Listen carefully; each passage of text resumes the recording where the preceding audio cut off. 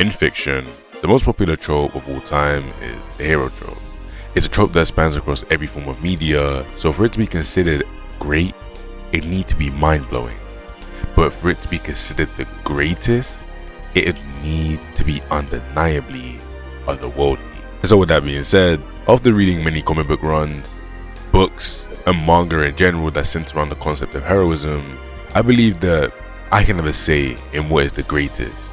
And truly, I don't believe there's a story out there that covers heroism better than My Hero Academia. And I know, you're probably thinking about the countless stories that you think are better, or how I even came to this conclusion. So how about I take some time out of your day to explain why My Hero Academia is undoubtedly a great hero story, and if you really listen, why it's the greatest. So strap in, because I'm about to get real in depth for this video. But before I do get into the video, if you guys do enjoy content like this, you know what to do. Hit that like button and subscribe, as I do post content like this regularly, and to be honest, it's a win-win. You guys show me love and support, and I give it back to you in the form of videos. Whether it's My Hero Academia, other anime, or just fiction in general, in due time I plan on covering it, so be there when I go there. But I feel like I've rambled on long enough, so I'll jump straight into the video and explain to you all why My Hero Academia is truly the greatest hero story of all time.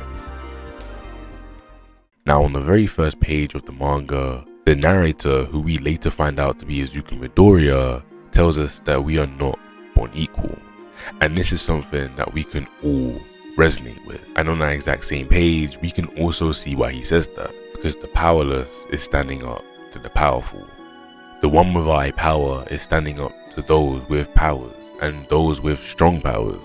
It's clear as day that in this world, nothing is equal. So you think in a story with superpowered individuals and people who could surpass him in many different aspects, he would give up, but no.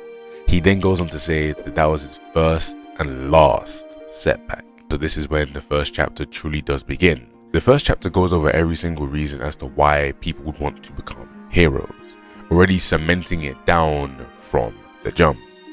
You see, one of the first heroes that we do see inside the series is Mount Lady, and the way she holds herself is very clear and indicative of what she values when it comes down to her hero work. She wants money, fame, and power. Then we have Midoriya, who's watching on, and you can tell that all he wants to do is save lives. And then finally, we then have Bakugo, and it's to take down the bad guys and be the best. Those are the three fundamental and key parts to this story, as those are the three main reasons as to why people will want to become heroes. And so with the driving forces being laid out, this is then where we have to look and analyze the people's personalities behind their goals and drives. The first person we will naturally look towards when it comes down to this category would be Bakugo, as Bakugo is somebody who goes against what you would think a hero should act like. In the very first chapter, he degrades everybody in his class, and on top of that, he thinks of himself as special and above everybody, and right after that, he then tells his friend to end his life after just destroying his desk and telling him to give up. With him telling him to end his life, this then cements how he feels about him, and the moment Midoriya tries to stand up for himself, he puts it down. And this isn't something that is new. This is something that has been there since they were younger, and Bakugo has been bullying kids from the very beginning because they were weak. This is the opposite of what a hero is meant to strive and do. A hero is meant to go in there and save the weak, empower the weak, and most importantly, save lives, and not encourage people to take their own. Fundamentally, at the start of the series, Bakugo is far from a hero. Even if he does have the drive to become one, clearly he was not ready in the slightest to become a hero. This ultimately is very important, as it ties very well into his character arc and becoming a hero. Now on the flip side, we have the main character, Izuku Midoriya, who from a young age has fought for the weak, and even if he was weak, he believes that everybody deserves to be protected and he will do it no matter what. Instantly, this is different to Bakugo, as instead of being powerful and then bullying the weak, Izuku goes in even if he's weaker than the person he is protecting and will lay his life on the line even from a very young age. Simply put, you could see the dynamic between these two, and you know from the very jump that if you were to split all of the good traits from each person and put it into a person, it would create the perfect hero. Think about it. Somebody who is naturally strong and is talented and gifted with somebody with the spirit to always lay their life out on the line. That would make a perfect hero, wouldn't it? But for me to fully explore the possibility of that being a thing, I must finish the first chapter. And so what happens? Well, after getting his book exploded, he picks it up and then goes about his way and thinks about his aspirations of becoming a hero, and ultimately says he must continue until the sludge comes out of nowhere and traps him. As he is powerless, he has no way to get out of it until a man appears and deals with the situation. When Midoriya comes to life again, we find out that this man is All Might, the best hero ever. And with his appearance, Midoriya freaks out, and this leads to him seizing this once-in-a-lifetime opportunity to see if he can get a little bit of encouragement from his idol. But he doesn't. Everyone doesn't believe in him, and it crushes him. From his mother, to everybody in school, to now finally his idol. Somebody that he looks up to so much, somebody that he asked his mother if he could be like, said to him, "You can't be like me, not even in the slightest." And this crushes him. All Might talks about other ways he can help, thinking that the kid's just a decently good person, recommending him to the police force and other forces that he can do to help out in society. And he says all of this just because he doesn't have a quirk. And so with that, they separate until an explosion goes off and both of them see it and they rush to the scene. All Might arrives and he is angry that he can't help. He's used up his time inside of his hero form, and so he can't help.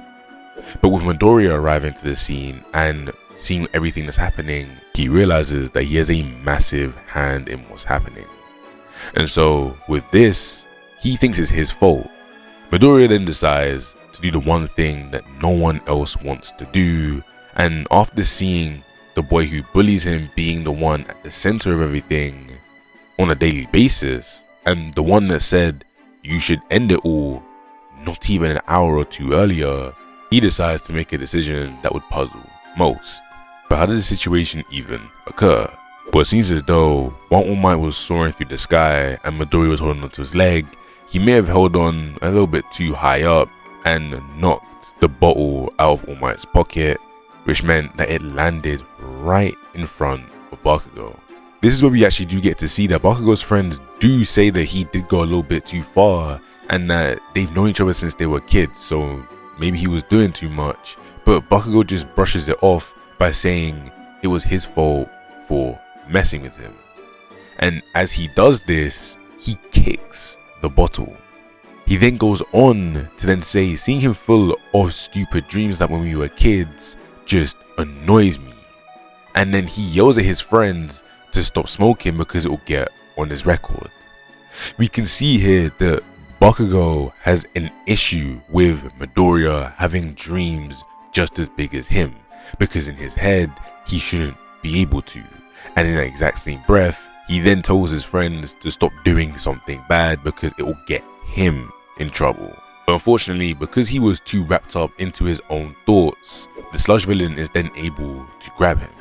And that is how we ended up in the situation. Because Bakugo isn't just gonna sit there and go down. No, he's gonna fight through the situation, so naturally he would let off his explosions and resist. And so that's why the situation is as dire as it is. You can't get close to him because you think he's gonna explode you, and on the other hand, it's just too hard to get a hold of the sludge villain. Or so you think. You see, with Midoriya running out to go and save the person that told him to end it earlier, he takes his backpack off of his shoulders and throws it at the villain, allowing one of his books to hit the villain in the eye.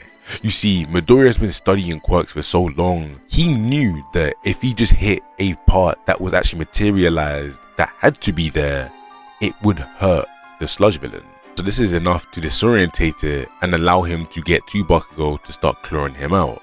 And this is where Bakugo asks him why he's doing it, and Midoriya answers with greatest response that he could ever give. All he said is that you look like you needed saving. And before that, he even says that his legs moved on its own. And this scene alone tells you that no matter what you say to Izuku Midoriya, no matter what you do to Izuku Midoriya, if you look like you need saving and it's genuine, he will risk everything to go out there and come and save you, marking a true hero. And with this, All Might starts to call himself pathetic, because even he resigned from the situation and thought that he couldn't intervene just because his timer was out. This is where you then get to see that Midoriya inspires the best hero ever and forces him to act. All Might says he should practice what he preaches, and so he says a pro should always be ready to risk his life. Now this isn't only a jab at himself, but everybody else in the area. You see, there are multiple heroes in the area, yet they are all making excuses as to why they couldn't help Bakugo. And this then ties all the way back into what happens at the start of the chapter, where you get to see Mount Lady being more of a celebrity and seemingly doing it for more fame and status than actual hero work. The hero work is a tool to boost them into stardom instead of living up to their stardom by doing great hero work. And so in this situation, the real hero is actually Midoriya, not the heroes. A scrawny teenage boy was able to do more than any of them could, and all of them have superpowers that are meant to be at least decent. And with All Might quelling the situation with one punch and changing the weather with one punch, this then adds and fuels the other side of heroism that this world has long forgotten. You see, when the situation is all said and done, Midoriya is actually the one that gets scolded while Bakugo is praised. Bakugo is praised because he is strong, whilst Midoriya is scolded because he's powerless and risked his life. True heroism is scolded while power is praised, and this ties directly into what happens with All Might just a moment earlier. All Might is able to come in and give everybody a proper speech on what heroes should do, yet everybody only focuses on the feat that he does do. Heroism is no longer viewed as this thing that everybody strives towards. Nobody is being selfless, nobody is putting their lives on the line no matter what. All they care about at this moment in time is how appearances are and just how strong somebody can be. With a world oversaturated with heroes, the heroism aspect of heroes doesn't stand out anymore, because being a hero becomes redundant. It becomes redundant because there are so many out there that the only way for you to stand out is by being popular in a certain way, or by being super duper strong, so strong to the point where you are forced to stand out. And this is a thing that is done throughout the series repetitively, and you get to see many different people's psyche, and you get to have a look into why they have to grow into being the hero they think they are, because as we can see, everybody only focuses on power. And All Might coming in and saying that a hero should always lay his life out on the line and then defeating the villain should tell everybody in that area that first things first, you are a hero, you have to lay your life out on the line and then you do your job. That is exactly how you become a great hero. He gave everybody a lesson on that in the moment, yet all everybody could focus on was strength. And so as you can see here, the person I was alluding to being the perfect combination between Midoriya and Bakugo is All Might. And All Might's impact is so great that with his appearance, he brings so many things to the table. But what he did most importantly was provide the heroes and the public with constant support and strength. This man alone was able to lower the crime rate by such a ridiculous amount, so much so to the point where people forgot what it truly meant to be a hero. I could focus on the fact that Japan's crime rate went down to below 6%, but what we should focus on here is how power has become the main part of the story and selflessness and heroism isn't. You see, when you say the name All Might, it sounds powerful. It sounds like a name that represents strength when said aloud. The name just screams strength. So you naturally assume that strength is the first thing that he prioritizes on, but no. Beneath that layer, we have real heroism. And so with these two teenage boys next to each other, both with so much promise and both of them representing one half of him, he makes a decision. And so with those two boys walking home, Bakugo calls out to Midoriya and says, "Hey Deku, I never asked you to save me, as if you could, huh? Well, I could have beaten him myself. How dare a quirkless failure like you take pity on me? Trying to win me over? Don't you dare mock me, stupid nerd." Now, in Midoriya's head, he says he's right though. I couldn't do anything and I couldn't change anything, but still, I'm glad. Now that I can focus on a more realistic future. At this point, Midoriya was at rock bottom. He believed that nothing was going to happen that could change his future. A realistic future for him now was something in the police force or just something that he could do to help around. But at the exact moment, All Might appears and he basically gives Deku the opportunity of a lifetime. First starts off by saying that he, the quirkless one out of everybody there, was the one who acted and that forced him to play his hand. He goes on to then call him a real hero, and with this, Midoriya breaks down. The man that he had pointed towards on the screen while crying his eyes out to his mother, he was a hero, greater than the heroes that were there and greater than him in that moment. This is then where he says, "You can be a hero." And this is then when Midoriya ends off the first chapter by saying, "Fantasy became a reality." I forgot to mention this, but this is a story of how I became a great hero. In this one chapter, we touched on so many bases of being a hero. You see, when we talk about being a hero in other pieces of media, it usually is optional. And every hero that we do see inside of these comics or other mangas or books that we do read, they're usually being a vigilante or they're just going out of their way to be a good person. While in My Hero, there is more incentive for you to become a hero to pay bills instead of you getting a regular job. As if your quirk is even slightly practical, you can be useful and you can make it through hero school to then become a hero. But amongst all of those people, there are people out there who will do things naturally because they have that natural heroic spirit. And Midoriya is one of them, as All Might points out. That's why he comes to him with a proposal and says, "Without you, if I hadn't heard your story, I'd have been nothing but fake muscles and insincerity." And with him then praising Midoriya, Midoriya hears what he's been waiting to hear for so long, what he wants his mother to say at the bare minimum, and that is that he can be a hero.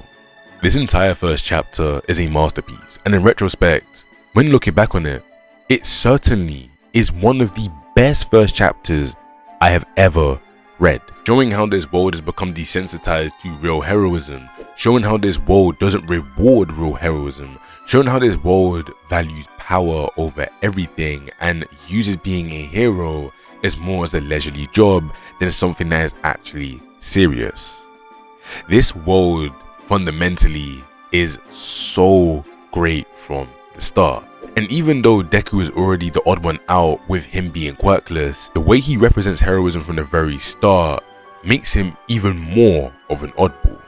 Essentially what Midoriya is a Hinata in a world full of Sakuras. And that's who he is. He's the only one who watched All Might as a child, saw the heroic efforts, and instead of saying, "I like the mighty ones," he decided to look at the ones where he was saving everybody and liked that instead. And so that's why he's chosen. With Bakugo and Midoriya being right beside each other, both showing who they are as people, All Might on the spot decided to choose him. He decides Midoriya is the right one for his quirk, and so he says that you are my successor. And so that being said, Midoriya trains for the next 10 months. He does this so he can properly hold All Might's power without breaking.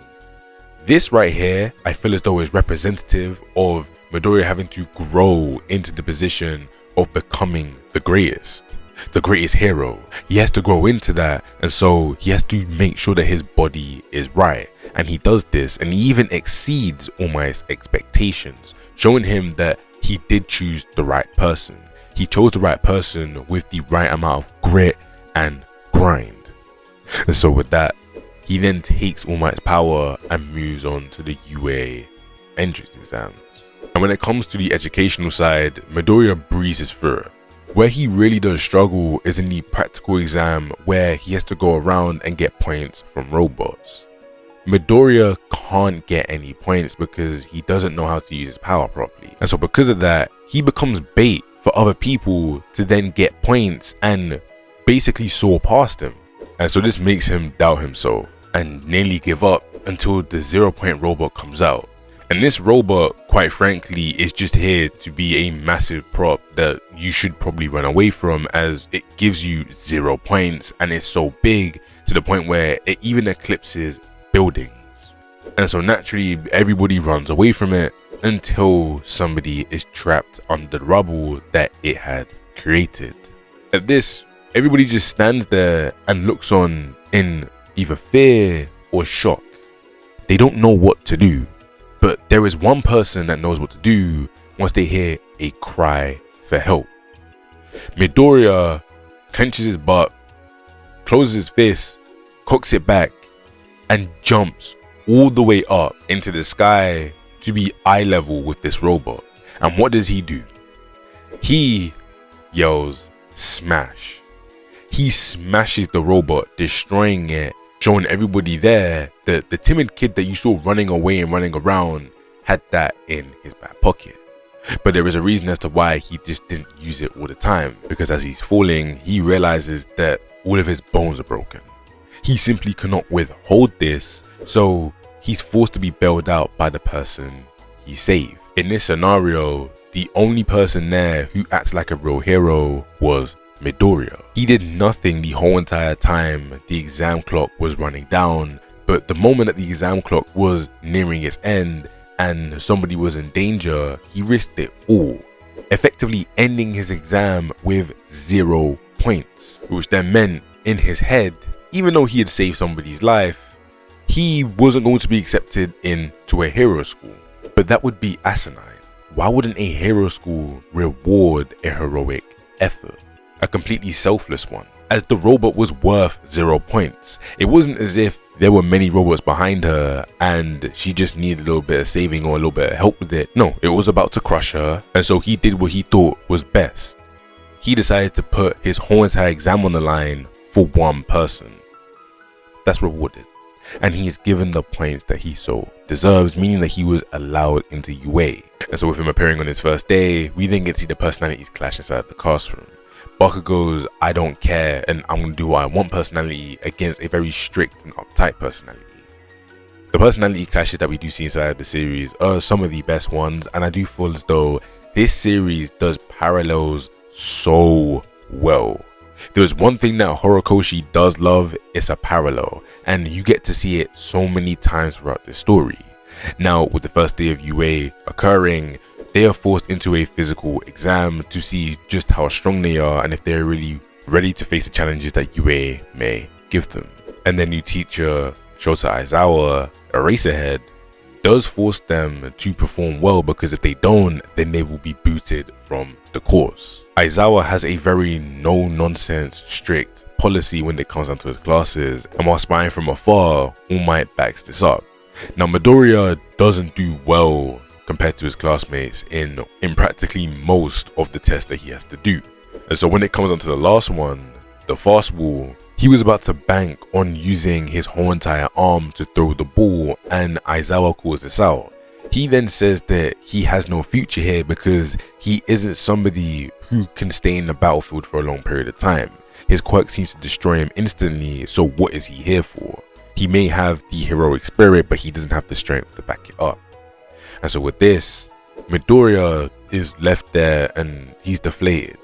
Everybody thinks that he's about to go home, but during this, Midoriya is able to think of something. Now, as all of this is going on, Bakugo is confused. He doesn't understand why everybody thinks that he has a quirk. He's known Midoriya for most of his life, which means that he knows that he doesn't have a quirk, right? Well, that is the reality until Midoriya has the ball in his hands. He gets his body into position, cocks his arm back, and throws the ball. Now, Midoriya is actually able to use his quirk here, but how does he do it? Well, he uses the last point of contact to launch the ball at very similar distance to Bakugo. Aizawa is taken aback by Midoriya's tenacity and ability to think outside the box, and so is a spectating All Might. This is Bakugo in a frenzy though, because to him, Deku is quirkless. Why on earth does he have a quirk? He's been lying to him. He's been holding back this strength that for some reason seems to be similar to mine, and so he lashes out, but Aizawa has to restrain him. This is where the resentment from Bakugo only grows and the dynamic between those two shifts. It's not a dynamic where one thinks they're superior and one thinks they're inferior. No.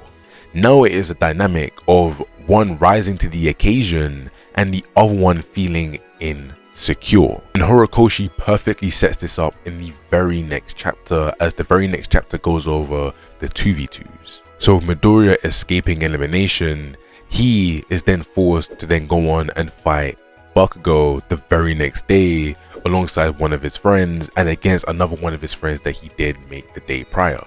Now, in the conversation that ended up making them friends, something very interesting happens, and it's between Uraraka and Midoriya.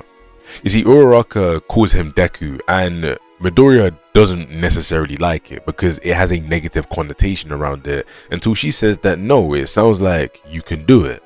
And this is where Midoriya sits and thinks to himself and is like, maybe I can turn this around. I mean, I'm turning around my life as it is, so I should be able to turn this around. And so the next day, where he has to go and fight Bakugo, in their very first exchange, Midoriya declares that Deku is no longer a name that you can use to slander him or put him down. No, that is a name that means you can do it, and it now has a positive connotation. And this infuriates Bakugo because while he's doing that, he's just slammed him on the floor and embarrassed him in front of everybody. And the way Bakugo reacts past this point is fueled by so many different things. But when it comes down to the side of heroism, you get to see the two sides of All Might clash. It's two philosophies clashing. Strength versus selflessness. And with Bakugo's already pre-existing thought pattern, he doesn't like this pushback. They fight and Deku wins, showing us that selflessness beats strength. Instead of fighting for himself against Bakugo, he made a plan and thought about the bigger picture. This explores the holes and exposes the holes inside of Bakugo's way of thinking of heroism. The fact that Midoriya now has the strength to finally back it up, seeing him perform feats that he thought was impossible, makes him scared. Bakugo is somebody who has always been praised as the best in the area that he's always been in. He's always been viewed as somebody who is super duper talented and super duper strong. So for somebody to go from being somebody with only the heroic spirit but not the strength to back it up, when they are able to now come over to you and have the strength that you also possess, you feel scared because you've always thought that you're above them, but now you're not. Whenever we look at the promotional art for the first few seasons and even the first few volumes inside the manga and every single thing that goes over Bakugo and Midoriya, we see them staring off in every art that we see. And we think that it's based solely on the fact that Bakugo and Deku had a bad past. But why did they have a bad past? It's because they value different things and because they are fundamentally two different people from the very jump, even if they like the exact same things. They are rivals in philosophy first and foremost, and so when they were kids, when Midoriya decided to come up to him and ask him for help with a pure and genuine expression, he couldn't take it, because to him, he's been praised as the strong one. Why is the strong being looked after by the weak? That is insanity. That shouldn't happen. It should be him asking him if he's okay. Because if even the weak can ask him if he's okay, what is strength for? And so when this happens, he starts to tweak. Later, Bakugo realizes that this may be wrong, but his arrogance allows him to continue down this path, because after, Deku does say that somebody gave him his power, and Bakugo made sure to keep it in mind, but he kept it pushing. And another reason why he doesn't instantly change his philosophy is because he sees somebody else who has power on his level, and they did it so effortlessly. They defeated the situation and they did everything without even having to do much, while Bakugo was out there losing to the quirkless loser Deku. And I feel like what breaks Bakugo even more is the fact that he could have realistically won, but because he was so zoned in to what he did, Deku outplayed him. And with somebody outplaying you, you can only sit there and be mad at yourself. This right here is the first real loss for Bakugo, and it's also one of the first major things that makes him rethink his way of heroism. Now when we move past that point, we have the USJ. And the USJ does show us a hero who is genuinely there to save people, and it's mainly because of how destructive their power is. But with her power being destructive, she can also do many things to help civilians, like destroy debris. 13 is somebody that adds a little bit of this nuance and more complexity to how people operate inside of the verse. You think somebody with her power would be out there on the front lines fighting every 2 seconds, because realistically speaking, who wants to go up against somebody with a black hole on their side? But instead, 13 decides to save people, as they are too kind of a person to destroy people, showing that what they value is saving lives, showing us that they do value real heroism. Because if they decided to value power like everybody else does throughout the series, they would have been a frontline type of hero and would have been known for many different things. But instead, 13 loves to save lives. And so with that being said, the USJ attack does occur, and with Shigaraki appearing alongside many other villains, I feel as though the main focus of this arc was how the students were able to work together and make sure that All Might got there in time. You see, so far throughout the series, we've seen this thing with strength and individuality, but time and time again, every single time somebody is successful out of a few rare occasions, it's usually with teamwork or getting help. And so with the whole entire situation where the students have to help either getting out of the place, that right there shows us that teamwork can really save the day, and that it isn't about individuality, it's about how you can all come together to do something great. And so when All Might then arrives, with him being the symbol of peace and justice, he deals with the villains while also giving his students a good lesson. Whilst beating the Nomu to a pulp, he tells his students that no matter how hard it is, a real hero will always find a way for justice to be served, and that all they need to do is go beyond plus ultra. Once again, I love this line because it's telling the students that, listen, even if you may be struggling, even if things may seem bleak, you have to push forward and you have to show everybody that justice will forever be served, because that is what real heroes do. Some of his students don't actually acknowledge what he is saying. You see, many of them point out the fact that it was a super feat for him to go on and do that, and that the strength that he displayed was something on a completely different level. I mean, Bakugo says, that's what a pro looks like, and everybody else is in awe by his power, instead of being in awe by the words he is saying. But at the exact same time, All Might also does this while being super drained and not being at his full capacity, solidifying that he will never ever decline enough to not save the day. And this is definitely something that is true. Even when something was specially engineered to stop him, he powers through and shows everybody that the day will always be saved. This even after the beast tried to go after his weakness. All Might will forever be that pillar that everybody will look towards because that's just who he is. He is invincible, almighty, and the one that can always save the day. And so with that being said, the USJ wraps up and we move into the sports festival. To kick off the sports festival arc, there were so many things that happen in the first few chapters that lay the groundwork for things moving forward, like Deku's group talking with each other and saying why they want to become heroes. Obviously Ida for legacy because of his brother, then we have Deku for saving lives, and then Ochako for money. Fundamentally, all of their reasons are different. Now, the causes behind them are pure. Obviously, we know that Izuku's cause is definitely more than pure. Same with Ochako, because she's only doing it so she can get money for her family, and Ida is to keep the legacy of Ingenium going and obviously just be alongside his brother. But even if that is the case, they give us a look into how being a hero is more of just a career path than something that you want to do to genuinely just save lives. Obviously, Midoriya does that for that exact reason, but the other two do it for external reasons because they've seen something and they decided that this could be the path for me to either excel or to just help my family in general. So the concept of people wanting to become heroes just purely based off of the fact that they want to just save lives is rarer than ever. And once again, like I just said, it doesn't mean they don't have good intentions, it just means they have different fundamental reasons, and it will be explored more during the Stano. And the other thing that is mentioned just before we get into the main part of the sports festival, where we talk about all the events that happen with Midoriya and everybody else inside of it, we discovered there has to be a traitor inside of UA, whether it be student or faculty member.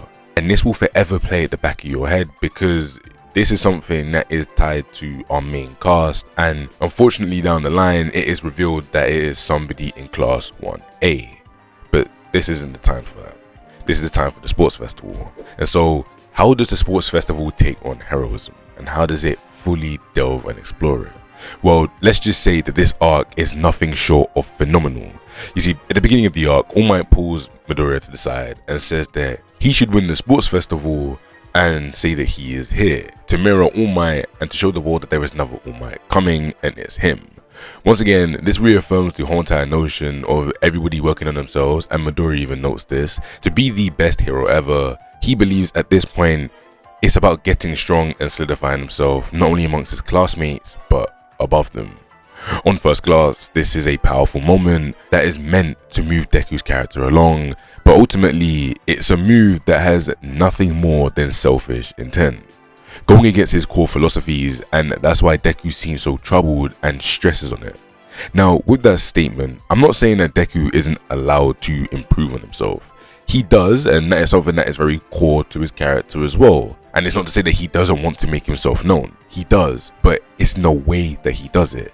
Deku wouldn't want to declare himself as the main player above everybody else in a situation like that. Quite frankly, that's not his style, and putting down his classmates isn't something in character for him to do. Sports Festival highlights everyone, and once again it highlights strength. Every event highlights some sort of area of strength, problem solving, and even networking. These are core fundamental things in business, and so you can see how at a certain point being a hero does become a business, as each event covers this. Strength is for the tournament, networking is for the cavalry battle, and problem solving is for the obstacle race, meaning that these events will be teaching these students core values that they must carry into the hero world. Now at the start, we see Bakugo, someone so hellbent on power, declare that he is going to beat everybody.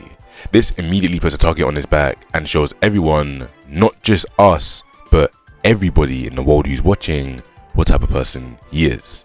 He is selfish and has that desire to win and be the best. And so with this, we then move into the events, and once again, these events are here for top heroes and hero companies to scout these students, because what they value is how they are able to hold themselves in these areas. And so first off is the obstacle race, and Midoriya is able to win even though he doesn't use his power not once. This is why it's problem solving, because at many turns people had to use their brains to finish the race, and not only finish the race, but at least finish the race with a high standing and not be eliminated very early on. And so what follows this is the cavalry battle. And the cavalry battle puts a massive target on Midoriya's back, because he has the most amount of points, meaning that if you just grab his headband, you could win this instantly. And this is meant to parallel All Might's position. Everyone secretly wants that top spot, so they look at it in envy. Many people will stay away from you to get it, even ones who are meant to be close to you. I'm pretty sure everyone who's watched or read JJK knows about the isolation of the strongest trope. And for those who don't, it's very simple to explain. When you're the strongest, there's a sense of isolation that comes with it. You feel as though nothing matters or nothing can fill you with any substantial feelings. Along with that, a misunderstanding may come along with it. People may misunderstand you because your name eventually becomes too big for them to remember the original point of your name, and naturally alongside it, envy will follow. And that's what happens to All Might throughout his entire hero run, and Izuku during the sports festival. Now on first inspection, the sports festival seems like more of a character driven arc, but only on second inspection will you see the heroic elements sprinkled in, and why it's so important to the overall heroic theme of the show. During the sports festival, we get to see Todoroki's upbringing, and it's fascinating as we never got to know much about him prior to these events. The most we get out of him is a one-liner or him just doing something cool. Nothing more, nothing less. So for the most part, he just seemed like a cool aura farmer who's really strong. Well, we think that until he has a conversation with Midoriya, and through this conversation, we get to see that he may not be as uptight as you think. He also has a massive reason for his strength, stoicism, but more importantly, reason as to why he declared that he wants to beat Midoriya. He believes Midoriya and All Might have some sort of weird connection, and so because of that, he wants to beat Midoriya to know that he has the potential to surpass All Might.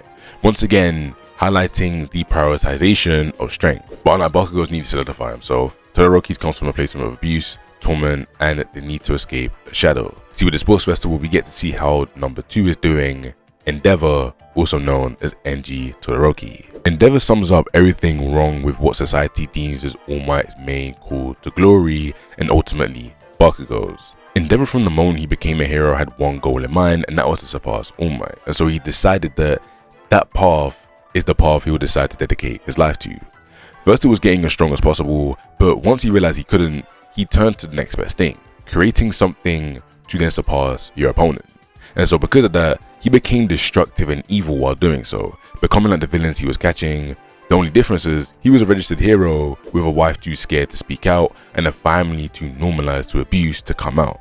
Endeavour's entire character, when it was first introduced, is built off the back of someone who's obsessed with power and achieving their goal. Endeavour's intentions of becoming a hero were pure at the start, but when he went down this path, he decided to treat it as if it was a sport or some job that he could get a promotion in, and forgot about everything else in between. Even when he was saving lives and surpassing All Might's total mission count, he didn't surpass it because he genuinely liked saving those lives and was doing it because he felt as though they needed saving.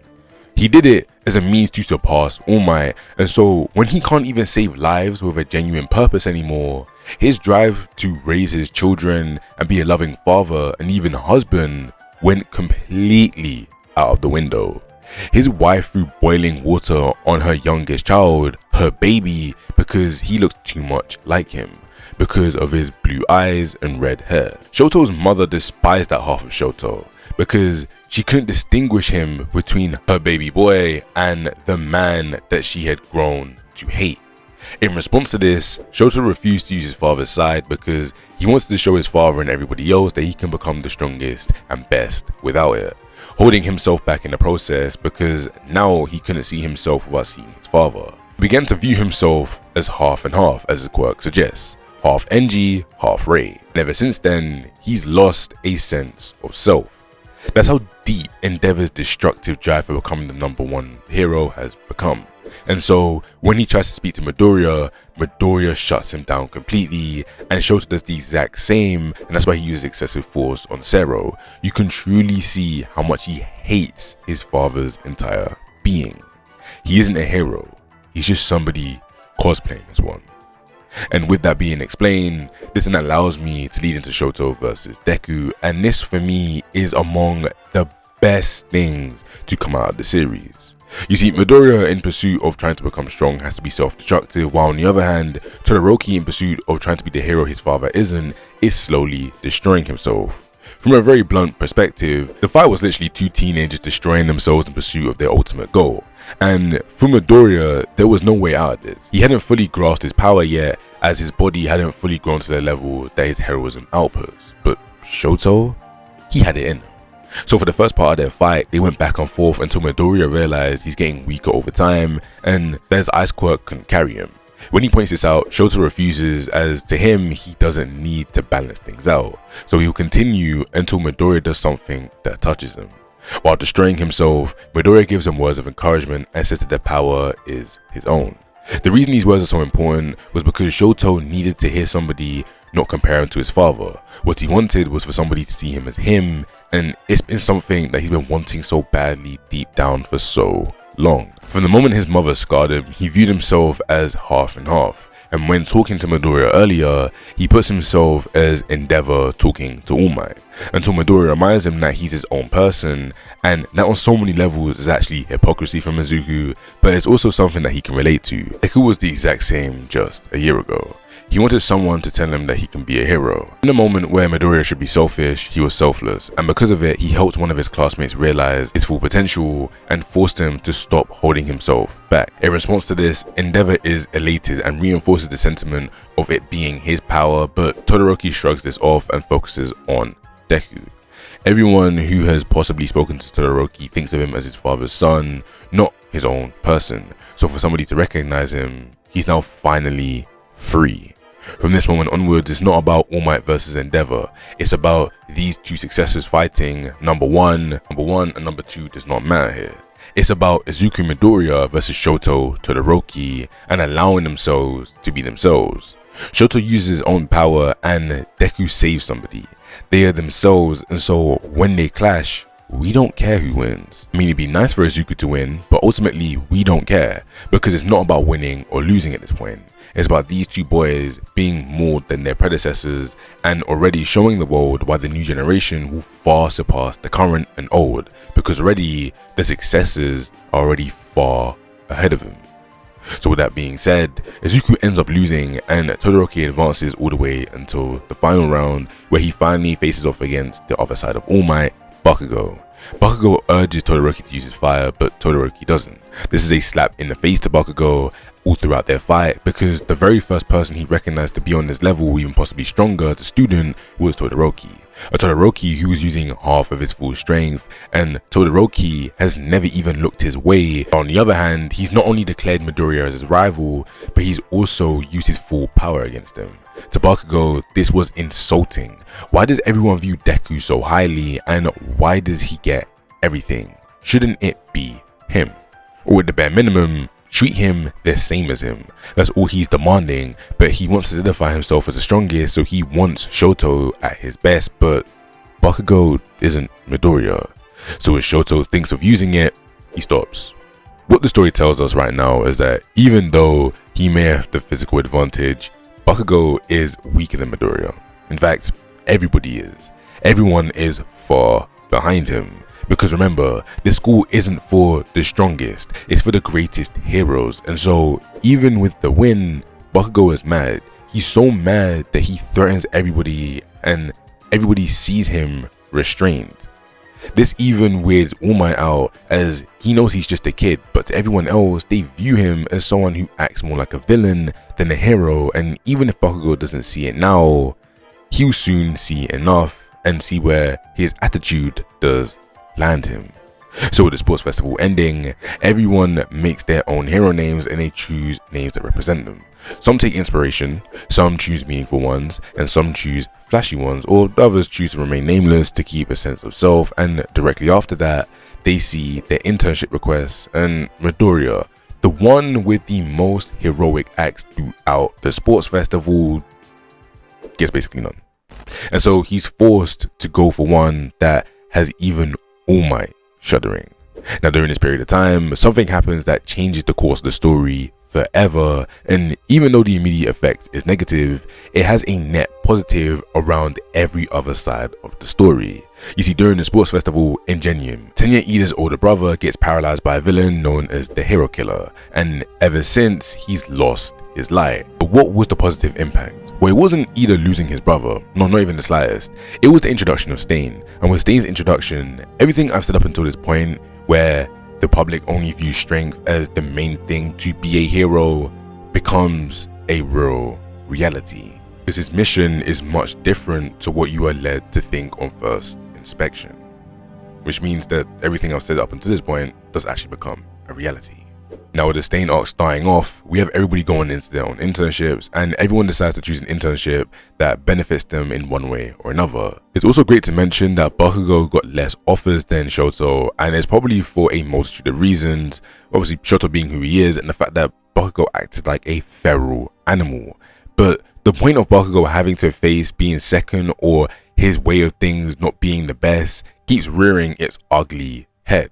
And so when we move into the internships, the students find out what the real world is like real fast. For some, they realize that some heroes may not be as much as they portray themselves to be. Others found out that some heroes are boring, and finally the last batch found out that to be the hero you want to become, you must improve yourself.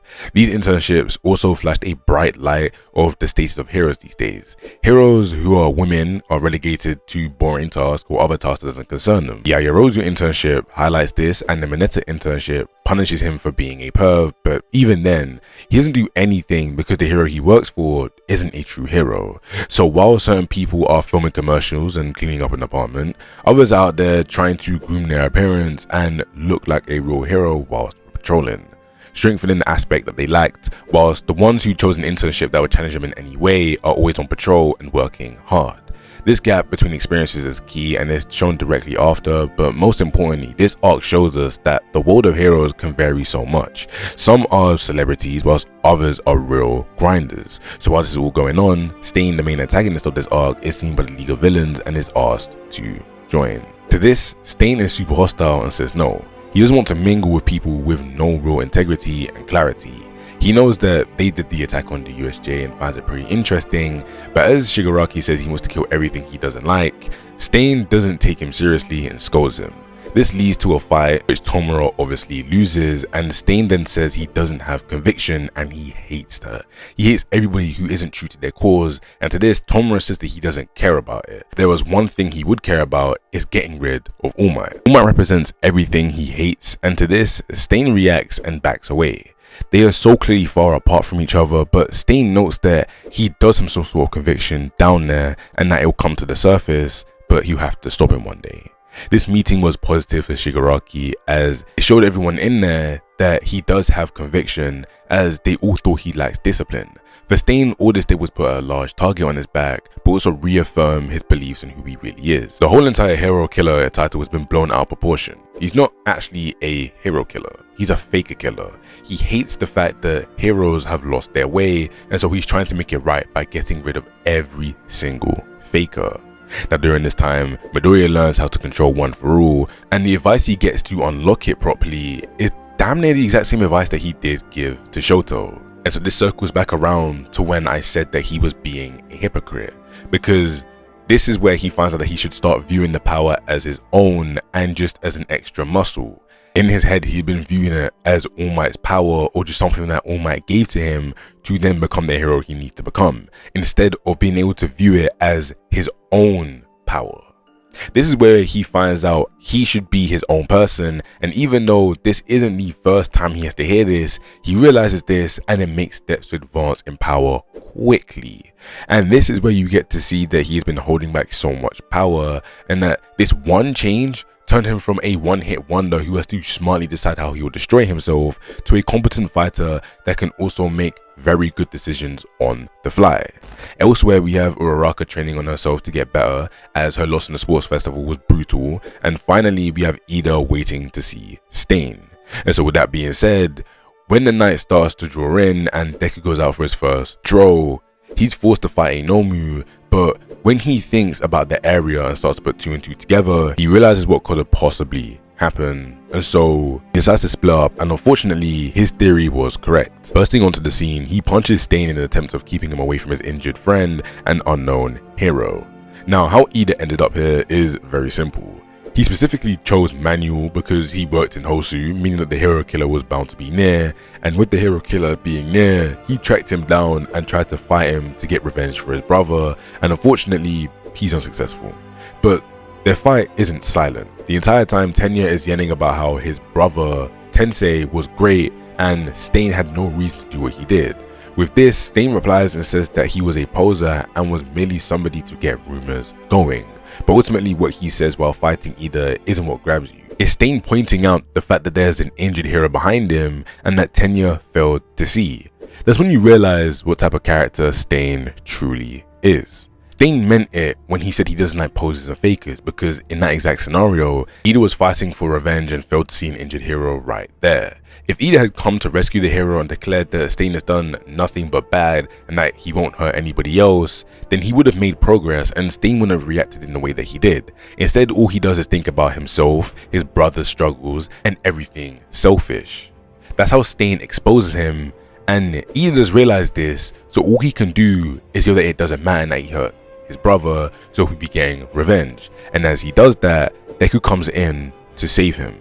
And to this, Tenya tells him to leave and to not interfere. It's got nothing to do with him, and Midoriya is puzzled and Stain finds this pathetic. He talks on how Ida should be thanking Midoriya and says he'll fight Midoriya if needed because the weak will always be cold. And by this he meant as in conviction. Whose will to do what they want to do is stronger. And with this, Midoriya remembers back to All Might mentioning people like Stain, saying that they do exist and they are terrifying. Those with ideals are the most terrifying, both heroes and villains, and Midoriya compares him directly to Shigaraki. He says that Shigaraki doesn't have it, while Stain does, and this ties into Shigaraki's subplot of him thinking that he can easily snuff Stain's flame out, but more on that later. Midoriya calls for backup and then recites an All Might quote that gets Stain going.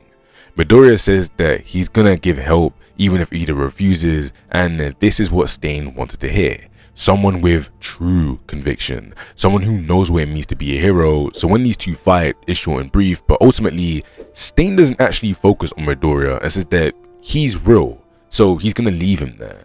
And so as he's about to end them off, Shoto comes in and Stain notes that Ida has good friends, as both of his friends have been about save first, fight after, unlike Ida, clearly showing him the error in his ways. And this is only backed up by Shoto telling Ida that he's not acting like Ingenium, because the Ingenium he knows wouldn't make such dark faces, and to this, Stain loves it and says that Shoto isn't bad either. And here is where we get to see some of Shoto's thoughts. Shoto says that he knows that the face of resentment and grudge can hold you back from who you're meant to be, and so during this time in between the sports festival and before he picked an internship, he visited his mother and she gave him the reaction he was deserving of. He decided to drop the grudge and see what everybody saw in his father. Why was he number 2 and what made him so great? Put everything to the side to get some wisdom and knowledge so that he can be better. He knew that Enji Todoroki was a terrible and unforgivable man, and because he held so much resentment to him, he couldn't see Endeavour. So what he decided to do was release it for a moment just to see what made Endeavour so great. And even though he's lost touch with so many things, he's still a great leader and has a natural talent for being a hero. And because of all of that, Todoroki's growth is exponential and he's able to give the speech that Ida desperately needed. Ida needed to remember who he was as a person and who he wanted to become. So Ida no longer being ignorant, he realizes that he has a long way to go, but to become the hero that he needs to be, he needs to get up and help his friends against Stain. He apologizes for letting them lose so much blood, and to this, Stain says he's pretending and that people can't change. And Todoroki tells his friend that Stain's way of thinking is far too barbaric. People can change because he changed and he saw his mother change, so his words mean nothing. And to this, Ida disagrees and says that he's right for the moment. He's not a hero unlike his classmates, but he won't break, because if he does, then how will he be able to keep the name Ingenium alive? And so because of it, these three team up and end up beating Stain. Now once they are done with him, Ida apologizes once more for being blind, and Midoriya says that he should have been a better friend to notice it. And here, Midoriya was being way too harsh on himself, because even if Midoriya knew there's a fine line of letting somebody deal with their own struggles and coming to save somebody when necessary. And so after this, the Nomu comes in and grabs Izuku. When he is grabbed, everybody stares in confusion and nobody does anything until Stain does their job for them and says, both the sham-filled society and the criminals who wield their power in the name of mischief are targets of my purge, all of the sake for a better society. He does this all while being on his last legs, and in the face of the number 2 hero, he blatantly calls him a fake to his face. He then goes on to say, if I don't fix it, if someone isn't stained with blood, if I don't reclaim my hero status, come try me, you fakes. The only one who can truly kill me is All Might, a true hero. His overall speech has to be one of the best things to come out of this series by far, and it's because he hones in on the amount of hypocrisy going on. His entire character is rooted in the misconception people have made about All Might's real intentions, and even better, the amount of heroes who label themselves as a hero to do things like have money or become pseudo celebrities. It's more of a career path than a selfless deed, and so with Stain scaring everyone, he passes out on the spot. That right there is real conviction, and that is exactly what it looks like. And so that is exactly what people who have been fighting against Midoriya have been feeling, and the exact same with All Might. But this time we have now seen it on the other side when it's actually damaging us. To have true conviction is certainly a great thing, and that alone is even able to stun some of the strongest. Now with the arc closing, the guys are in the hospital and they are told that they could have been in big trouble for shutting down a wanted criminal. Yeah, in this world, you're punished for being a good person, and this infuriates Todoroki. Why is it punishable that they did something good? And why is it that they have to have their names scrubbed from the entire situation? It shows you in retrospect how warped this world is, and this backs up Stain's point even more. Now the situation wrapped up, many people loved the story of Stain as he didn't necessarily lie, which meant that the world would never forget him. That is the opposite of what Shigaraki wanted. So using his brain, he decides to use it in his favor and get people on his side. During this, Midoriya told Ida that they must get stronger, and that's exactly what they strive forward with. Fundamentally, this arc is a core piece of the rest of the story as it shapes and molds things. Stain's ideology is so great that it moves the entire story and highlights everything else inside of the story prior. And I feel like these first few arcs are what's so pivotal to My Hero. What this story does to represent heroism and how it's tackled in so many different ways so early on grabs you when you are looking for the heroic aspect of it. And this is why that even though we are only just a few volumes deep, in terms of representing heroism as a whole and tackling it on so many different fronts, it has done so well so far. But we have until the end of the video to talk about just how great the story is overall. So why don't we move into the final exams? With the Stain arc ending, with everybody returning to their internships and completing them, the manga shifts right back to UA, where the class talks about their time with their respective agencies or heroes, and you can tell who picked the right or wrong place for them to work. And amongst it all, Kaminari points out that Midoriya, Ida, and Todoroki went up against Stain, and that Endeavour saved them, to which they have to reluctantly accept. And Kaminari says that he finds Stain's philosophy cool. Ida says that he can see why he's cool, as he does have conviction. But with that great conviction, he believes that there should be a great purge, and that's why he will work to be a great hero so people like Stain don't appear again. And it's cool to see that Ida is viewing it from this standpoint, accepting his flaws, but also saying that he could technically be a part of the problem as to why Stain views society that way. Right after, All Might comes in and says they have a hero rescuing exercise to do. And so this is where we get to see the class's improvement, but most importantly, Deku's. Everybody probably expects Deku to come in dead last, but no. Deku activates his full cowling mode and shoots off. He's had a real improvement in strength, and how he portrays this is by using Bakugo's moves. This right here shows us how Deku views strength. Deku has two people in his life that he looks to when it comes for inspiration: All Might and Bakugo. Remember what I said earlier where Izuku views All Might as the symbol of true heroism, and so by proxy, you think strength, right? Well, yes and no. Izuku has studied Bakugo since the very beginning and knows that Bakugo values strength. So whenever he thinks about being fluid and strong, he looks at Bakugo and he first showcases this against Stain, but here it's clear as day with full cowl and he nearly wins until he makes a mistake, showing us that he's not fully ready yet and that he's making strides, but he still needs to get used to this new power. Now this is where Midoriya has to sit through the whole All For One and One For All story to know who All For One really is. This is where the story shifts and starts to show us where Deku's heroism and strength has to reach. It has to reach a level of strength that rivals even All Might, and it tells us that even if it wasn't known before, he has to surpass him. And not only that, it tells us that Deku's power low is purely selfish while he's selfless. It's pure evil versus pure good, but not in the straight up way that you think. Yeah, in a way it technically is, but in reality it's much more than that. A quirk that takes everything versus a quirk that gives everything. A quirk that relies on someone to be strong by themselves by eating away at people, compared to the quirk that gets stronger when relying on others. It's such a simple concept, but the execution throughout the story is nothing short of phenomenal.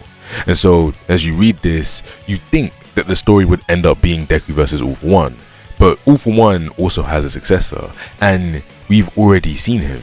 It's that whiny brat we've been seeing glimpses of, and the brat is Tomura Shigaraki, the one who's been clowned on so many different situations. All For One believes that he will rise to the occasion because he was born twisted. Now during all of this, the final exams are announced, which means that to get through this, the class has to work as one. Whether it be with them helping each other out with the academic side of life, but also the heroic side. And so this is where you get to see Yaoyorozu's expertise as she helps out all of her classmates, allowing them to get past the written exam. But when it comes down to the physical exam, where they're actually being assessed by their own teachers, this is where you start to see their flaws. This exam is meant to point out their weak points, and it's not just about strength, it's about how they can grow in their mind as well. And so when the matches are set, you then get to see a different side to each character. Todoroki and Yaoyorozu's fights go over how they're able to solve the situation without their quirks, as it seems as though they rely upon their quirks too much, even though they are very smart students who suffer from identity issues or confidence issues. So to patch this up, they use their quirk. This is a great match and they end up prevailing. We then have the principal versus Mina and Kaminari, and it's literally the smart versus the dumb. You see, in retrospect, they could have actually gotten through this very easily. Both of them have the means of destroying robots very easily.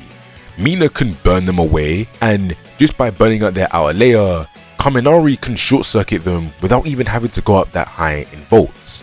Realistically speaking, they should have won, but because they didn't think about that possibility, they didn't win, which is why they failed. Then we have a black hole versus its opposites, zero gravity and light. They win due to them using 13's inability to truly fight anyone against her. Then we have Present Mike versus Koda and Jiro, the battle of sound. Koda, who is very timid and shy, is forced to come out of his shell and get over her fear and weakness to win the battle. Jiro was doing all she could, but as we've seen so far throughout all of these exams, you can't win by yourself. And so that's why when we see people who fail, we understand why, and when we see people who succeed and prevail, we know why. Now, all of these battles are pivotal, but the battle we are all looking on the most is All Might versus Deku and Bakugo, the number one hero versus his two halves. And this starts just as you'd expect. Deku is trying to work alongside Bakugo whilst Bakugo is being ignorant. This then leads to them arguing and Bakugo hitting Deku, lashing out, and because of that, All Might was able to get them by surprise.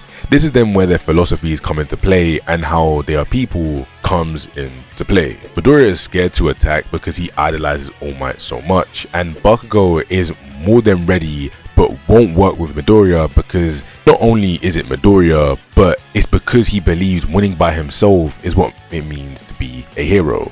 Two opposites are forced to work together, and Bakugo makes it clear that he would rather lose then work with Midoriya. And to this, Deku punches him and says that that's not him, and that's true. Bakugo would rather die than lose. Yet here he says he'd rather lose, meaning clearly he's just not in the right space of mind right now. So after landing a blow on Bakugo, he picks him up and then runs away.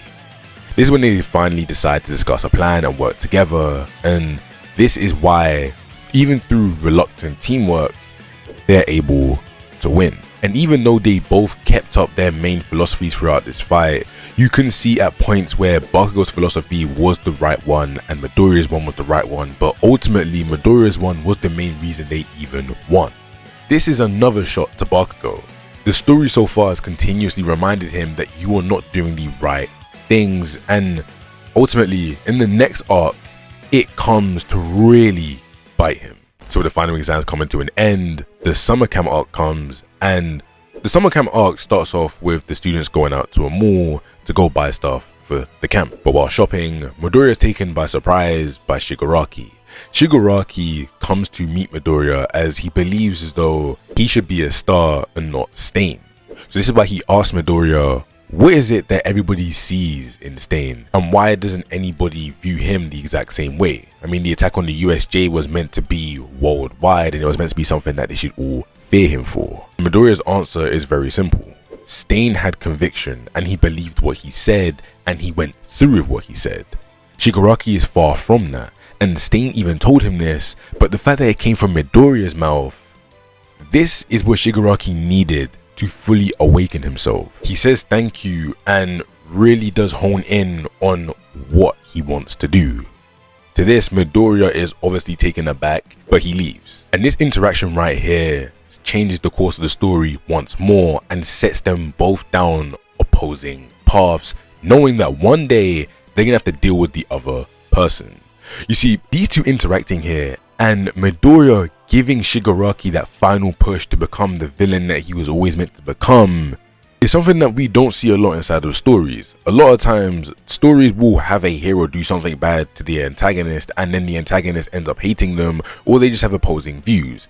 Here, they have opposing views, but Shigaraki is actually coming to him because he can tell that Deku also has that conviction and can also tell with everything that is going on. There is a reason why Stain decided to save him. There is a reason why Shigaraki originally didn't like Deku in the first place. It was because this kid had this conviction that rivaled All Might, so who better to ask if Stain isn't here than him? It's nothing short of beautiful, and it shows because he doesn't ask anybody else in his class. He asks Deku. And so with that whole entire situation being wrapped up, we then move into the official summer camp, where it's a camp there to improve themselves physically. See, in the last exam it was more about mentally, so now it's about physically improving themselves and making sure that they are strong enough to deal with the threats that are going to occur. And during all of this, we have a hero story that I absolutely love, and that is the story with Kota. You see, Kota doesn't like heroes, and it's for a good reason. His parents were heroes and they went out there to go protect people and ended up dying. So due to him losing his parents to hero work, he despises them because that's what took his parents away.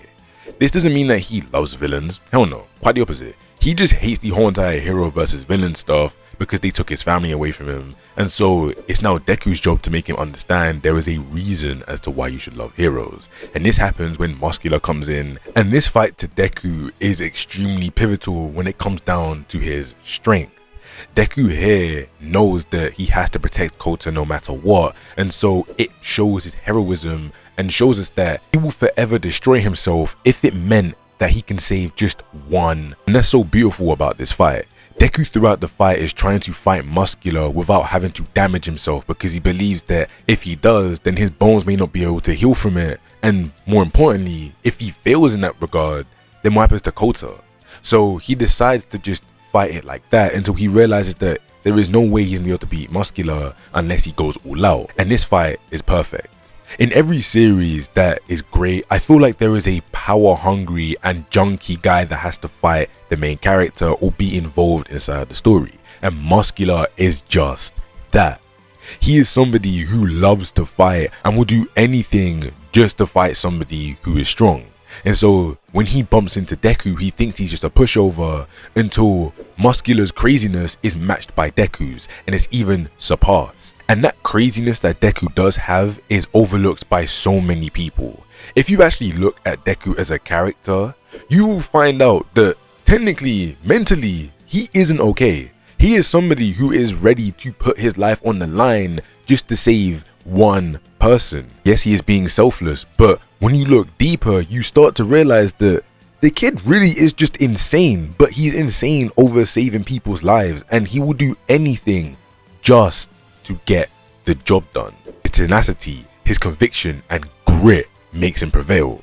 And the way you can tell that he was having to rev himself up for this fight and he was having to hype himself up was because instead of just saying a 100% smash, what he does is he yells out 1 million and combines 2 attacks together to launch a devastating punch that ends up defeating Muscular. What I love about this fight as well is that during it, Kota starts to see why heroes are so beloved and why he should actually love the fact that his parents were heroes and why he should love his auntie and all the people that look after him, because heroes do this. So with him getting a full on representation of what heroes do, he understands and can start to respect it. And that's why he uses quirk for the first time on Muscular. The experience is nothing but eye-opening and an awakening for Kota. And so after that, the other students inside of the summer camp are working together to stave off the League of Villains. Ultimately, even though some of them do come out with injuries and some of them do feel as though that they could have done better, they do end up technically failing while also prevailing. Not all of them did get damaged, not all of them did end up losing their lives or even getting kidnapped. And that was Bakugo. They kidnapped Bakugo because they believed that they could use him for something, and to be honest, this was bound to happen for Bakugo. And I'm going to get into why when we go over the Kamino Ward situation. But this arc makes us realize that when they're working together and when real heroism is put on display, these kids can stand up to people who blindside them and take out villains who are technically meant to be way above their pay grade. But even if they did stave off the League of Villains pretty well, this left Midoriya and his classmates broken. And so this is where we move into the Kamino Ward arc. You see, the UA students are very split on what they should do, and they are scared to do anything that they could be punished for. This causes a rift between them, and so you then have Deku's group that consists of Ida, Todoroki, Yaoyorozu, and Kirishima. All of them are here because they believe that they need to do something. Yaoyorozu is here because she planted a device on one of the Nomu, meaning that she could check where the hideout was. Ida believes that he can't let them do this on their own and that he needs to be there as their class representative to obviously help them and get them through the situation. Todoroki is here because he believes it's the right thing to do, and Kirishima is here because Bakugo is his closest friend. All of them here have reasons as to why they want to do it, whether it's slightly selfish or not, but either way, what they are doing is a selfless cause. They're throwing themselves into the fire to go and grab their friend. And what their other classmates don't understand is that they need to do this. They need to go out there and be the ones to risk their lives because they can't just let their friend be kidnapped. For all they know, he could be getting turned into a Nomu right now. And so, what is actually happening to Bakugo at this moment in time? Well, the League actually end up pressing Bakugo and want him to join because they believed that deep down he actually had the capacity to be a villain. But Bakugo says no and refuses. This is where Bakugo finally gets to see how people really view him. It's one thing to have somebody just call you a villain or just say you act like one, but for actual real villains come up to you and ask if you want to join their evil organization, that is where Bakugo is like, okay, this is how I'm viewed. And in his head, even if he doesn't say it in that moment in time, he is deeply affected by this because that is the last thing he wants to be labeled as. He wants to be labeled as the best hero, not somebody who can potentially become a villain. So with that, he starts attacking them, and so this is where everything leads up to then his rescue by the heroes and it ultimately failing as they teleport him away. And so All Might is forced to rush over there and help out. Ended up going to the wrong location as the Nomus aren't at the bar. Where they're actually at is with All For One, and so when they see All For One come out, they are scared. The exact same way they all felt scared when Stain decided to let his conviction out and show who he truly is. All For One just has to stand there for them to get the severity of the entire situation. This is who Deku is meant to be going up against. Yet, in the face of him, he's actively scared and has to poise himself to then be able to create a plan for them to help Bakugo out. Because at this moment in time, he's fighting the League all by himself until All Might arrives, and this is where it starts to get tricky. Because All Might wants to fight All For One all out, but he can't because Bakugo is also there. So what happens is, Bakugo's friends end up coming in to save him, he leaves and joins them, and then that's where All For One forcefully teleports his people away so him and All Might can really battle it out. Now, with All Might going up against All For One starts to note that All Might has gotten weaker, and All Might shows this in actually going into a skinny form. A form that we haven't seen anybody see aside from people who are very close to him, meaning that the world now knows that All Might isn't always All Might. All Might is Toshinori Yagi on the side as well, and this deeply affects everybody. Everybody is shocked, and All Might views this as his world collapsing. The facade of All Might is now gone, and so people see him for who he really is, so will they actually accept him? And All For One plays on this. He even then goes on to say that Tomura Shigaraki is actually a Shimura. He was All Might's master's grandchild. And so for the first time, the symbol of peace and justice seemed to crumble. He was in his skinny form. He was half the man he was meant to be, with only his arm being big, and everybody could see it. But even though that was the case, everybody in that moment was able to remember why they loved All Might so much. It wasn't because of his strength, no. It was actually due to his charisma, but not only his charisma, but his true heroic spirit.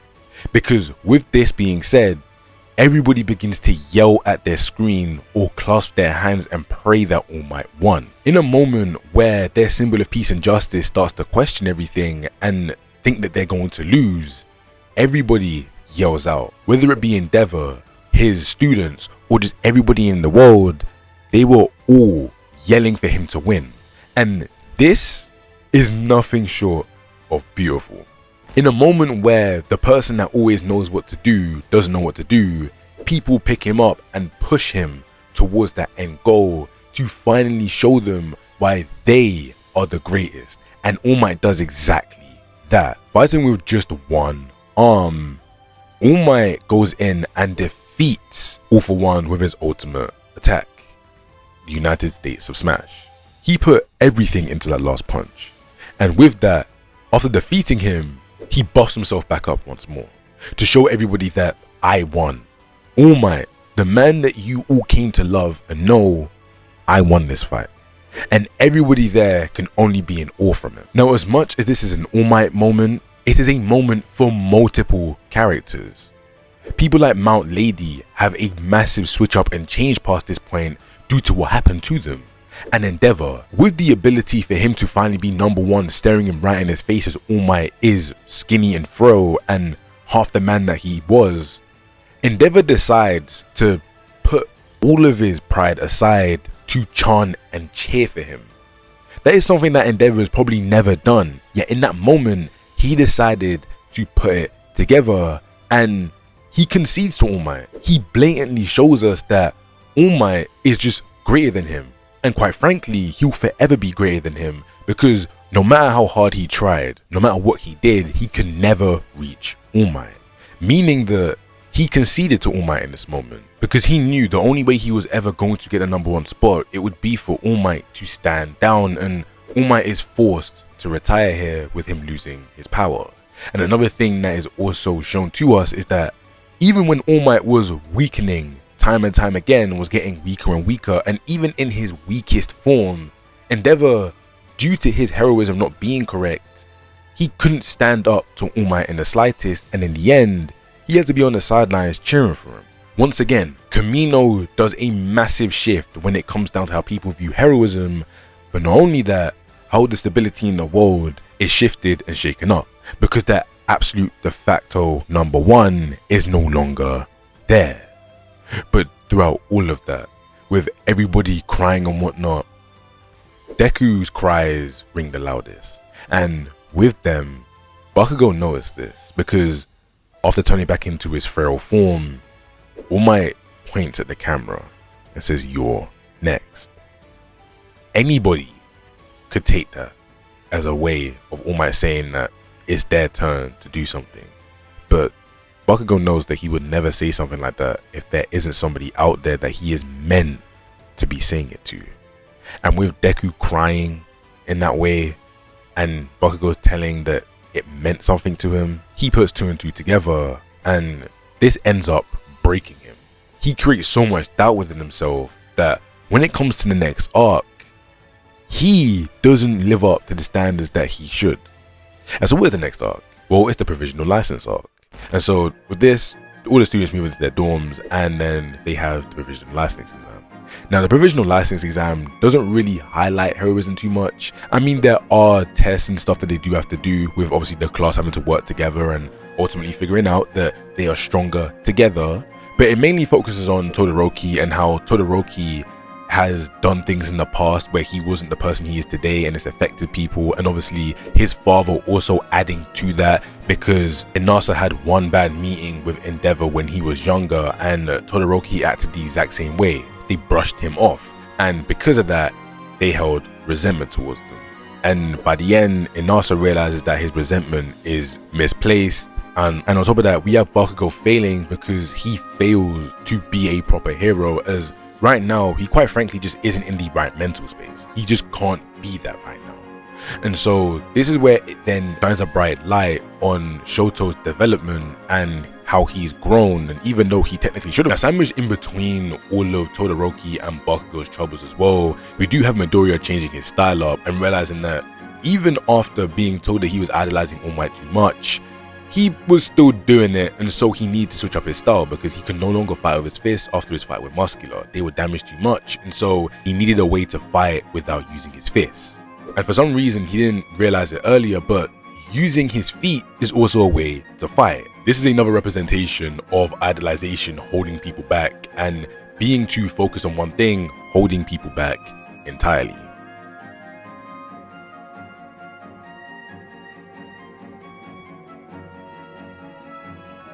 Go on his provisional license, he got wrapped up into something that his past self did create, and he wasn't good enough to quell the situation fast enough.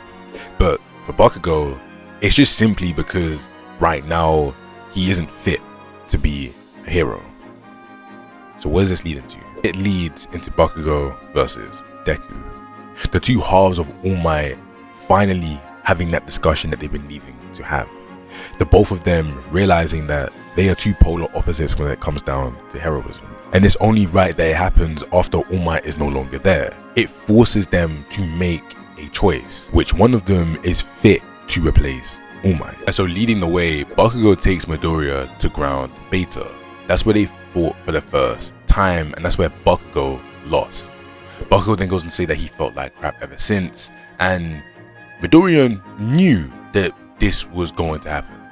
Bakugo continues by saying a worthless, quirkless wonder like you somehow got to UA of all places, and somehow got a quirk of his own. This is then when we see the scene of Midoriya telling Bakugo that he's got his quirks from someone else, and that he's going to make it his own one day and overcome him.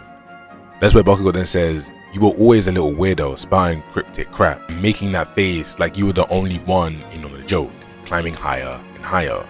Since the whole sludge thing, nah, since All Might first came to town really, higher and higher and higher, and you've gotten your license, while I don't. I mean, what the hell, seriously?" And then Deku says, "I wouldn't say necessarily flex on our actual abilities, but rather," and Bakugo snaps because he doesn't want Midoriya to lecture him right now. He told him to shut up and that he's gutter trash. This is when he then says, "This whole time, I felt crappy. It's been annoying him. But then, after the business of Kamino, I got this idea. That borrowed power. You made it your own, huh? There it was. See, I've been thinking that you got your quirk from All Might." Bakugo was able to place it together, and to be honest, there should be no surprise here, as he has seen way too many connections between All Might and Midoriya to even sit here and second guess it. And so Midoriya has nothing to say. All he does is look at him.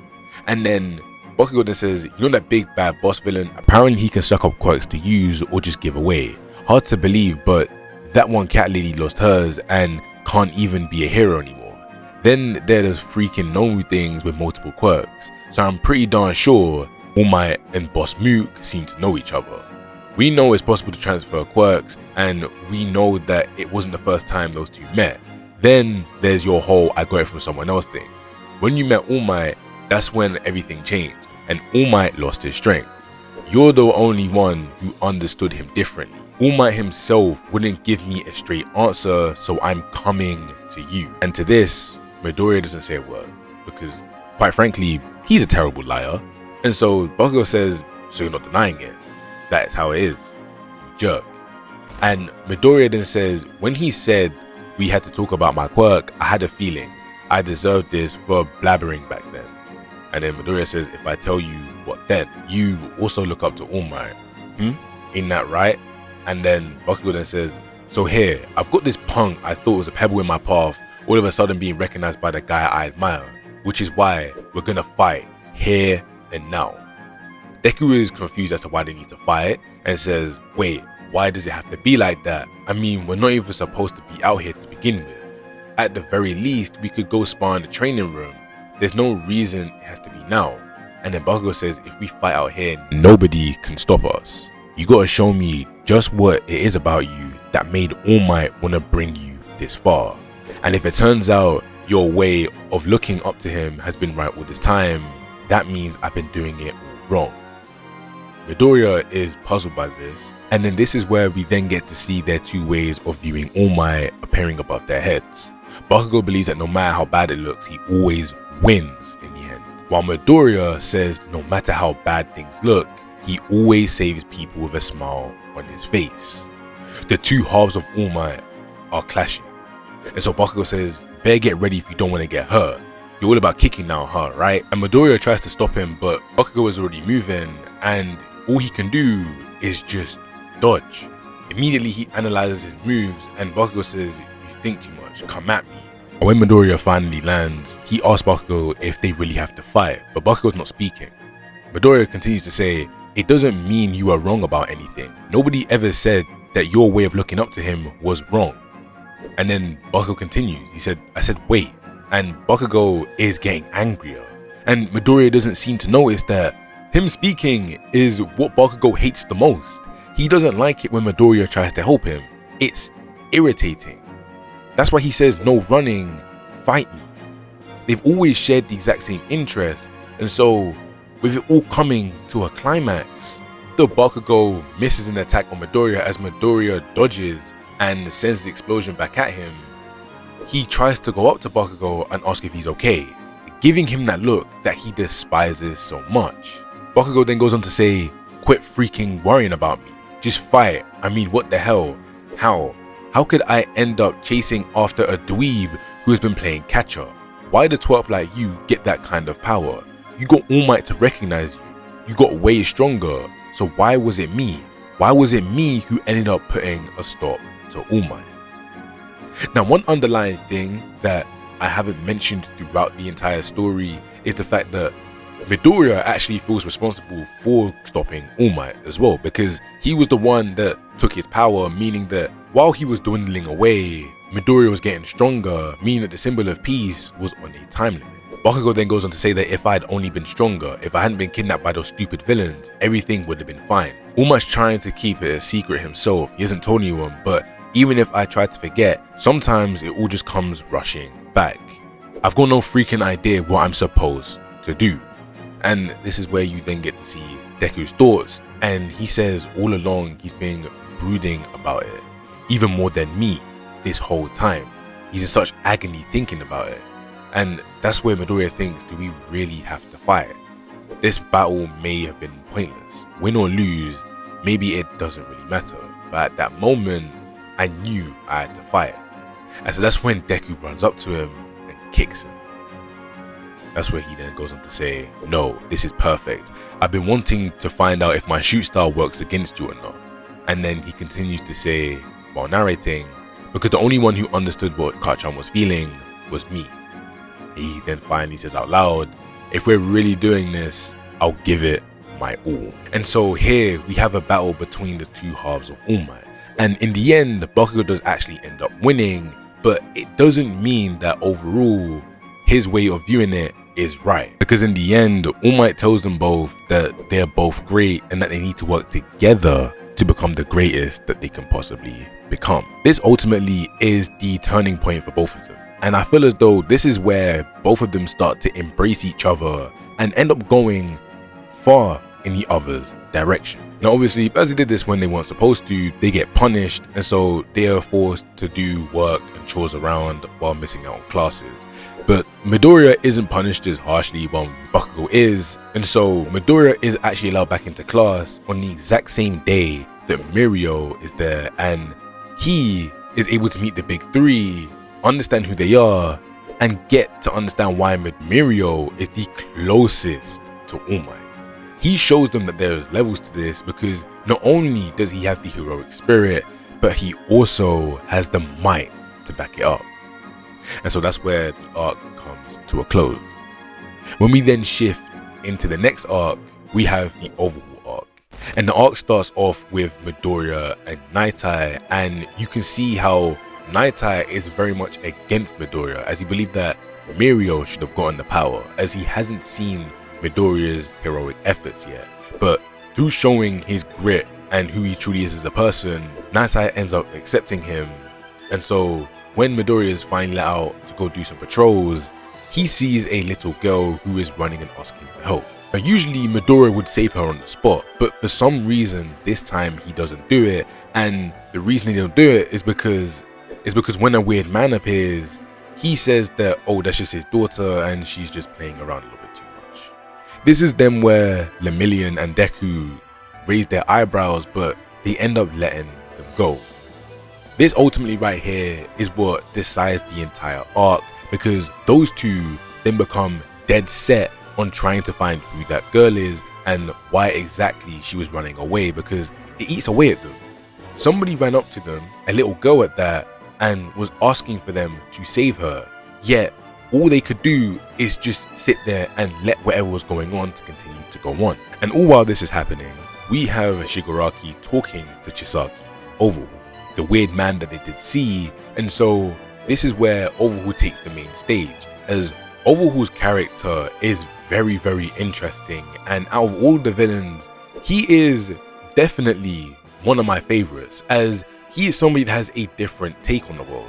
He's one of those people that decides to rely on more biology reasons for why he acts so cruel and why he's doing the things he's doing, instead of just having random reasons. He has a reason for this. He believes that biologically they are all poisoned.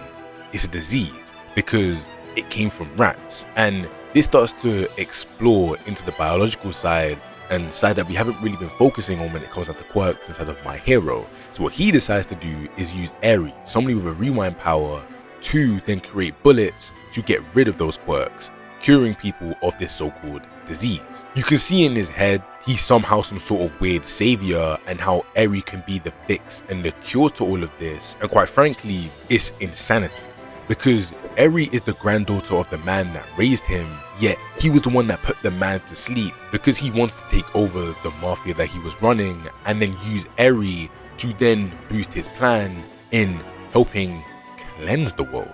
This was forever going to clash against Midoriya and Mirio's way of justice. Using a little girl to fuel your ambitions is something that is straight up deplorable. And so when there's somebody that needs saving from this deplorable man, those two will forever come in, because Lemillion is far from saving 1 million lives, and Deku knows he needs to save that life. And that's when the raid is then organized, and we do get to see them raiding the mansion, and we do get to see how Mirio is so driven by trying to save Eri that he leaves the entire group to chase after Chisaki himself, defeating the man that was protecting Chisaki, and then going on to fight Chisaki himself and try to rescue Eri.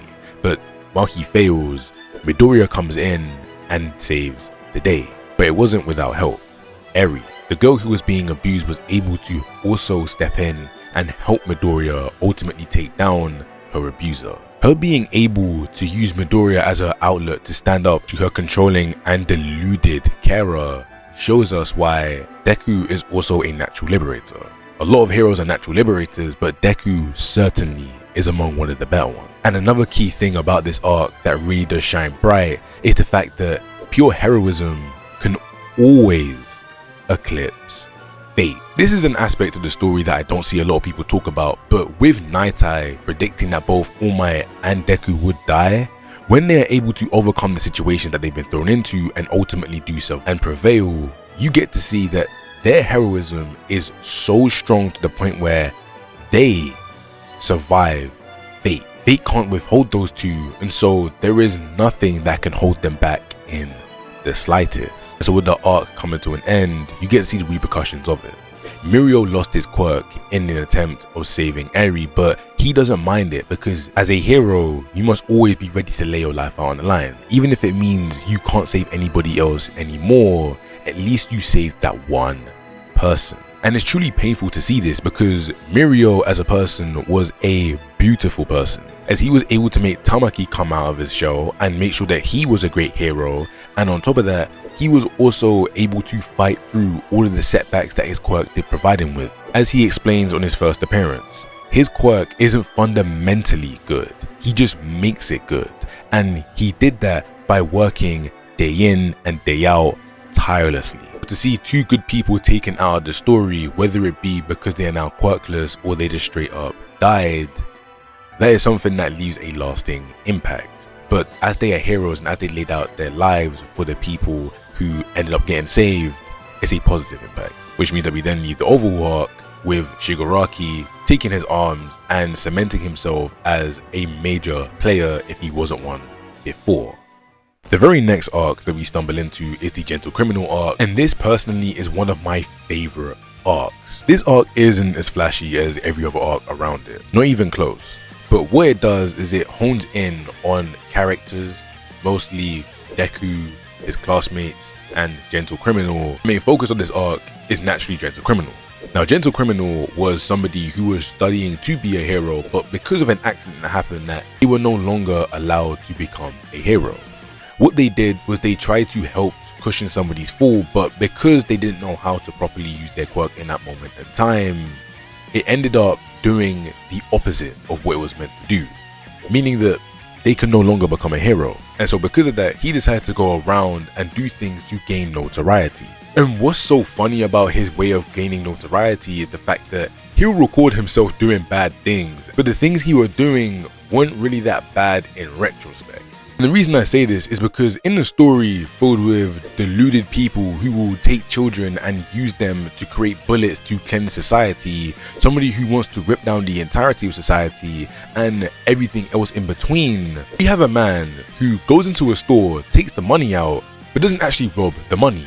All he does is just beat up the heroes that are sent and then leaves. The moniker Gentle Criminal is probably the best thing that you could give him, as he's not really a nasty person.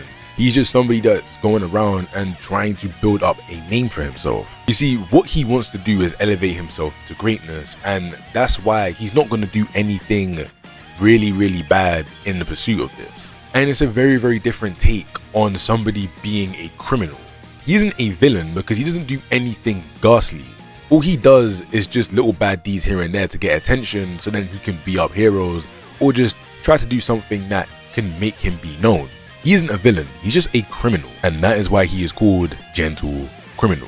Now, whilst he's out there doing all of those things to make sure that his name is seen, performance, and during this, Midoriya is given help by one of his classmates on how to be more fluid in battle.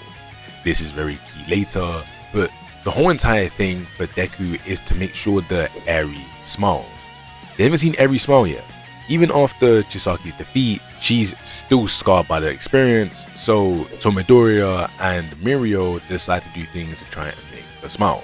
Now, the class doesn't originally do it for her, they mainly do it so they can win because they're competitive and they want to show them that, yeah, they can work together and they can do something cool, but in the end, it ends up helping Eri more than anybody can ever dream of.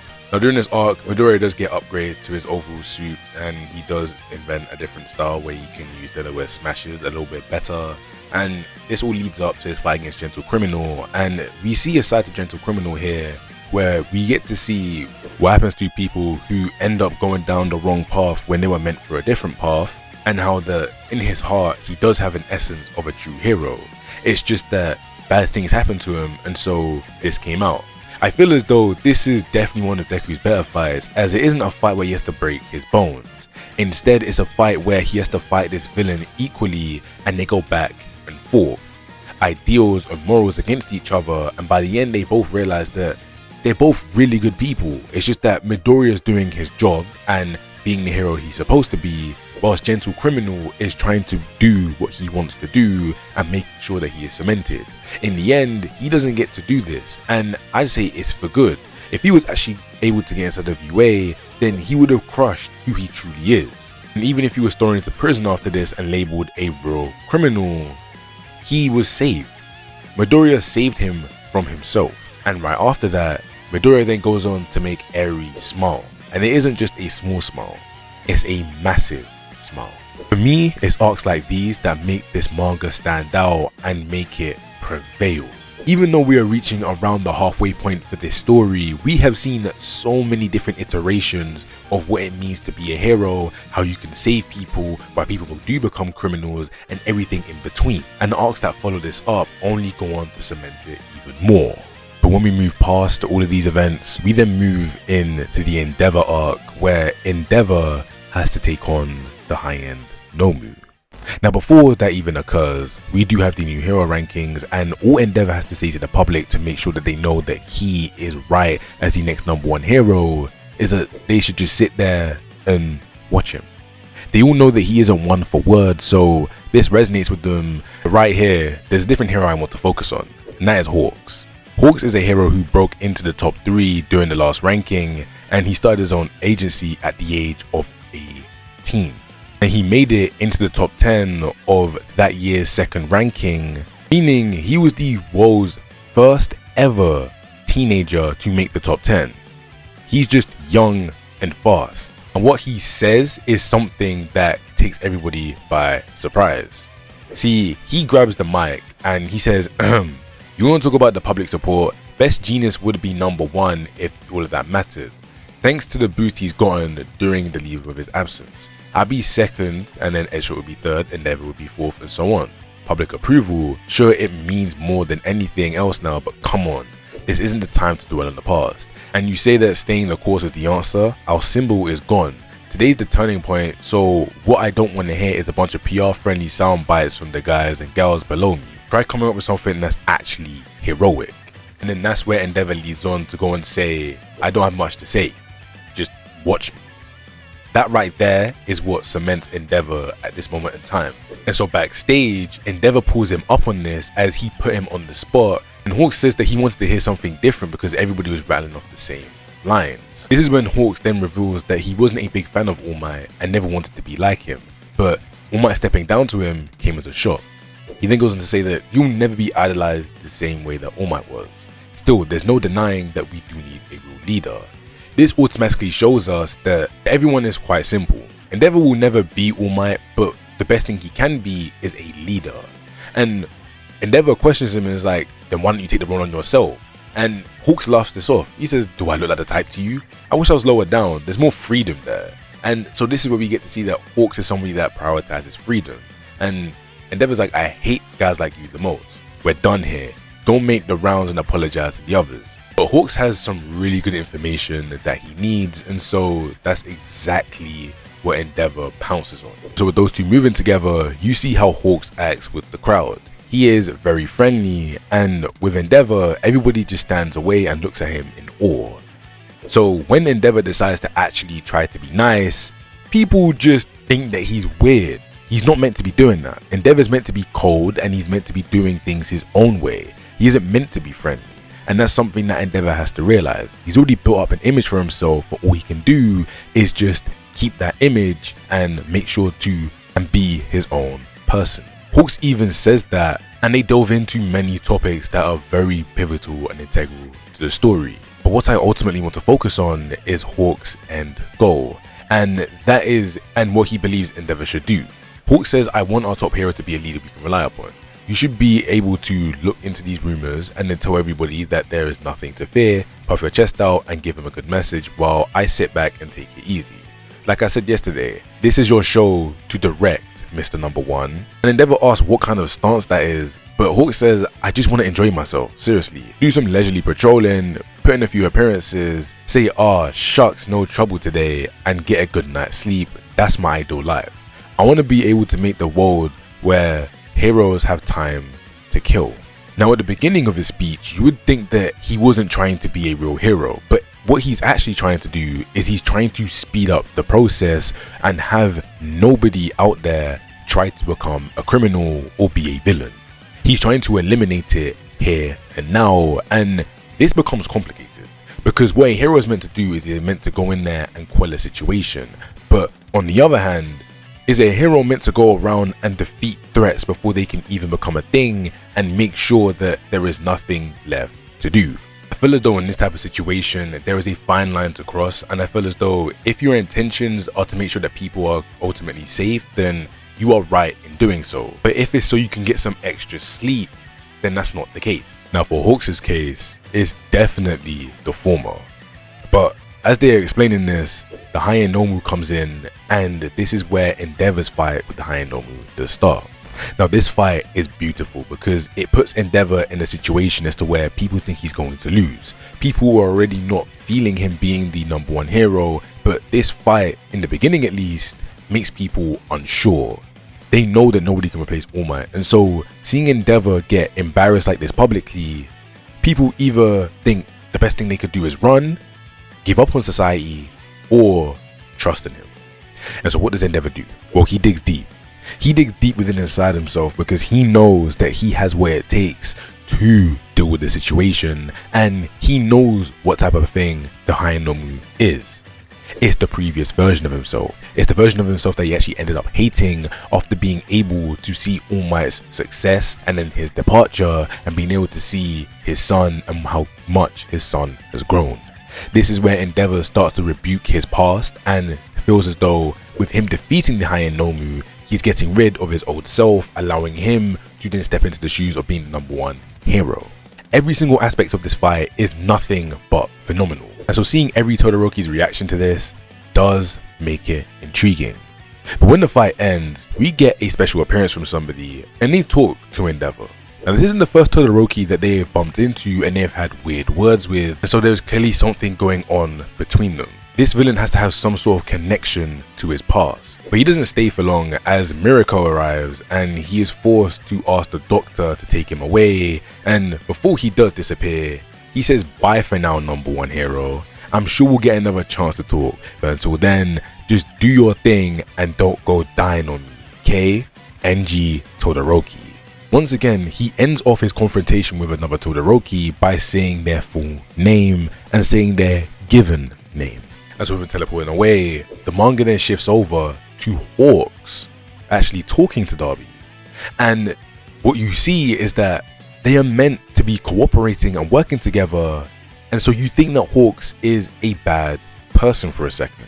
You think that he is double crossing the heroes and is actually on the League side until you realize that no, he's actually double crossing the League, and he is the reason why he knows so much about it. It's because he's keeping his ear low to the ground. So low to the ground that it's inside of the ground. So this is where we find out that he's a double agent, and when the chapter is about to come to a close, we see Darby remember the hero that he killed. He forgot who Snatch was, but he was like, oh, right. And then goes on to say, I overthought things, and kind of snaps there. Meaning that he doesn't usually do this. He isn't somebody who usually snaps, but just this once, he did. Past this point, we do move into Class 1A versus Class 1B, and this goes over the students going up against each other, and mainly the main takeaway from this arc is the fact that Deku does unlock another part of his quirk, and it shows us that One for All definitely is a power about bringing people together. But this arc ultimately pales in comparison to the arc that follows it, and the arc that follows it, and this next arc is nothing short of phenomenal. With My Villain Academia starting, We get to see the villains from a completely different perspective and see what they do while the heroes are training and getting ready for them, and what drives all of them. One of the first things this arc does show us is that there are people out there who do hate on heteromorphic quirks. That means that they hate on people with different type of quirks that may augment their appearance. Think of Su and Shoji. Those are the people that this group tend to target, and so when they see Spinner with the League, they start to talk about how disgusting he is. Now this is where we actually do get to see Spinner's view on it, and he says, me, for starters, I'm not so fond of the word heteromorph. Sure, everyone tosses it around casually, but it's much nicer to avoid it when you're trying to be polite. And so you'd think that the League would probably help out this hate group, as the League isn't such a nice group itself, but the League actually does have standards, and instead of trying to work with them, they're here to just steal their things. And that's where Mr. Compress is like, yeah, we know, we're just doing a common burglary. And to that, the CRC tells them to get out of there, but the League get rid of them swiftly. Now when they are finished, Twice does make a joke about how religion has no money in it these days, and if you know anything about religion, you would know that the amount of money people pour into it these days is quite frankly insane. So for religion to not have that much money poured into it can tell you just how bad the economy inside of this world is. This is then where Toga takes her attention and points out that one of her weapons that she injects people with has broken, and Mr. Compress says that his prosthetic is in dire need of a repair and that he'll have to request one from Giran. This is then when Spinner says, how long are we gonna live like this? And Shigaraki says, until we finish. And to this, Mr. Compress points out that they could have been working with the Hasai group and that they could have been fighting on fine sushi, but Shigaraki's like, is that a joke? Not funny.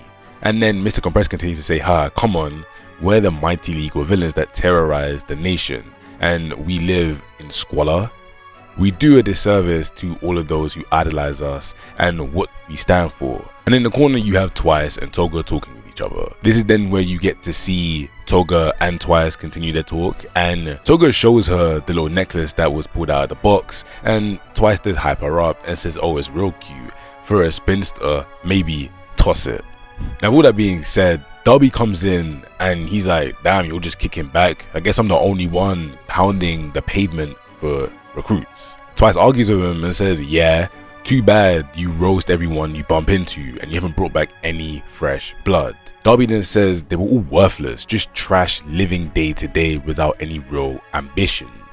And that's where Togina says, maybe you're just bad at judging others. And Darby says, you of all people don't get to say that. And that's where Spinner says, as you can see, the League has seen bad days. Shigaraki then says, it's been a month since they caught Kurogiri, right? And that's where we get a little flashback with all of them. And he then says he failed, so that's that. No luck in finding the doctor either. Now Toga asks what was so important about the doctor, and also says that Kurogiri was his babysitter and we must be missing him. And to this, Shigaraki just says he was Master's personal doctor, a real cautious guy. The only way to get in touch with him was through the computer at the hideout, since he's the one who developed and managed the Nomu. And so this is when the League starts to troll him, but Spinner stands up and says, hey, we're going along with all this. I'm only here because Stain inspired me to take action. I was born in a real backwater place, stuck in the last century.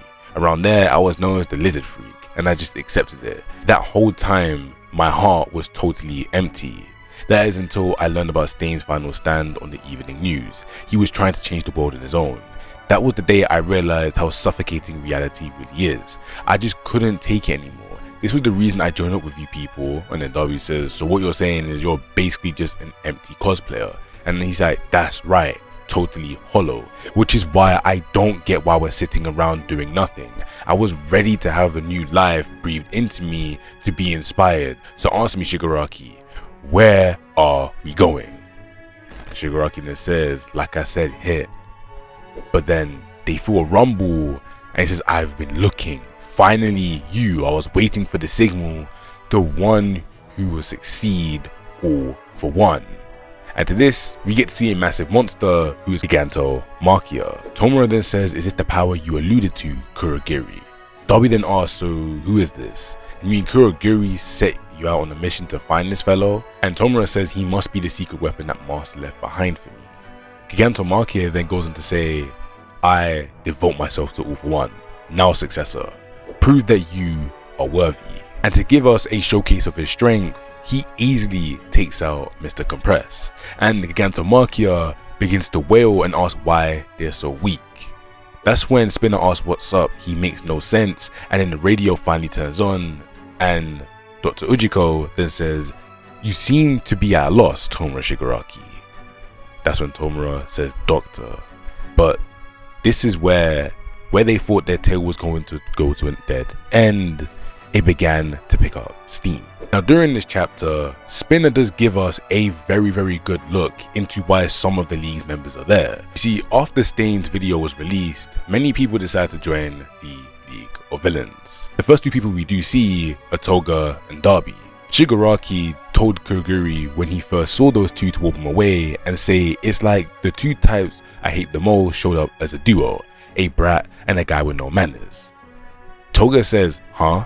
And Kurogiri continues to say, come on now, they've travelled all this way just to see you. You could at least humour them with a chat, Tomura Shigaraki. What's more, if they are being introduced to our influence broker friend here, we can be sure that they at least are competent fighters. Then that's when Hiran then says, either way, I'll take finder's fee now, Kurogiri. As for the introductions, let's start with this high school cutie. The media's kept her face and name under strict lockdown, but she's a person of interest in a string of deaths by bloodletting. And that's when Toga introduces herself. I'm Toga, Himiko Toga. Life is too hard and I want to make a world that's easier to live in. I want to be like Mr. Staney. I want to kill Mr. Staney, so let me join you, Tomura. And on first inspection, this may seem like insanity. Quite frankly, it is insanity. But the thing is with Toga is that this is her warped way of showing love and wanting to be with somebody. This is fully developed on when her character does get a full showcase, so I'm going to push it to the side and then move on to Darby. Hiran then goes on to say that you both have similar goals and I'm sure she'll be pretty useful to you. Then he goes on to talk about Darby. And he says, next, this young man has no outstanding criminal record to speak of, but he's enamored with the hero killer's ideals. This is where Darby looks to the side and says, I'm not so sure about this. Is this bunch really so dedicated to the cause? I mean, they're about to let this nut job join on, and he's talking about Toga there. And that's where Tomura says, hey, at least the freak girl here can state her own name. If you're a proper adult, how about you try doing that? And that's where Darby says, I go by Darby right now. And Tomura then says, no good, we need your real name. And Darby then says, you'll know it when you need to. Anyway, the hero killer's will, I plan to make it a reality. That's when Tomura then says, no need to ask questions I didn't ask. Everyone's all about staying this, staying that. Bad, I'm in a bad mood. Cause you guys are no good. And here is where we get to see the instincts that Darby and Toga do possess, and that was exactly what the League of Villains was missing right now. And that is why, after all of that time, they were the ones that stayed along the most, along with everybody else that tagged along near the end. And during this time, all the way up to My Villain Academia, we also did get to see a little snapshot of Twice's life, and how he doesn't even know if he's a real person or if he's a clone or not. Throughout the story, we've been sprinkled in little things about the villains and them being so enamored by Stain, or them just having all of their own different troubles, makes the heroism inside the series even better, because when the villains are good, the heroes certainly have to be good. And so transitioning back into My Villain Academia, we see the group fighting Gigantomachia and they're not doing as well as you'd like for them to do. They're struggling a lot until they're then teleported away to Dr. Ujiko and they have a brief encounter with him. In the end, he ends up asking what Shigaraki can do, because so far, he's nothing. He's just a 20-year-old kid pulling around with the dregs of society. So what can he show him? Is that conviction that he has been showing in bursts and that we all think that he now has, is it something real, or is he somebody that All For One made a mistake choosing? And so this is then when we finally get to see a snapshot of Tomura's life. Tomura says that he doesn't remember much about his life before meeting the Master and the Doctor, and the Doctor says he's aware, and he goes on to say that, and yet when I am equipped with everyone, all over me, my rage boils over and I can't help it.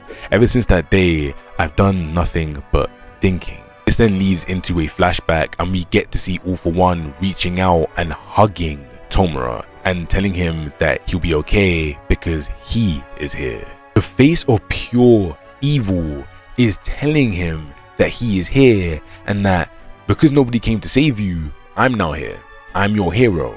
And so what you can see from this is that Tomura views All For One more as a hero because no other hero came to help him. And so that's why Tomura says, all I can really remember is Master holding me. Before then, I'd been an empty shell, completely hollow. Spinner's taken aback by this, but the next memory we do see is all of the hands of Tomura's previous family members. They're all laid out on the table in front of him, and Dr. Ujiko is like, this is what remains of your family. A rare quirk manifested within you, one we've never seen before. You murdered your entire family with your own hands, and to this, Tomura starts to vomit. He couldn't process it. And that's where he then says, it all came rushing back to me in fragments, like little movie snippets, and inexplicable frustration so intense that it made me feel nauseous. And that's where Ujiko says, should I modify him? And All For One says, no. Even without your memories, I expect those feelings to remain in your heart. As your master, I will teach you how to use those feelings, that frustration, and give it purpose. That's when Tomura then says, so when I have my whole family on me, I feel so sick that I want to vomit, but I also kind of feel at peace. It's so weird. All I've got are these fragmented images, and yet it's like there's a whole lump of lead deep down in my heart, providing an endless source of rage that bursts out. It's like I've never feel good again. Even if Hero Society comes crashing down, even if I rise to rule the underworld, that weight in my heart is never going to go away. It's why I hate everything. Every living, breathing thing just rubs me the wrong way, so why not destroy it all? Why not destroy everything? I know you see it too, the beautiful horizon just waiting for us, so lend me your hand, why won't you, Doctor? Heaven and hell, I will show you. This is where the Doctor then begins to laugh and say, what a childish dream. Saying that with such a straight face was quite impressive. Very well, Tomura Shigaraki. I'll help you out. Show me you mean it. Prove to me that you can make your villainous pipe dreams a reality. And so, to this, they are set to prove themselves to Gigantomachia. And so once they can do that, then the Doctor will help them. And to Tomura, this is like the tutorial is finally ending and he's about to start the game. This is perfect writing for Tomura, and you can see why he's the polar opposite of Deku. He wants to tear everything down, while Deku wants to save everything. He wants everything to be great, while Tomura just doesn't. And I feel as though their quirks symbolize them perfectly. Even at this moment in time, even if Tomura didn't end up getting All For One, the power decay sums him up so well. He is somebody who is built for destruction so well to the point where decay definitely suits him. And honestly, I do believe that no other quirk would have suited him as much. The quirk Overhaul doesn't do him justice. Any other quirk that you can think of doesn't go well. What does go well with him is decay. Being able to break everything down and turn everything into ash is exactly what his dreams and what his passion and ire do demand. Now for the next chapter, they decide to go against Gigantomachia, and for a very long period of time they can't do a single thing. But during this time they are getting stronger as a group. But as they're going through all of this, we then get to see that there is another group out there that is trying to contact them. And so now the League of Villains have to go meet this group, and it's the Meta Liberation Army.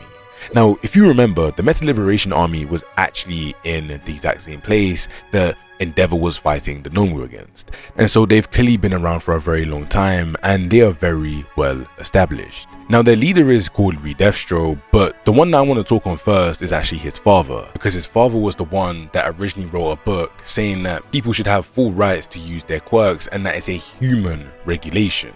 And so because of this, there are many people around Japan and across the globe in fact that do believe in it. So what they're here to do is they're here to snuff out the League of Villains, because the League of Villains quite frankly don't align with them, and that Destro must be the one that leads the revolution, and that the League's names have gotten too big. So this then sets the stage of what is going to be My Villain Academia. It's going to be the Meta Liberation Army, an army spanning over 100,000 people versus the League of Villains, a small banged up group with things to prove. The conflict between these two is nothing short of amazing, and so how does it play out, and how does the League overcome this situation? And usually for villains, whenever they grow inside of stories, they would have to come to some sort of realization or power up in some way that they've been planning for a very long time. But the thing is with My Hero villains is that is nothing of the sort, because all of them had pent up trauma somewhere, and so when that trauma is forced to be revealed, that is how they grow.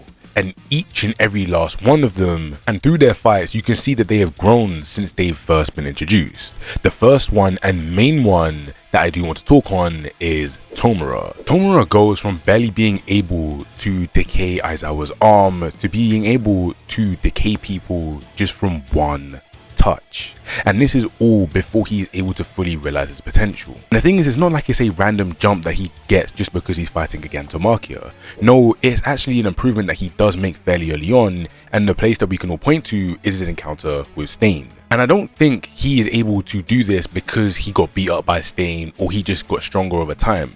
No, I think it's because his conviction is what drives him, and the more he wants to destroy things deep down, is the easier it will be for him to destroy things. With all that being said, I feel like me covering Tomura first in its entirety is something that I should do after. It shouldn't be him first, it should be, instead I'm going to go in the way that the story shows us, and the first person we do get to see is Toga. Toga goes up against Chitose Kizuki. The reason this fight is so beautiful is because you have her reel off things that we never knew about Himiko. She goes on to say that she is the first daughter of the Toga family, born August 7th and currently 17. She ran away from home just after middle school graduation, and then she asked her if she caught the news that the media rushed over to her parents looking for answers, or when they interviewed her classmates, everyone said the same thing, that she was cheerful, reasonable, and a well-mannered girl. So they all wondered why. Why would you do what you did? Why abandon any hope of a normal life? And she goes on to say, believe me, I know you must have suffered. I'd like to hear your version if you don't mind. And in the background, we get to see Himiko. We get to see Himiko with a mask over her face, and when she sees somebody that looks just like Deku be injured, it starts to crack. Kizuki continues by saying, your story, your heart is going to shake things up, and it will be for the Meta Liberation Army's sake. And then she screams out, why did you succumb to madness? Tell me. And that's when Toga then says, a normal life, huh?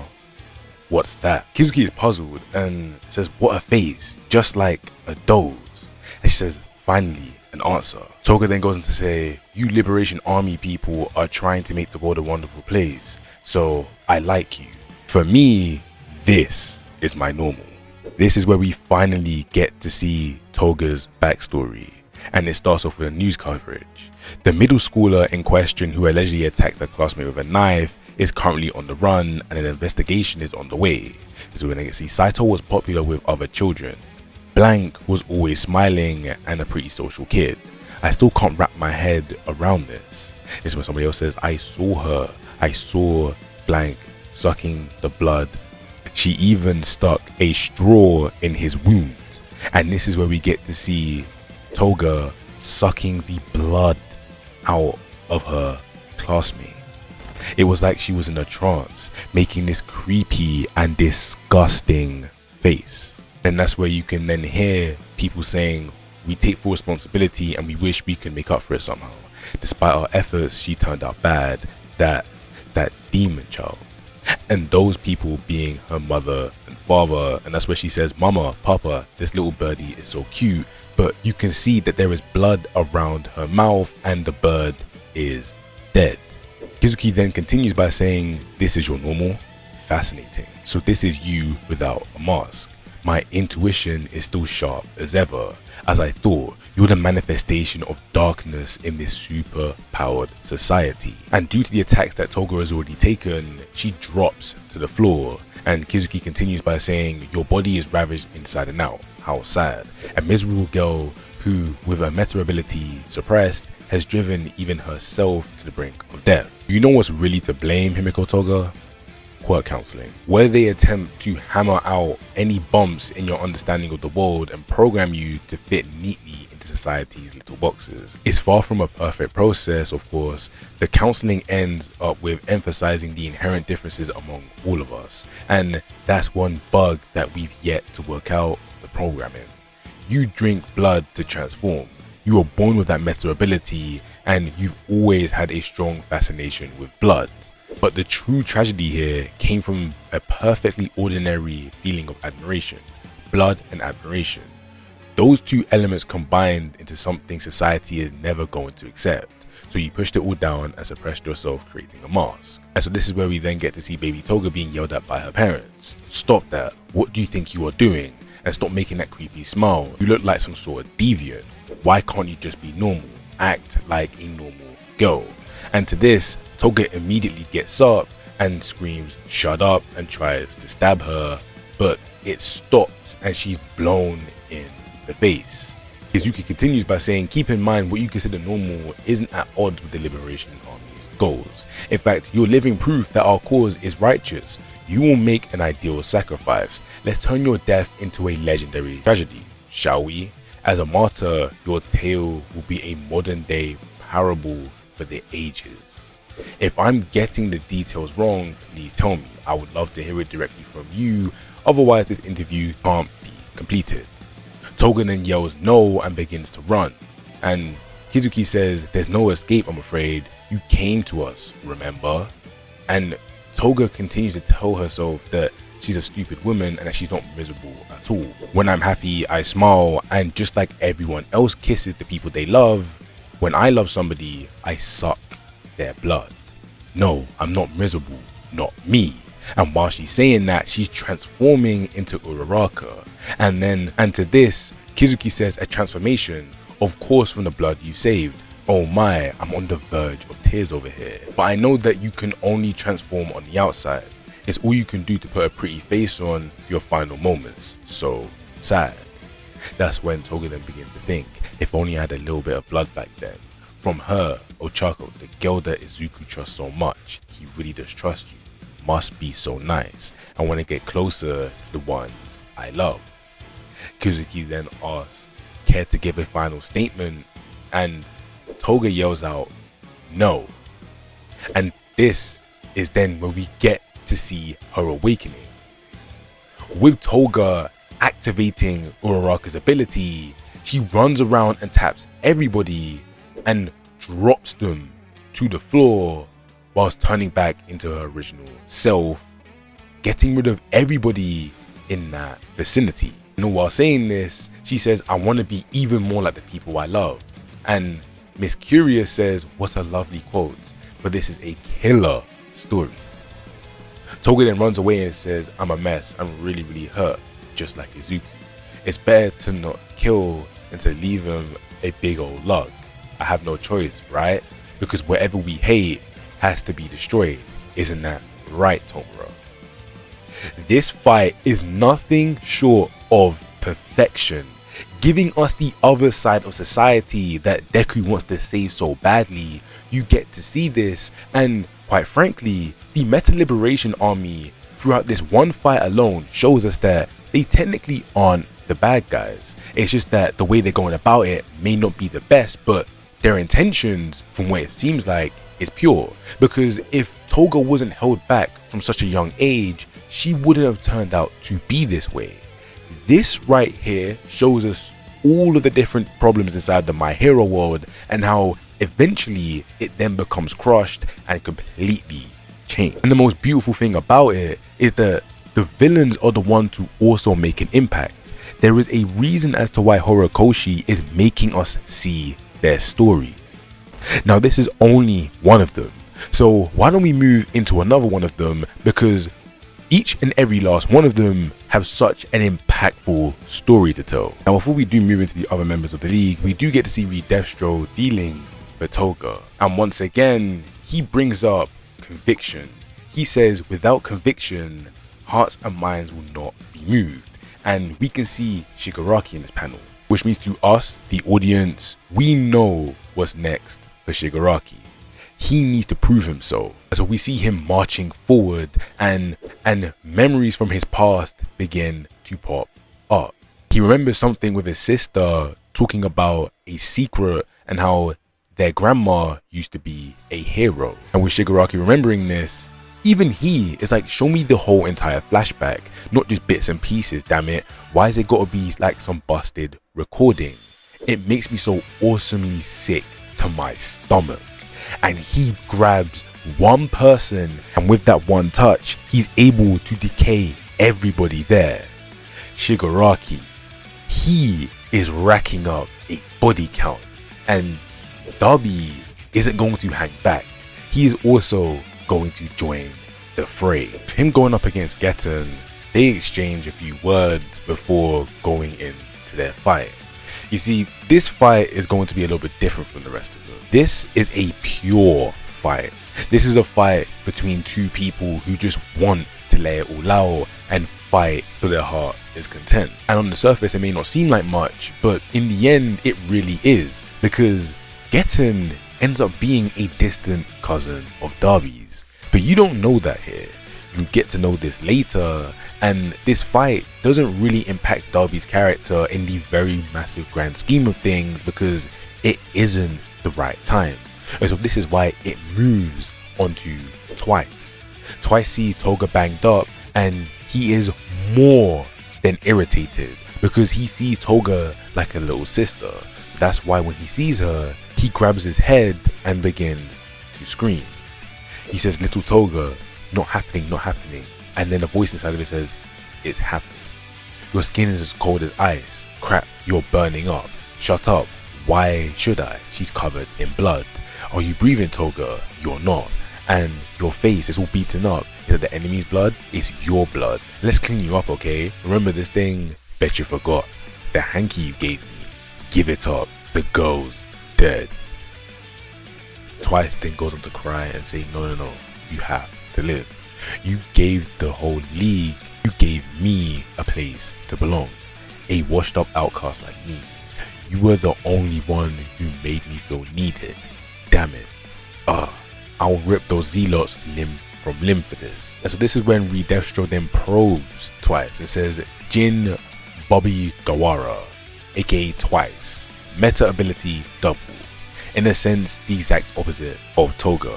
A man who cloned himself and nearly died doing so. A man who lost sight of what makes him an individual. Living as you are meant to live, liberating your meta ability gave you nothing but a wounded soul." And this is then where we have a flashback of all of his clones attacking each other. And Twice can only look at the clones coming towards him and scream. And this is where his opponent comes in, Skeptic. His meta ability is Anthropomorph, and he can transform fridges, desks and other human-sized objects into puppets he controls. So this is where he then goes on to say, can you even comprehend how to use what you have? Why can't you see your own value? We're drafting you into the Liberation Army. And to be honest, anybody who can get Twice on their side should recruit them. His ability in a world like this is something you should cross heaven and hell for, because it's just that good. It's way too undeniably great. So for him to come out and say this, he means it. And honestly, I don't blame him. And so with Twice having his mask ripped off, the mask that he wears to keep himself sane is fully removed, leaving the real him to face the world. And this is where he is then thrown to the side, and they all grab Toga. He asked them why their hands are so cold, and who are they and why they look like him. Skeptic then goes on to say, grab her head and hold her body in place and then attend to Twice. This is where Skeptic then goes on to say that your client data gave us information on Twice's psychological scars. Are you feeling frustrated, broker, knowing that Toga will die and Twice will be ours? And to this, Giran doesn't even respond. He just says that it will hit Twice Twice's heart. So back at the scene, we see the clones of Twice going over and pinning him down, and Twice says, I need my mask. Crap, get off of me, Toga. And he continues to yell out Toga as they twist her neck. And he says, that's me, I'm killing her. She gave me a hanky to cover up, and I'm her killer. It's me, huh? Is it really me? Wait, so am I the real one or not? Huh, I'm splitting apart. Who am I? I am... And this is where we see a flashback. And we see him in school. He says, I've got no one. Nope, no family. Something about my eyes always rub people the wrong way and scared them. That's so? Sorry to hear it. Because you broke the arm of a young man. It all started going downhill when I was 16. The person scolding him continues to say that you ran him down with your motorcycle. Then Twice says he ran into the road without any warning. I was obeying the speed limit, sir. And that's where they said, sure, but in a case like this, you're still to blame. You're probably gonna have a record after this, but don't lose hope, kid. You slipped up, but you can still have a chance to bounce back. Bounce back? That officer couldn't have known, and neither could I, just how far a person can fall from one little stumble. That's where we then see Twice getting beat up, and the guy says, Jin, that guy you ran over works for one of our top clients. I just got a call from them, and they're mad as hell. They said that young punk of yours did this. They're thinking about cancelling their contracts with us now. I guess you don't care much about a job that puts a roof over your head and a shirt on your back. Get the hell out of here, you're bad luck. Jin then goes on to say that his folks died when he was in middle school and they were killed by some villain attack. With no other relatives, I was alone, just me by myself. In a modern society, when you are someone without roots, well, not a lot of people can relate to that. I just wanted someone to talk to. And Jin starts talking to himself. He says, did I go wrong somewhere? Maybe if I did, it would have been being born without an ounce of luck. All I wanted was someone I could trust and who trust me in return. And this is where we then get to see him creating multiple versions of himself and saying, I had a blast. When a person's life starts spiraling, what's the one thing they want? Comfort. Am I wrong? Going after that single-mindedly led to one mistake after another. It wasn't until I hit rock bottom that I realized my biggest mistake after all was that I couldn't even trust myself. If I'm hearing you right, you witnessed your other selves killing each other and it drove you a little batty. And what's with the bag? Breathing troubles? And this is where Jin says, gotta cover up or else I'll split apart. Not gonna split. Nope, not at all. And Giran says, fair enough. And this is where Jin then goes on to say, the doubles I make, they vanish after taking enough damage. For a grown man, breaking a bone would do the trick, so you get why I'm on the edge, right? No worries or cares for me. And this is where Giran says, the crime spree you and your doubles went on is put you on the most wanted list nationwide. Heck, you could probably bring down this whole entire country if you used your quirk right. It's a terrible thing to see a man like you fall so far. And Twice is like, what's a guy left with nothing supposed to do? And Giran says, find people who trust you. Twice asks who, and Giran says, friends, allies. There's a certain gang that's been making some noise lately. I'm sure they could use a man like you. Don't worry, there are plenty others like you. More than you think. And so this is when it comes back to present day, and Twice is trying to help Toga, but he just can't. And with them beating up on him, a crack happens. And what happens is that both of his arms have been broken. And he yells out in pain. It hurts like hell, but I'm still here. I've been walking on eggshells, trying to avoid major injuries even while fighting Gigantomachia. It's because I was so scared of vanishing for so long, this whole time, making mistake after mistake. It would have been simple enough to try offing myself to know once and for all, but no, I just kept running, stumbling and falling until I fell right in with them. With her, Toga, move aside, you fakes. My quirk is double. You Liberation Army bastards are gonna learn how terrifying it truly is. Once again, this is beautiful because Twice's one doesn't come down to society treating him differently because of his quirk. No, this time he makes one mistake, and because Twice fundamentally is somebody who should always have somebody around him, when he was in a tough situation, he was the one that tried to comfort himself, and due to that then led him down a bad path, a path destructive that he was wanted on some of the most heinous lists. And so when you now see him finally be able to realize his full potential, because he realizes that he is the real Twice, he is the real Jin Babaiwara, he's able to become one of the most dangerous men on the planet. And he does this all because Toga is in danger. If this wasn't the case, then he wouldn't have done it. And so we get to see who Twice is as a character. He was just a man who wanted some comfort and wanted some reassurance. And so when he found the people who were going to give it to him, he latched onto them. And so if anything were to happen to them, he would do anything for them. Doesn't that sound very familiar? Being able to throw your own life away and risk it all just for another person. But that's who Twice is deep down. All he wanted was a little bit of comfort and some friends. And when he gets that, he becomes arguably one of the strongest characters in the series. And so with his awakening, he decides to fill the entire city up with his clones, and he goes on a rampage. And with his conversation with his teammates, he literally says that he could make a whole entire nation of them.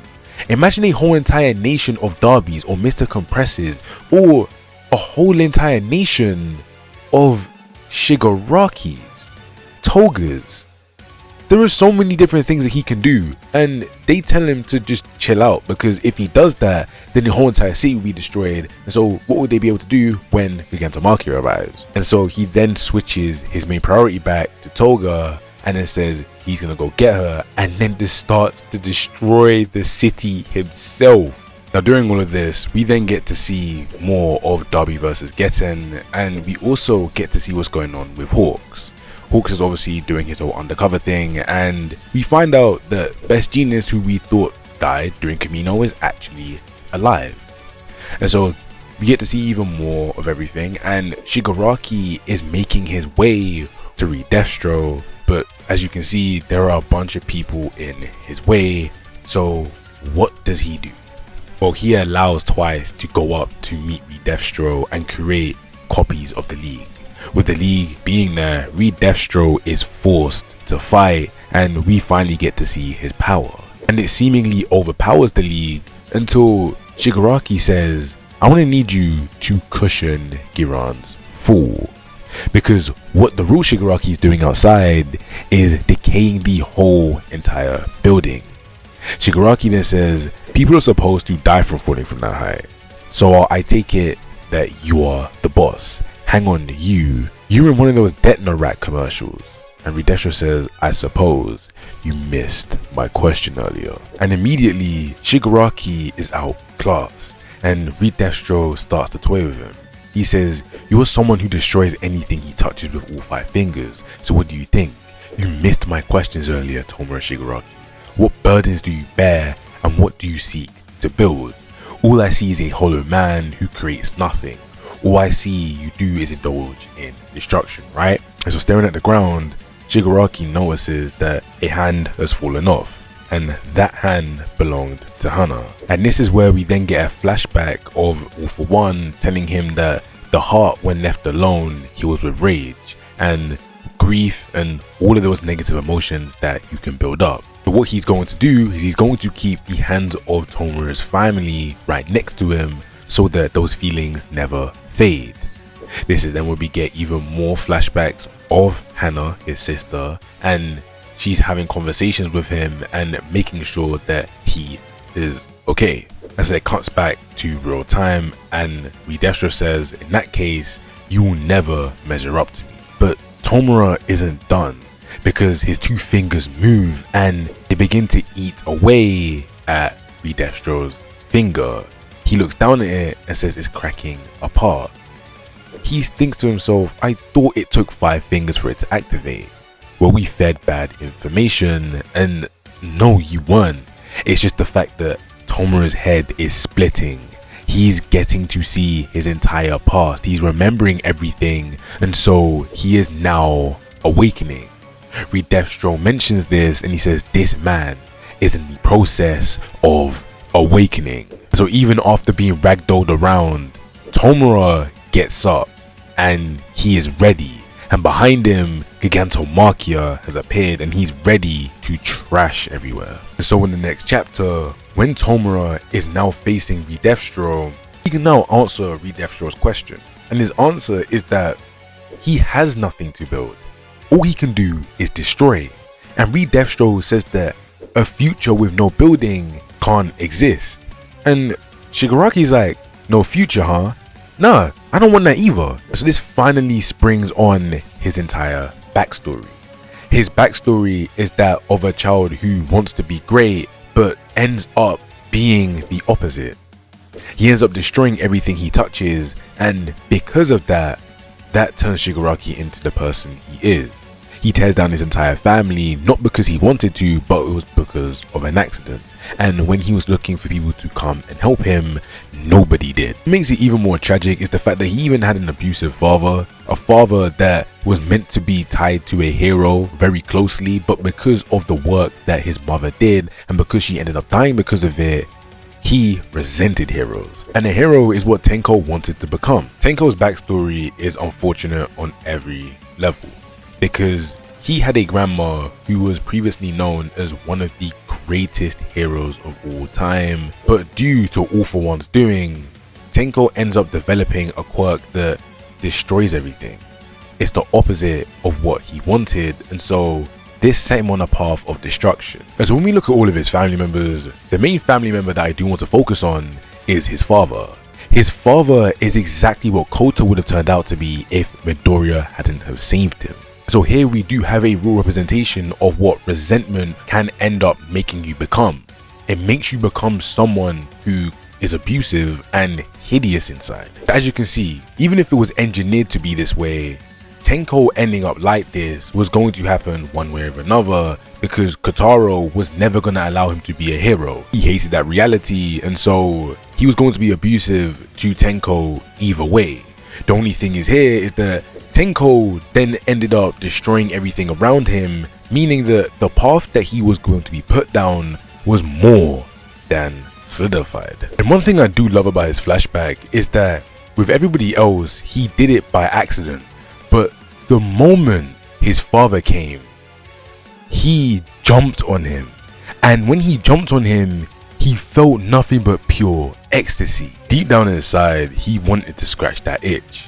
And just like that, the itch was gone. And once again, we get to see that everybody that walked past Tomura just didn't help him. If just one person had helped him, then we wouldn't see the villain that we see today. But because of that, and because All For One was the one to find him, that is why he became the person he is today. So in the face of pure destruction, Redefstro really had no chance. And with Tenko taking on All For One's surname and his new name, Tomura Shigaraki, the embodiment of death and destruction, is birth, because he destroys his past and annihilates Redefstro, leaving him there in awe and forcing him to hand over his whole entire army to him, as Shigaraki is the de facto winner. And while doing so, Shigaraki also shows Gigantomachia that he does have what it takes to be All For One's successor. With this arc coming to a close, we get to see all of the villains show themselves, and for the ones that haven't, oh trust me, they are going to. And because he was able to live up to Gigantomachia's standards and everybody else's standards, Ujiko decides to take Shigaraki in and give him the power that is going to put him over the edge and allow him to obtain the power that is ultimately going to allow him to destroy everything everybody knows as the current status quo. But in an arc in between these two, we get to see an arc that focuses on Endeavour and focuses on Shoto, Bakugo, and Midoriya. You see, this arc does focus on the Todoroki family's dynamics and how they're all trying to at least do something to mend the relationship. Some of them may not want to, while others do. And Endeavour is the main one trying to advocate for this alongside Shoto.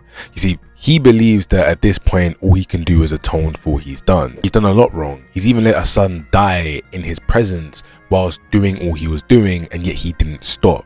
He continued. And so all he can do is just allow them to see that he is being sincere and not beg for their apologies. And during this arc, he does actually help the boys get stronger, and we get to see a different side to Endeavour that we've never seen before. With Endeavour showing us that he can be just like Deku, writing down and noting all of the things about heroes and stuff, it kind of does show us that deep down, Endeavour is just like Midoriya, Bakugo, and everybody else who is a nerd over heroes. He studies these things and he is able to keep up with Deku's rambles. That's something that nobody has been able to do before, yet he is the first character to understand it, truly showing us that he is a nerd deep down, and this arc is heavily underrated. But when we then move on to the other things that happen inside of the series up to this point, where we see Twice and Hawks going back and forth, we get to see that Hawks' undercover work is going to definitely destroy the league, because Twice is starting to trust him, and when Twice trusts somebody, he physically can't see them do anything wrong or bad because he will jump to their defense. This is something that is going to be pivotal in the very next arc. So how about we allow the time skip to occur and we move straight into the war arc. Now for most, the war arc would start on chapter 259, but for me it starts on chapter 258 because it gives us a precursor as to everything that's about to occur between Twice and Hawk. See, Hawks' mission to get deep inside the League of Villains goes way more smoothly when he's talking to Twice, as Twice does give him a lot of the things very easily. He learns about their ranks and what their goal is to get the mission done. And here we get to see a different side to Hawks. Hawks is willing to go undercover and manipulate a man who clearly trusts him to take down society. And I feel as though when the war starts, I don't think we should focus on the heroes going after Shigaraki. I feel like we should talk and go deeper into the relationship between Hawks and Twice and really expose why both of these two are such polar opposites for their sides. Because on one side, we have a villain who values trust and his friends over everything, which means that anybody who is kind and helps Twice can't be all bad. And so that means that he values that. He believes that if you are kind to him, he'll do anything for you, even if that means detailing everything about his operation for you. That is how much Twice values friendship and comfort. But on the other hand, we have Hawks, and Hawks is meant to be a hero, compassionate and understanding of everything, yet he will sit there and manipulate a man to get his mission done. This is where we can then question the moral of Hawks. Is Hawks really that good of a person? How could you easily stand there and lie in Twice's face? You even notice and note that he is a good-natured person. As a hero, somebody who is meant to be fundamentally good, why is it now that after trusting him, Twice is now surrounded by his feathers? Because in these scenes, while Hawks is looking down at him, he looks like the villain. But whilst Hawks is talking down to Twice, Twice begins to think on his runnings with Chisaki. You see, the League didn't run into Chisaki just by happenstance. No, it was actually Twice who led him to them, and because of that, Magne and Mr. Compress both lost something.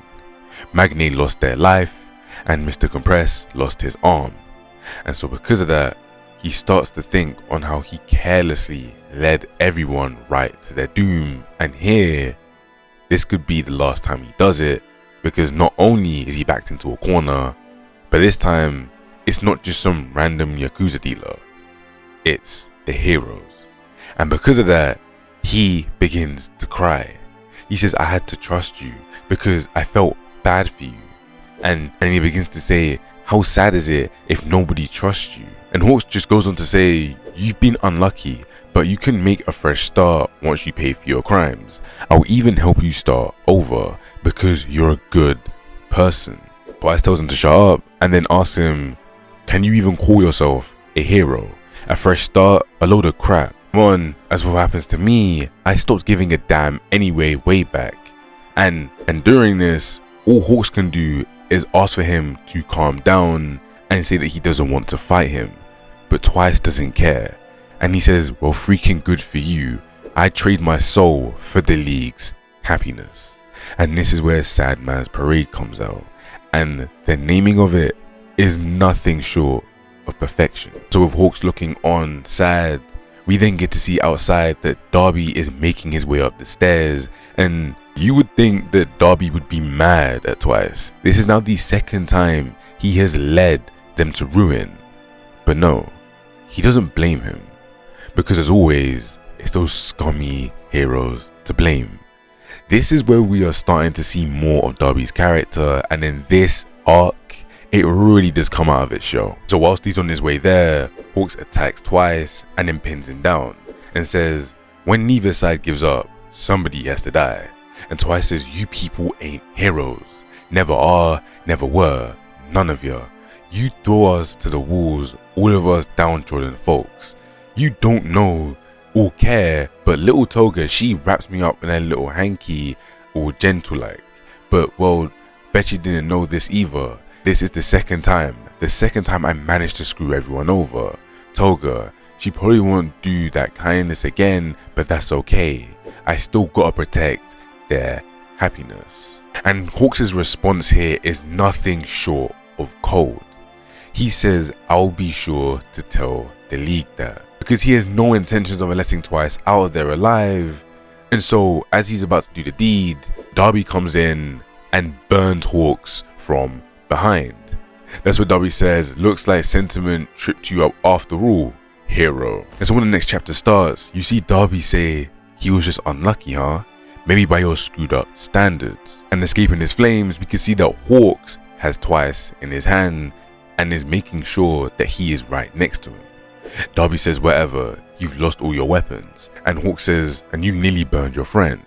Darby says, nah, because I know heroes are always ready to save a life, which is insane, because at a moment's notice, Hawks can go from trying to end somebody's life from saving them, that exact same person in fact, and that just shows you how well he was trained from a very young age. And we won't be able to see why Hawks is like this until after the war, and so with Hawks responding, the force of that attack, it was almost like you knew about me already.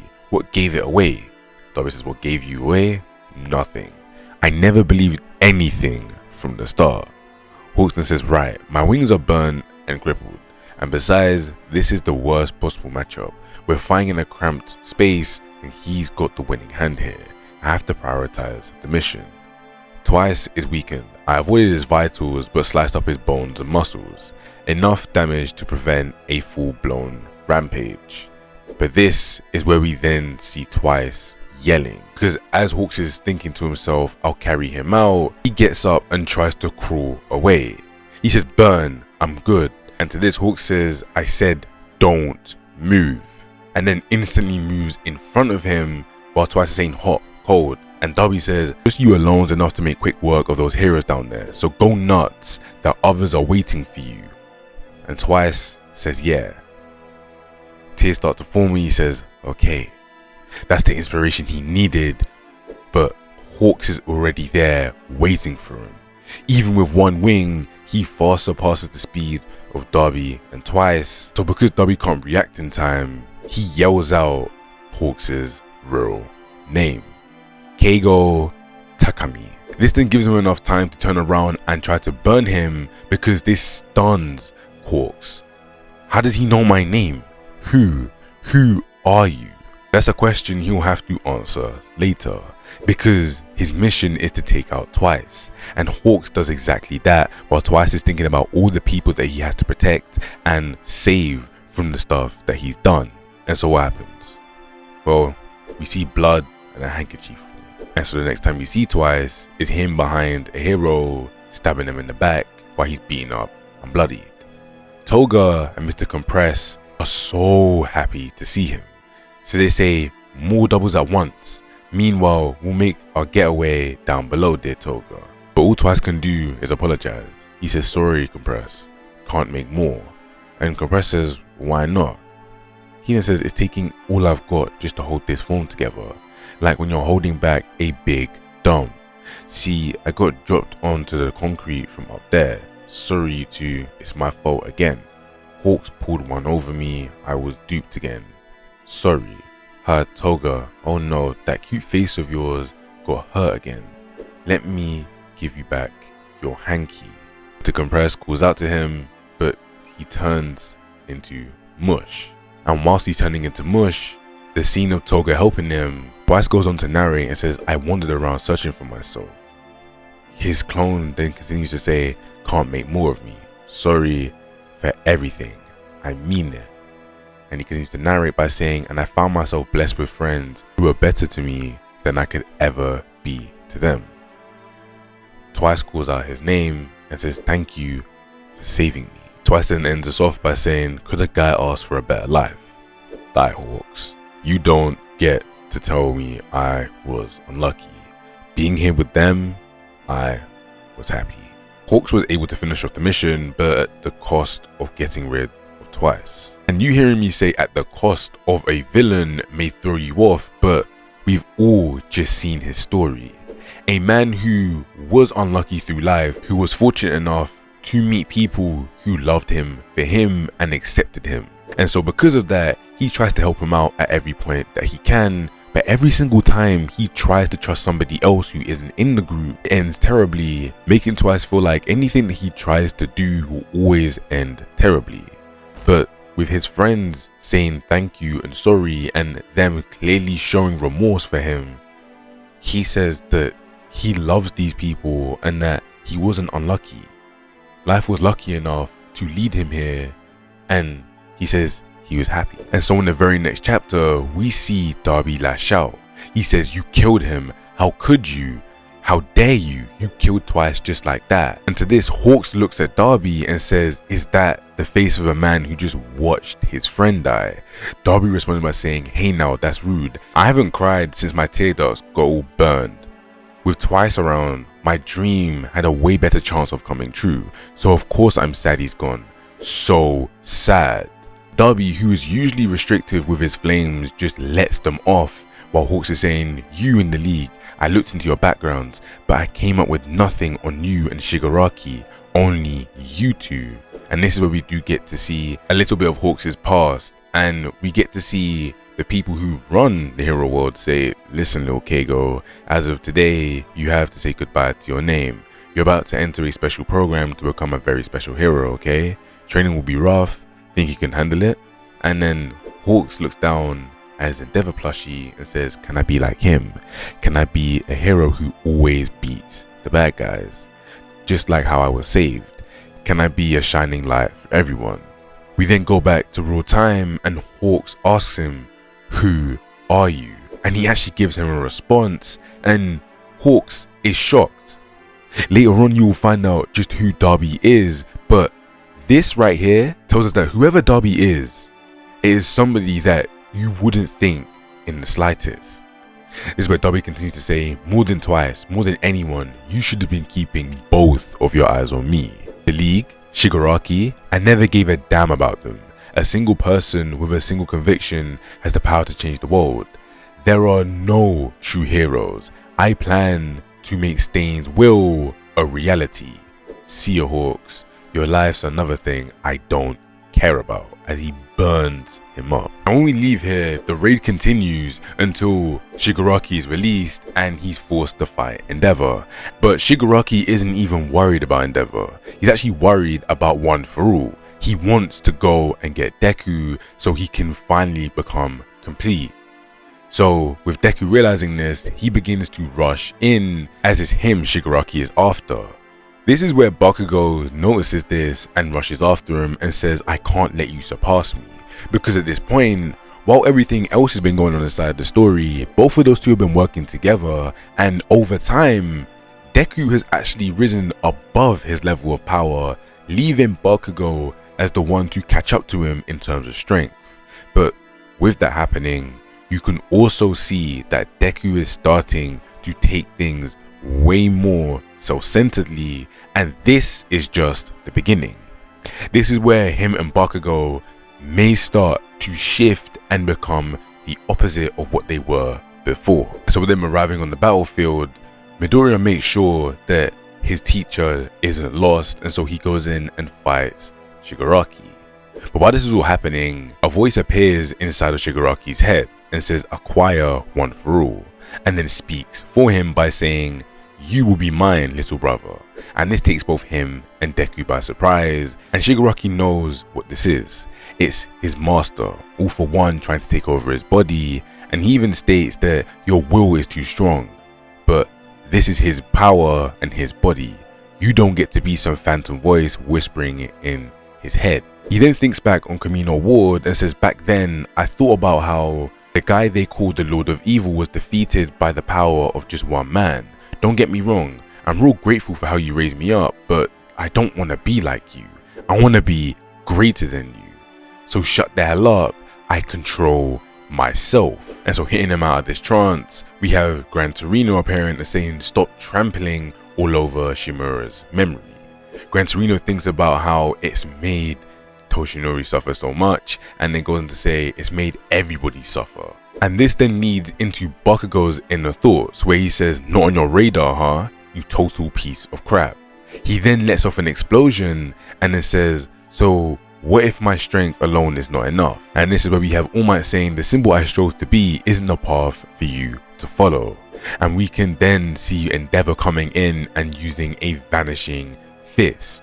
So here the story then switches over to Mount Lady holding off Gigantomachia, and everybody yells out Mount Lady, and she says, "You don't gotta tell me twice, he's not going anywhere." Once again, Mount Lady is now proving that she's becoming more of a hero, and I do think, honestly, she has one of the best character arcs throughout the story that isn't a main player character arc. Because if this were the Mount Lady of old, she would have just moved out of the way, or she would have just made people take pictures of her while doing it and then just let Gigantomachia keep running. But no, Mount Lady now is able to stand in the fray and hold Gigantomachia back, putting her body on the line, forcing Gigantomachia to throw her to the side to finally get out of his way. Now this is where another hero, a hero who actually clashed with her earlier, goes on to do something heroic. Midnight is here and she goes and fights the villains but ends up coming up short. That doesn't mean that she doesn't have encouraging words for her students. This is where she asks Kurete if she can hear her and then says, "Are you aware of what's going on?" And she responds by saying, yes she does. And so Midnight gives her one last piece of advice before she's finally taken out. She tells Yaoyorozu that since brute force won't stop him, put him to sleep. You'll be breaking the law, sure, but the situation's desperate. He must be sedated. Get the sedative to the heroes and then get out of there. If things look dicey, save yourselves. And we then have a flashback to Midnight saying that, "Yaoyorozu, you will be a fine leader someday." And out loud she says, "I trust your judgment." Yaoyorozu calls out to her, but we all know what happens after this point. Now Midnight's whole entire inclusion inside this arc is nothing short of great as well. Earlier on inside the war, he was the one to give Kaminari the confidence that he needed, because he was scared out of his mind, but she comes up behind him and says, "You knew what you were getting into, but we need your quirk. Just think of it as helping out adults who don't have what it takes." And Kaminari then says, "Don't have what it takes? Nope, never thought of that." And then Tokiyami says, "Kaminari, I learned something while watching you play the guitar. You're amazing." Kaminari follows this up by saying, "Praising my shredding skills is not helping here." Tokiyami says, no." And then to patch in where Tokiyami failed, Midnight grabbed his shoulder and said, "Charge. Don't let the stage overwhelm you. If you're imagining random people elsewhere doesn't do the trick, then think of it as the person who matters to you most right now." Kaminari says, "Right now?" And he thinks of Jiro. And so that then gives him the confidence. He moves in front of everybody and stands there, absorbing the lightning sent out from a Metal Liberation Army soldier, and says, "There you go, one big commander totally neutralized. Let's mop up the others real quick so the guys we left behind don't worry." And so because of her encouraging words, all of her students are able to get through this mess because they trusted within her and was able to lead themselves in a way that they were taught. And I feel like this all ties back to the final exam. It starts off there, and with Midnight's extra advice, you can then see why they are able to grow into these heroes who are able to deal with situations that even the pros can't deal with. Because Momo is able to then lead them into taking down Gigantomachia. And what's so poetic about all of this is the fact that the ones that actually do take him down physically are Mina Ashido and Ejiro Kirishima. And out of everybody there, those two had already met him. Mina had put a stop to him, meaning she had already proven herself at such a young age, but Kirishima, due to him just watching on at such a young age, it left a scar on him. It made him feel weak and pathetic, because how was another one of his classmates standing up when he couldn't? That wasn't manly of him at all, and so here he gets his redemption. Before we learned about their past and learned about how Kirishima has doubts and how he has to overcome those doubts, but here he actually squashes it and makes it known to himself that no, I am manly and my heroic way is not false. I'm able to stand up in the face of fear and take it down. And that's why Mina doesn't get it done and why it's him. The reason Mina shouldn't take him down this time is because she's already dealt with this. She's already overcome him. Even though she dropped to the floor and was crying, she had already gotten over this. She'd done it before, and so it was now Kirishima's turn to prove that he can do it as well. Now, if you thought that this arc was just going to relax itself and give you a down chapter, you're absolutely wrong, because in the very next chapter, Shigaraki starts it off by saying, you heroes hurt your own families just to help complete strangers. You heroes pretend to be society's guardians. For generations you pretended to not see those you couldn't protect and swept their pain under the rug. It's tainted with everything you've built. That means your system's all rotten from the inside and crawling with maggots. It all adds up little by little over time. You've got the common trash all too dependent on being protected, and the brave guardians who created that trash that needs coddling. It's a corrupt, vicious cycle. Everything I've witnessed, this whole system you built has always rejected me. Now I'm ready to reject it. That's why I destroy it. That's why I took this power for myself. Simple enough, yeah? I don't care if you understand. That's what makes us heroes and villains. Once again, it is a all-timer quote, and I love this, and I know this is a lot of people's favorites because Shigaraki really does embody pure hatred and the understanding of being a villain. I feel as though Shigaraki here is a pure villain in every word of the sense and is the direct opposite to Deku. Because this entire speech is built off of his experiences, and we've seen his experiences along with the League's experiences. So we know that Shigaraki technically isn't right, and that the League, deep down, do have a reason to lash out, because not a single hero decided to come to them, whether they were discriminated against, whether they just weren't given that comfort. And the heroes can't blame anybody but themselves, because they advertise themselves as people who will always show up for everybody in need. So why get angry when the people that you failed to save, people that were there for a long period of time for you to save and swoop in and do your job, when they start to lash out, it's not their fault. It's your fault and the society that you have decided to build and you have decided to fuel. And those are the repercussions of having a society mainly built off of power. When a society is built off of power and viewing strength and status and money as the things that you must chase after, this is exactly what happens.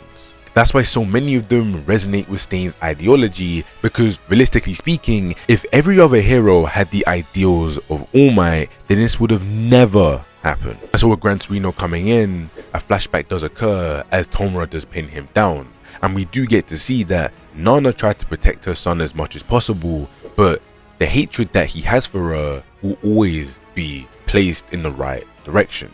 She left him, and to a child, having your mother leave you or just any of your parents leave you will scar you deeply and will end up making you hate whatever they did for them to leave. So with Gran Torino's flashback ending, we do get to see Deku on top of Shigaraki, and he says, I will never forgive you, and Shigaraki says, I will never forgive anyone. Elbowing him backwards, Midoriya begins to split out blood, but he uses Black Whip to bind him. And to this, Endeavour comes in and tells him to hold him still so he can use one last attack. But as he's doing this, Shigaraki takes out a bullet that can take away your quirk factor. And so what does he do? He points and aims it at Eraserhead, forcing him to make a split-second decision, showing us just how much grit he has. Taking out a blade, he readies it and cuts his entire lower leg off. And once again, this reinforces Shigaraki's love for Eraserhead. He thinks so rationally, and even though he does flinch, he's able to do it in a split second. Aizawa's character is one of those characters that on first inspection you believe that they're a certain way, but when you really do peel back the layers, when you look at all of his stuff with Shirakumo and just how that's then fueled his worry for people who could possibly die out on the mission, you get to see and understand why during many events throughout the story he may tell his students to relax, we may tell them to fight because it's the only thing they can do. He does this because he's scared of his students being hurt and not being ready for the world, just like Shirakumo was, and that is why he expelled his last class and was about to expel anybody that comes last here and was pressuring Deku. He didn't want to see a kid as bright as him go out the exact same way his friend did, but with Deku proving himself, he then realized that it's okay, I can trust in this kid. But as Eraserhead is so cool to Shigaraki, he knows that he is forever going to be there unless he deals with him directly, and it's exactly the route he takes. He pounces on him and tries to grab and squish his skull, but Todoroki is here, and he lets off a wave of ice, taking him away, and Deku then comes in and lets off a massive smash. But this does nothing to Shigaraki, and Shigaraki says, so you protected him, so what? Delay the inevitable all you like, destruction is all that awaits you. Once again, Shigaraki delivers an all-time quote, which then leads us into the next chapter where we can see Rocklock telling Deku to stand down, but he says no, and Shigaraki simply says, well, time to die. But as he's about to approach him, his body starts to fall apart. Shigaraki then asks what the date is, and Deku knows all about what Shigaraki is going through as he's all too familiar with it. He then says his body. Gran Torino said he got All For One's quirk transplanted into him. That power is too much for his body to keep up with. So now we have two incomplete successors about to battle it out. That's where Shigaraki then says one touch should end this. So what does Deku do? Well, he activates a quirk that he's never used before in a moment of desperation. Grabbing everybody up with Black Whip, he uses Float, and it says up here, this is where I'll beat you. I swear it with all I got. Now for me personally, I feel as though this is where Deku did actually enter the Dark Deku saga. It was right here. At this point moving forward, Deku was only thinking about how he has to deal with the situation because he has the opposing power to deal with it, and I feel as though him seeing Shigaraki's body about to break down also does give him the inclination that he is just like me but in a different body and on the completely opposite side. That means that I need to deal with this, and this is my mission, because Deku says you're not going to hurt them anymore and goes in to fight him. But as they are about to fight, we get a flashback, and it's Deku asking for help on his training. And even though you think that Deku is the main person you're meant to be focused on inside of this flashback, it's actually Bakugo, as this is a precursor into what is about to happen. See, in the flashback, we get to see All Might and Bakugo talk it out. Bakugo starts off this conversation by saying it's going great, huh? And then All Might says the float quirk suspends the body in midair, much like zero gravity. Getting a feel for it ahead of time should help him keep it under control when it manifests. Plus, conceptualizing where it feels like to fly could lead to unlocking it. Bakugo then says, you can't keep fooling people forever. This ain't like where it was when it was just super strength. Pretty soon the cat's gonna fly out the bag, and to this All Might says, I'm not telling anyone about anything beyond Black Whip, and this training should prevent the next power from exploding out the way this one did. That night you seem to understand how someone could bestow great powers on others needs to think very carefully about how it puts others at risk. It's not only the wicked who seek power. This could be directed towards many people, but Bakugo is definitely among them. And so he continues the conversation by saying Deku trusts you with his life, but in that notebook about the successes, your summary of the 4th was kinda half finished. Only that one. Meanwhile, you wrote down detailed notes for others like the cause of death for the 5th, 6th and 7th. Why is that? And then you brought it up. You didn't tell me everything, huh? Well, what is it? Did you figure out something about One for All? All Might then says, not yet.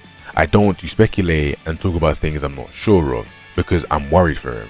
You are too. This is where Bakugo then says he just, deep down, he doesn't take himself into account, you know? He's always been like that. And now that he can do so much more, something doesn't feel right. It makes me want to keep him at arm's length. Back then, I couldn't understand my own weakness, so I shoved it aside and bullied him instead. All Might reminds him that now he's sincerely helping out with his training. That's your way of atonement, right? Even though I'm sure he doesn't see it that way. All Might continues on by saying, when I said you were Endeavour a lot alike, I was talking about that change. He couldn't take a good look at himself either until I wound up like this. You'll get a chance to talk eventually. Not that I'm in the position to say. So that's when the flashback ends and Bakugo encourages Endeavour to land one more attack while Deku is going off on Shigaraki. This kid doesn't want Shigaraki to touch the ground or do anything to anybody else, so he is relentlessly attacking him. Smash after smash. Deku just continues to wail on him, and whilst doing so, Bakugo is flying up and he's thinking of what Deku said to him when they first fought for the first time, because the Deku now doesn't even resemble the one that he used to bully. He's the Deku that's no longer the punching bag. He's the hero who always do his best, and what Deku is doing right now is his best. So whilst Deku is about to load up for another attack, Endeavour comes up from behind and uses a prominent burn, trying to eat away at him, but Endeavour is only stabbed with tendrils, and at that moment even more tendrils are sent at a stunned Deku's way. This is where we get to see Bakugo's official heroic awakening, because at that moment there were no thoughts. With everything that they had been through rushing through his mind, he dashes over to Deku, bumping him out of the way and taking the tendrils that were about to end his life and take his quirk away from him. And as the tendrils do stab him, he tells Deku to stop trying to win this on his own. This is officially where these two switch places. Deku is now way more focused on power, and Bakugo knows that within unity, you become stronger.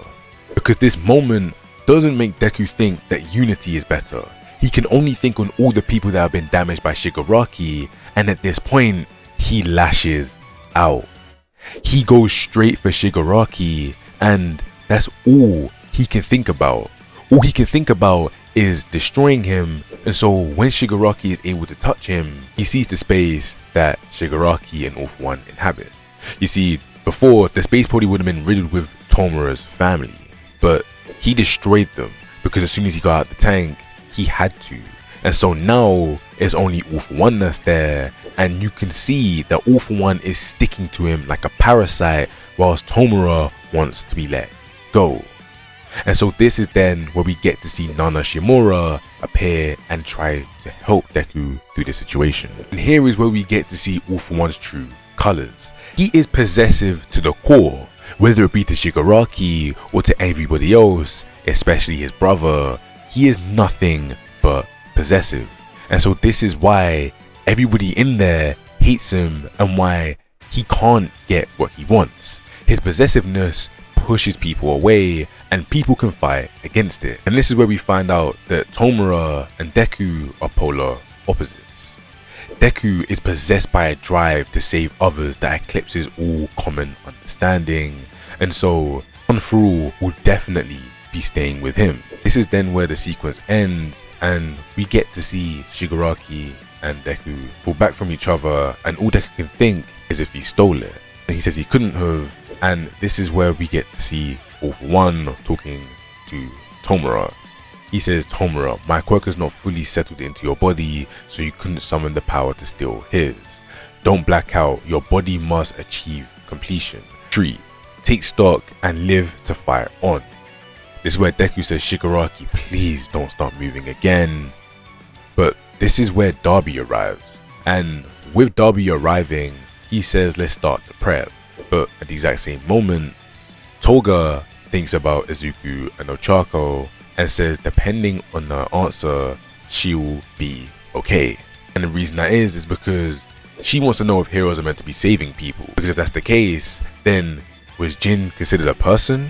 And if he wasn't considered a person, will they get rid of her too? And so this is why she forces Ochako to chase her down and says, I was hoping to chat with you too, because she's my precious friend, and with Izuku. I love him when he's all beat up, which is like always, he's so cool. I love how cute you are too, Ochako. I want to be just like you. So you gotta tell me, what do you want to do to me? And Uraraka responds to this question by saying, you mean you stole that old woman's blood? You killed her? Just to ask me a question like that? And to this, Toga is taken aback. Uraraka then says, listen, I'm trying to save every life I can right now. Understand, Himiko Toga, if you get in my way, then I'm going to stop you right here, right now. And after saying that, Uraraka is able to easily toss her off and say, sorry, but I'm way stronger than last time. Toga then says, listen, Ochako, when I think about people I love, it makes me want to become them.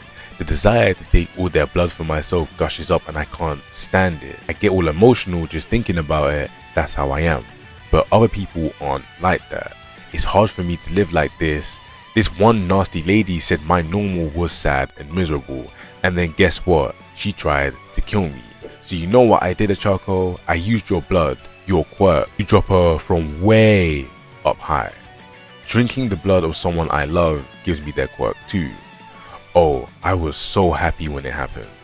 And this is where Ochako lashes out and says, Toga, I would never feel happy about dropping someone out of the sky. I mean, what's your point? What are you trying to tell me? But Toga is focused on something else as Ochako drops something and it's an All Might plushie. She picks it up and says, you dropped this. And Ochako says, give it back. Toga then says, this is something precious to you, huh? Ochako says, it sure is. And to this, Toga runs away and says, well, Jin was like a precious big brother to me. We're the same, Ochako, because I know you like Izuku. I always felt that, so Izuku must have given this to you, right? That makes us the same, right? And Ochako says that she has to shut those feelings away. And Toga says, exactly. I've also held it in for so long. When I was little, I was told to stop being me, but that doesn't work. When you shut your feelings away, they only grow inside. Ochako yells out her name and says, if you're going to live as you please and threaten people, then you have to live with the consequences. Miko then says, right, thought so. And with that, she says, thanks for that, bye bye. But as she's about to arrive, Sue arrives and says, why is Himiko Toga here? And she says, hi Suyu, and Sue shuts her down instantly and tells her to not call her that. Unfortunately though, Toga runs away and her confusion is all cleared. She knows what she needs to do. And so back at the main battle, you get to see Shigaraki disobey and refuse anything that All For One wants him to do, and he says, you're not the boss of me. So when we transition into the next chapter, you'd think that it would be more of Shigaraki, but no, he's actually finished for now. Instead, Darby takes the main screen, literally and figuratively. But before he can say anything, Endeavour says, sorry Hawks, all my fault that the giant is up and about. I need to take him down. What are his abilities? Gotta figure them out and strike back. But one of my lungs is shot. How hard can I even hit when every breath I take is agony? And here is where we get to see him saying, just watch me. And in this moment, he just says he has to do it. After all, he's the nation's top hero. But putting a stop to his plans, Darby appears and says, oh, there you are. You all look like ants from up here. Oh, do I spy Shoto too? That's perfect. Shoto says, huh? And Endeavour says, Darby, now we've got the whole league to deal with as well. And Darby then says, ouch, is that the way you're going to address me? With splashing water all over his hair. And he says, I have a great name. Call me Toya. I know my face exactly ain't what it was, but I was sure that my own kin would have figured it out. So with him taking the main stage on the battlefield, He also took over everybody's TV broadcast, telling them everything. Darby starts off by saying, "I am Toya Todoroki, the oldest son of Endeavour. Today I've killed over 30 innocent people in cold blood, and today I'd like everyone to know exactly what drove me to do such despicable acts." Once upon a time, Endeavour yearned for nothing but power, but when he found himself unable to surpass All Might, he despaired. To concoct even stronger quirks, my father forced the woman who'd become my mother to marry him. That's when my father created me, in pursuit of his selfish, egotistical dreams. But alas, I was a failed creation. It didn't take long for him to reject me, and I was tossed to the side and forgotten. But I never forgot a thing, and I had plenty reasons to keep watching you. I'm not saying that everyone has to be pure and selfless, just you. These murderous flames of mine are Endeavour's flames, and guess what? Right now, my pre-recorded life story is being broadcasted across the nation. Man, I'm having a blast. Sorry, where was I? How could I hurt you? How could I best stomp all over your life? I've been pondering all this ever since that day. I could have figured out why I even existed, and every day I crawled to Natsu crying my eyes out. Not that you'd ever knew, right? When you finally achieved your success, your little puppet Shoto, I thought killing him might do the trick, but then who would have guessed you'd get bumped up to number 1? Suddenly I was rooting for your happiness. My blood ran cold when I thought you might bite the big one in Kyushu. Then I led the Star Servant and ending straight to you, one after the other. You were finally number 1, and it's all you've ever wanted. But it must have weighed on you, right? Or was the praise and admiration like chicken soup for your soul? When at long last, you could stare your kids in the eye. Did you finally start to feel warm and fuzzy bonds of family? You must have thought, as long as I face the future, I can be better. I can tell you're at a loss of words, so here's your answer. The past never dies. Get it? You reap what you sow. So let's tango, you and me, Enji Todoroki, a dance with your son here in hell. With Darby's character fully coming out of his shell, with us finally finding out why he's always so cryptic and why he knows so much, it explains why he believes his purpose is higher than Shigaraki's. It explains everything about him. It explained everything. And with this speech, we get to see that where Shoto has decided to not see his flames as his father's, Darby is doing the exact opposite. He is using his flames which are greater than his father's, to go on and say that these are Endeavour's flames. These flames that have killed all these different people, these flames that have done negative acts, they are his flames. Using your identity and being able to identify as somebody you are related to or attached to can be used in so many different ways, and Shoto and Darby use it in completely opposite ways. And with Darby explaining his whole entire story to the world, it brings the world to ruin, and the public can only look on and notice what Darby is saying is right. It's very obvious as to why Shoto is the only child out of all of them to become a hero, and it's not coincidental that Shoto has fire and ice, something to balance out his fire and to also add some extra firepower. To the public, they all understand this, and that is why society falls. But before we see society collapse, we see Toya's backstory, and through his backstory we get to see that originally Endeavour thought that Toya could be his successor because he was the one with stronger firepower than him. That means that he should be able to deal with these situations that he may not be able to because his fire is stronger.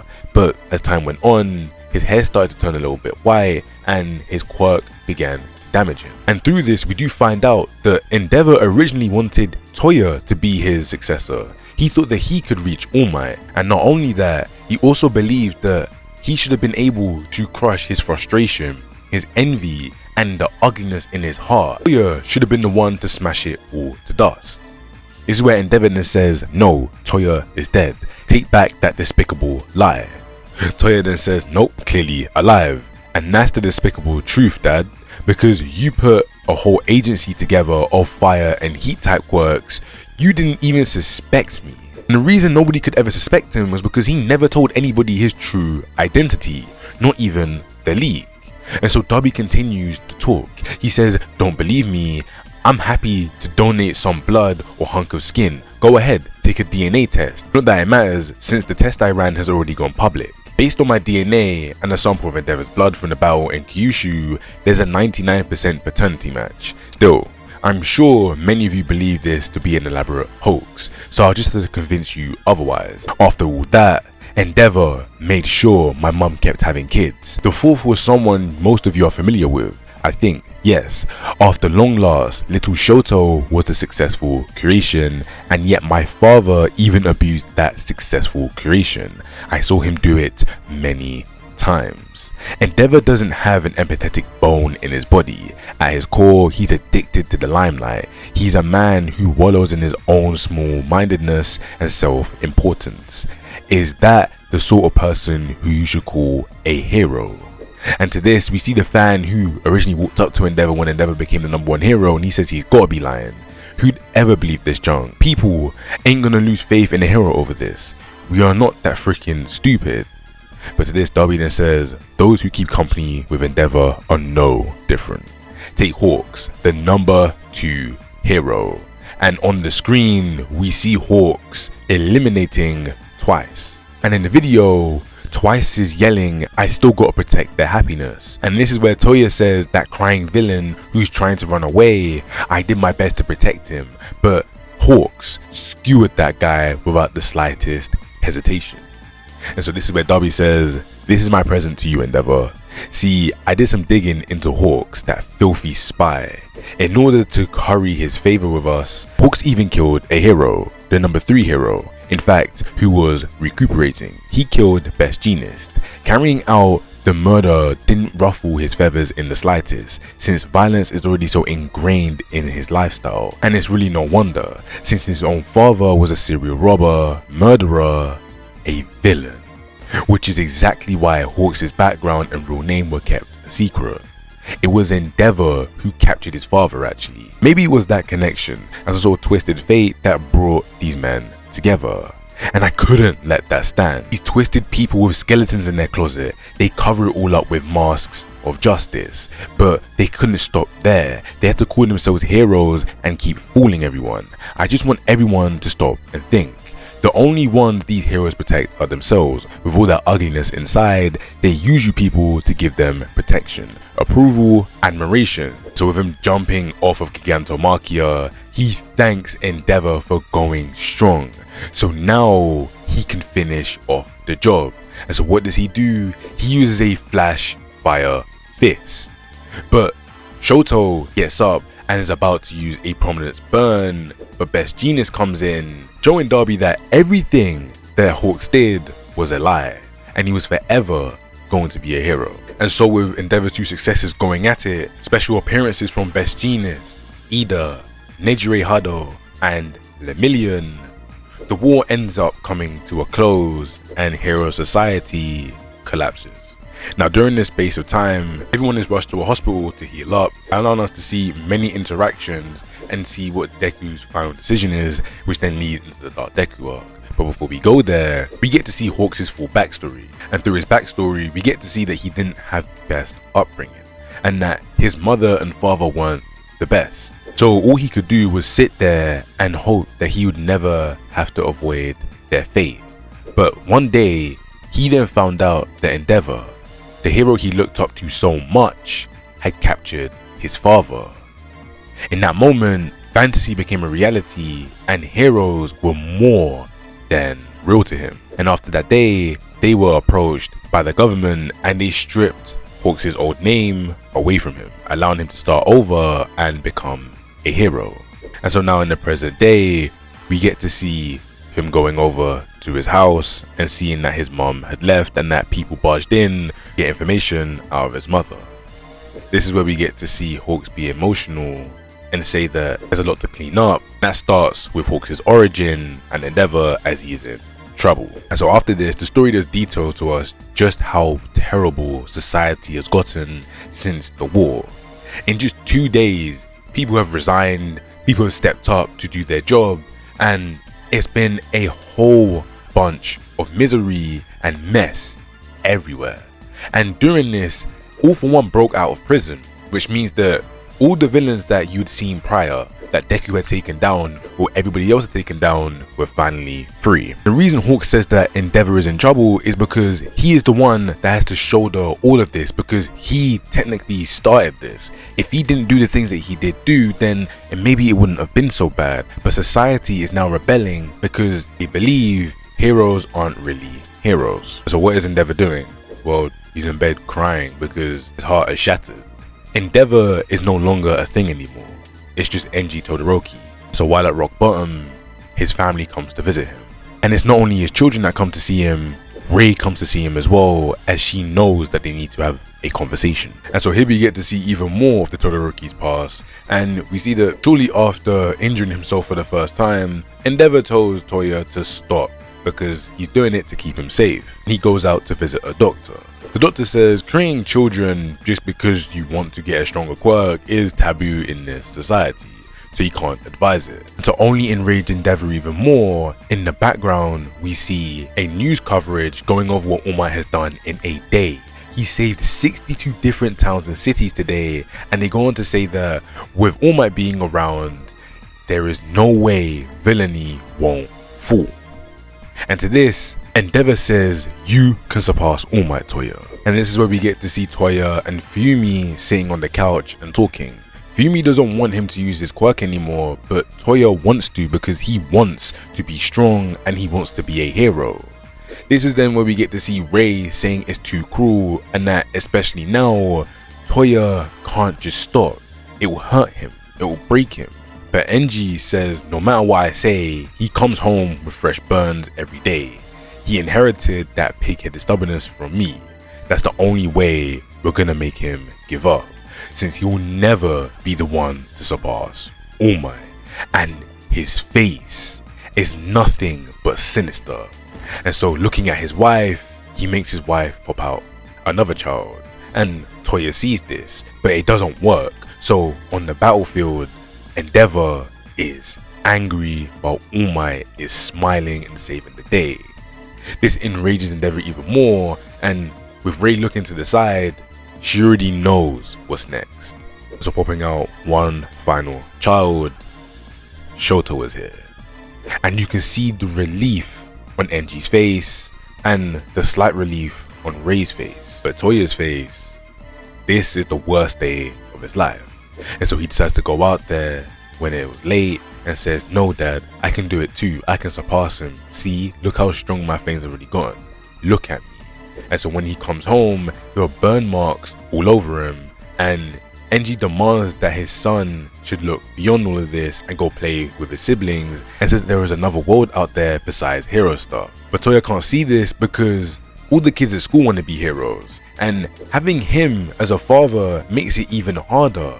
And so he just wants him to look at him, and with Shoto in the back, he decides that if he gets rid of Shoto, then maybe he can then be his father's successor again. This is where Raiden says, you don't get to claim you're hurting more than anyone else, and you're not the only one who didn't really see him. And so this allows us to lead into the next chapter, and the next chapter starts off with them talking about Toya and Shoto. And Endeavour comes to the conclusion that they're going to keep Shoto away from the other kids because he's too busy looking after him and he's scared that he could be attacked again. So all he wants Rei to do is look after Toya and make sure that he doesn't do anything. Raiden says he just wants you to look at him, to notice him, that's all. But Enji says all I can show anyone is the world of heroes. At this, Rei looks at him with anger in her eyes and says, heroes? Aren't you just running away? And Enji can't say anything to this. And so 5 years later, we see them all grown up and we see Shoto looking on, but he's not allowed to be with them. Enji grabs his hand and says, don't look at them, Shoto. Your siblings belong to a different world than you. And Shoto just says, just this once. Please let me play with Toya and them. But Enji says, no, it's time to train your output capacity. So while his siblings are out there playing, he's out there working his butt off and he can't do a single thing. This is when late at night we see Toya rambling off to Natsu. He says, I mean, that one time was my fault. Shoto wasn't to blame, but Dad's to blame as well. He won't even pay attention to us because we're failures. Is that what modern heroes are about? It's all about making kids that they don't even need. And in the middle of his sleep, Natsu says, bug sis about this. And this is when Toya then says, you're buzzing me off as well? Even you? I'm talking to you because the only one that gets it. You agree with me, right? The women in this household are good for nothing. And so the very next day, he decides to go to the mountain. But before he's about to leave, his mother stops him and says, wait, are you going to run off to that mountain again? Why don't you hang out with your classmates? And to this, Toya says, I don't need friends. We live in different worlds. This is where Rei asks Toya, do you even want to be a hero? As your mother, it looks to me like you're suffocating because of who your father is and you're suffering for it. And here we can see Toya actually does resonate with it. And so she continues, she says, Toya, there are so many paths available, countless options for you. Try looking beyond your father, see what else is out there. If you do that, I'm sure you'll find the man you want to become. But with her saying that, this irritates him because this actually does resonate with him, so much so that it irritates him. And he says, what the hell do you know, mom? Where'd you get that tidbit? Some self-help book? I know about grandma and them being real poor, so they had to sell you off. You had no choice. And that's where he walks to the door and opens the door. That's why I was born, right? You're guilty too, mom. And all Rei could do is call out his name. So with Toya building up even more firepower, changing his fire color from red to blue with how hot he's gotten, he goes up to his father and says, listen dad, next time you get a day off, could you come to Sekoto Peak? And this is where Endeavour lifts up his shirt and sees that there are new burns there, and he says, damn it, again. And Toya tries to argue back and say, no, wait, what I can do now is really cool. You gotta come and see. I might be as awesome as Shoto sooner or later. Maybe I'll even be better than All Might someday. Then you gotta give me some respect, dad. You'll be glad you created me. I just know it. And instead of hugging his son, giving his son some sort of comfort, he decides to go over to his own wife and hit her, and hitting his own son to the floor at the exact same time. He says, why didn't you stop him? Huh, Rei? Damn it, that's all I asked you to do. And Shoto, being the heroic little child that he is, says, don't bully mommy. Stop it, don't be mean to her. And Endeavour says, get out of the way, it's none of your business. And all Natsu and Fuyumi could do was hold their ears. And so while this is all playing out, we see that Rei is thinking back on Toya's words, where he said, what the hell do you know, mom? And she goes on to say, yes, my options were limited, but I made the choice and I walked down the path of my own accord. This is when Rei says, I couldn't stop him. And Endeavour says, you'd better, I ain't keeping my eye on him, with a furious face. Rei then continues by saying, if nothing else, I wanted to make an effort to keep smiling. Yet, well, where it is you're seeing now, the look in your eyes, just stop. Those eyes. And this is where we see Shoto and the kettle. This is when she then says, I was put in isolation at the facility, and then when I heard how Toya met his end, my heart shattered and my mind snapped, and you never went after him. And these two go back and forth, and we see Toya crying, and it builds up so much so that it ends up setting him on fire. And because Endeavour never taught him how to lower his flame, he ended up burning himself down to the ground. While all of this is going on, both Rei and Enji admit that they had no idea what to say to their son. So even though Enji was doing bad, and he is definitely far more at fault, Rei is also at fault here. And so this is why Endeavour decided to pour everything he had into Shoto, because he believed that if he just did that at the expense of everything else, it should be worthy sacrifice. Then after Rei chips in, then Fuyumi, and finally Natsu. Everyone chimes in aside from Shoto, because Shoto has done nothing wrong. In fact, he has been the main sufferer through all of this, and so he is labeled the family's hero. And so instead of taking their family to the #1 spot, Shoto is tasked to save his family. And first and foremost, this is going to start off by him asking his dad for help. Now when we move past the family drama, we then move into Deku and him talking to the vestiges. He finds out that to be the perfect host of One for All, you need to be quirkless, meaning that the quirk that powers you up with unity is best used in the hands of somebody who was powerless. And during that exact same conversation, he also finds out that he will be the final user of One for All. That means that he has to get the mission done, and so that's why Nana Shimura asks him if he can get rid of Tomura Shigaraki. This question isn't as on the nose as you may think, it's more of a resolve question, and so what Deku responds with is saying that no, he believes that he needs to save Shigaraki because when he went inside of him and saw who he was deep down, he saw Tenko. He saw a little kid that needed saving, and so because of that, he is gonna go down that path. He even continues by saying, I get that this power was first meant to destroy evil, but you've all given your lives to link the chain this far, and I think there's another big purpose behind it all. Maybe there is no other way besides killing, and I don't know what I'm gonna do when the time comes, but I want to save that little boy. That right there is showing them all that his heroic spirit is beyond all of theirs. That is why he is the ultimate successor of One for All, and this brings Nana Shimura to tears because Deku is possibly the best successor you could ever ask for. But then saying all of that, what then follows this is the most self-centered arc and the most self-centered we've ever seen Deku. You see, after this is then when the Dark Deku arc then begins, and this arc is nothing short of phenomenal. It starts off with Deku telling us that he left UA and left them all with a letter. This first puts down his classmates, as this shows us that Deku believes that he's the only one that can go out there and do it. After telling them all that they need to rely on each other and do so many things together, Deku decides to go out there on his own and do everything on his own. Not only because he believes he's the only one with the strength to do so, but he believes that this is his mess. And on the surface, he is more than correct, but when you actually look under the layers, you can say that Deku was being straight up disrespectful and rude to his classmates. He was putting down their heroic ambitions here, and that is what happens when they all meet him later. But let's not go so far ahead. Why don't we tone it back and see all these series of events that happen during the Dark Deku arc. And the first one is him meeting Muscular. Him meeting Muscular was to show us just how much he's grown, and that right now his strength is on a completely different level. Then we move into the Lady Nagant situation, and with the Lady Nagant situation, it brings us vintage Deku. You see, while they were fighting, Nagant decided to tell Deku about her story.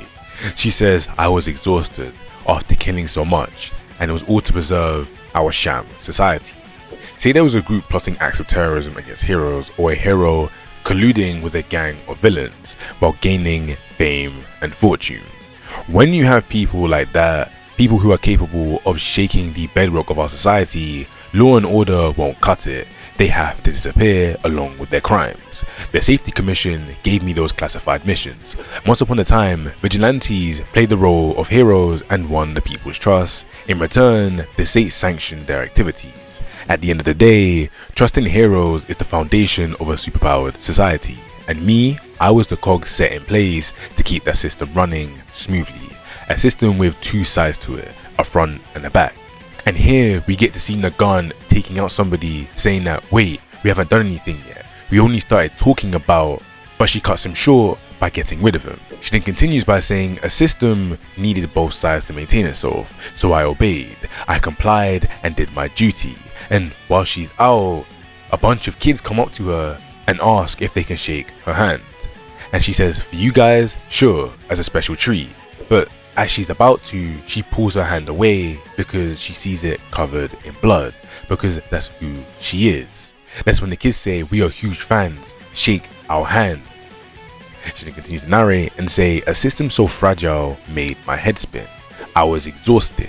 She then calls herself a phony and a sham, and as everything is weighing on her head, when she meets with an executive again, she asks him, is killing them really going to improve society? Making people believe everything's puppies and rainbows, is that anything better than brainwashing? The man says, Nagant, it's all necessary. someone must preserve the hope and faith that the front-facing heroes have built up. Nagant says, preserve, huh? And then after that, then what? And he says, I'm pretty sure you're quite aware, this isn't a job you can simply walk away from. And while he's saying this, he's dipping into his pocket. Meaning, there was only one thing that he was reaching in his pocket for. And so to this, Nagant says, President, you're a strong one, while pulling out her gun and then shooting the president. This is when Midoriya says, you killed the president of the safety commission at the time. That never made the news. They claim that you killed another hero during an argument. And she says, yep. Even then the safety commission had to keep up the illusion. Internal disputes, mutiny, no way. That wasn't for the public to know. You really are ignorant, huh? This superpower society is a gilded daydream seen through rose-colored glasses. But it's paper thin, a fragile illusion. Say you bring back the status quo, then what? History will just repeat itself. And this is where we then get to see a young Lady Nagant meeting the president, and she then ends off by saying, at least a future ruled by all for one will be a hell of a lot more transparent. Deku then goes on to say, maybe I was ignorant, but I'm starting to see things clearly. It's not all about black and white. Most things in this world are shades of grey, a blend of fear and anger, which is exactly why I've gotta extend a helping hand. And so with this, Nagant decides to test if Izuku is really the real deal. So she aims it at Chisaki. And so what does Deku do? Well, he saves him. After changing his trajectory, he is able to push him out of the way and then go over and bust Nagant's gun. Then sticking his hand out, grabbing the hand that has killed so many people, while saying that he knows that she knows what darkness is, which means that she should be able to know what the light feels like, and that she can fight on his side and still be a hero because she's got the soul of a hero. Many times throughout the fight, she could have ended things, but her shot was a little bit off, meaning that she's still a hero inside. And that's why she says, Izuku Midoriya, you're the real deal, before blowing up. And with her blowing up, Hawks arrives and they have a conversation. She says, tell me, Mr. Replacement, my soul couldn't take any more. So tell me, how do you have that look in your eyes? With a smile on his face, Hawk says, I wasn't alone in this. And what I can say is I'm optimistic to a fault. But interrupting this, Endeavour flies over and says, Deku, there's no one else besides him, right? And he's got Chisaki in his arms. This is where Chisaki says, no, this wasn't the deal. You weren't supposed to get caught. He then yells out that he needs to be taken to the boss and that that's all he's got left. He's got to apologize. And to this, Deku asks him, do you remember what you did to Eri? And he says, yeah, with her he could. And this is where Deku cuts him off. You want to say you're sorry, don't you? If you're willing to direct the exact same energy towards Eri, I'll honor your deal in Nagant's place. And that's even after Chisaki calls him a disease-riddled maggot. This shows us that Deku deep down is still a good person, and that here he is willing to be morally grey so he can honor certain wishes. And so going to the mansion that All For One had planned for Lady Nagant after she had dealt with Deku, they all arrive, and as they enter, a projection appears. And with that projection, All For One is on the screen. And he says, did you enjoy your Q&A session with Lady Nagant? Well, Izuku Midoriya, because if you're seeing this message, that must have been what happened. You see, I love predicting and reading people, and a boy like you could never outright abandon someone like her, yes? I didn't force her, you know, she acted of her own free will. But those poor souls who stumbled on the road of life labelled villains, people go on about quirks, preaching the merits of individualism. But ours is regimented, society under a tight control, one where the wrong sort of individuality gets you ostracized. Democracy, socialism, doesn't matter. There are no exceptions because the root of all of this predates the concept of humanity altogether. It's a principle that governs social organisms. The path you've chosen is a thorny one. Every battle grinds away at your soul with no end in sight. Can you guess who was on my mind the entire time I was in prison? You. All might no longer interest me. I've moved past that great useless oath. Now it's your turn. We can officially say, past this point, all Deku really does hone in and focus on is strength and is individuality. Because of this, Deku hones in and decides to go after everything and do everything himself. And this completely tears down everything that he stands for, because when people see him, he looks like a villain. The fact that people are now calling him villain-like tells us everything we need to know. He has veered so far off his own path, so much so that he doesn't even care about his appearances. One of the things that he wanted to make sure that he had down, because when people see him, they need to feel as though they are safe. That was one of the first things that he does say, and Midoriya throws everything away in the pursuit of taking down All For One.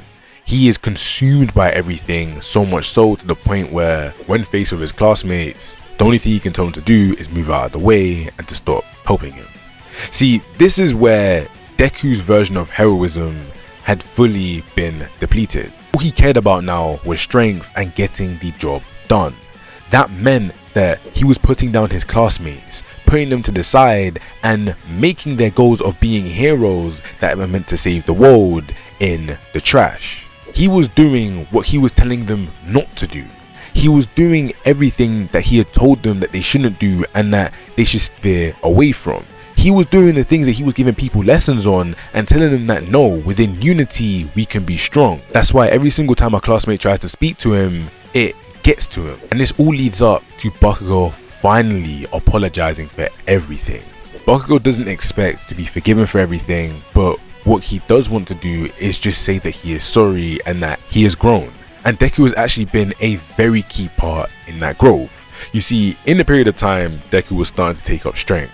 From the very moment he got one through up until this point, Bakugo had slowly but surely learning about unity and making sure that being a hero first, saving the lives first, is also one of the ways to become the greatest hero that you want to be. The two of them went in completely opposite directions, and so with this being here, it allows it to balance out. So with Midoriya realizing that he has said so many hurtful things, he passes out. Now Bakugo doing his part, Uraraka now has to do hers. Grabbing a microphone, she says, Bakugo played his part too. We're not letting go of you now. We can't let you go, because when heroes need protecting, who will protect them? And the reason she has to protect him is because the people who are staying inside of UA were refusing for Midoriya to be allowed inside, as they'll say Shigaraki is coming for him, and then it will guarantee UA is no longer safe. Jumping high in the sky, Uraraka lands on top of UA and says, Dek, Izuku Midoriya has a special power within him. You don't get it, he left this school in the first place because he didn't want to cause trouble for anyone. We were the ones who brought him back here. That's why they're after him. That's why he had to leave this place. He left and went through who knows what out there. Take a good look at him. More than anyone, he wishes he could fix everything. You're looking at a guy who could be attacked at any second but continues to move forward anyway. So really, look at him, please. Special powers are one thing, but there's no such thing as a special person. And so to this, a man with a special t-shirt in the crowd yells out and says, don't tell me that we should be covered in filth too. And to this, Uraraka says, no, heroes are the only ones coated in that filth. So give him a moment's rest to wash away the grime.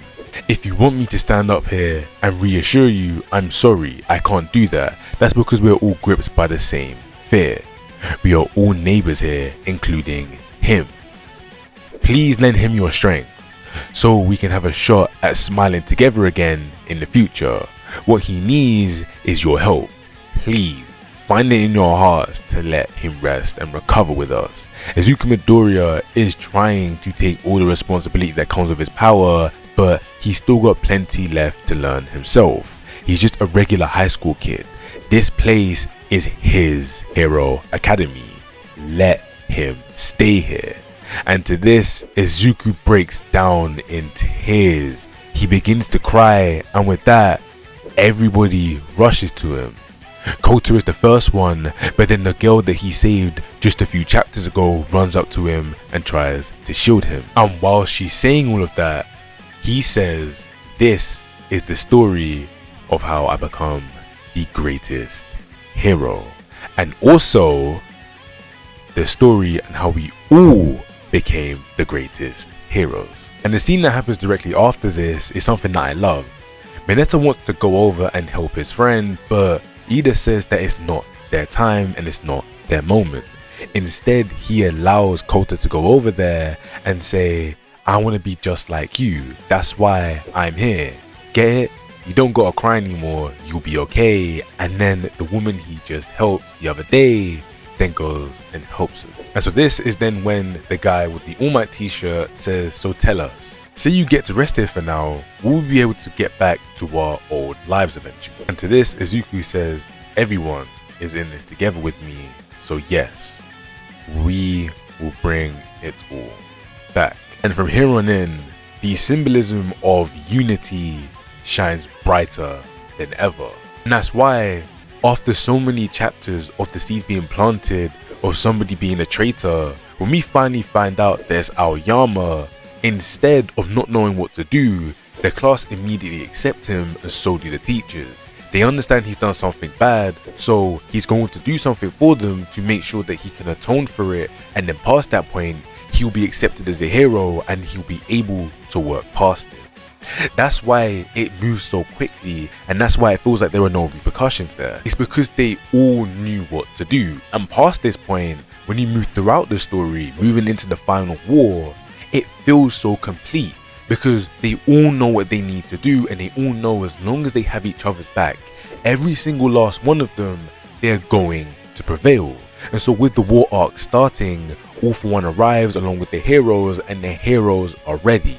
But it doesn't mean that the villains aren't as well, because the villains have gotten super strong in that space of time. And so this final war is a final closing to everybody's character. And when I say everybody's character, I mean the threads that they've left open with other characters. Everybody here at this moment in time is done doing what they need to do individually. Now it's time to sew and seal up everything that you have with your counterpart. But wait, before I do actually move into the war arc, how about we talk about an American hero? A hero that had a very brief appearance, but even if it was short, it's a long-lasting one. See, coming in during this space of time, we have Stars and Stripes. And Stars and Stripes really does embody the American way. We're not talking about the twisted and corrupted version. We are talking about the pure version. The version that idolizes and strives for freedom, grit, and looking out for the little guy. That's exactly who she is. Because when she first sees All Might, when All Might was younger and he saved her, she then decided to model her image over him and strive to be just like him. But due to her being in America, a lot of the American ways rubbed off on her, and it rubbed off on her in a great way. So throughout her fight with Shigaraki, she's showing him different looks, and once it seems as though she's gonna go down, she makes sure to plant something inside of him so that he remembers who she is, and so that he can also feel the repercussions of going up against her, and he'll feel it in the future. So with her defeat, there are a few talks that do occur just before it, and it's between Uraraka and Midoriya, and then Shoto, Ida, Kirishima, and Bakugo. These talks go over how they feel about the opponents they know they have to face. Uraraka thinks she's weird for thinking of Toga and thinking on what she said, but Midoriya says the exact same thing and says he's seen a little boy inside of him, and so both of them do have thoughts on saving their opponents, knowing that their opponents aren't doing this because they genuinely want to, but because something deep down inside of them is pulled up, while the resentment they hold for the world is destroying everything. Then we have Shoto saying that he wants to sit down with Toya once everything is done to have a piping hot bowl of udon. So with the war beginning, everybody gets into their positions aside from Midoriya, who is taken through a portal, and with Toga confessing her feelings to him, he doesn't know what to do. So Toga continues to go on and say, I want to be you, so let me suck some blood.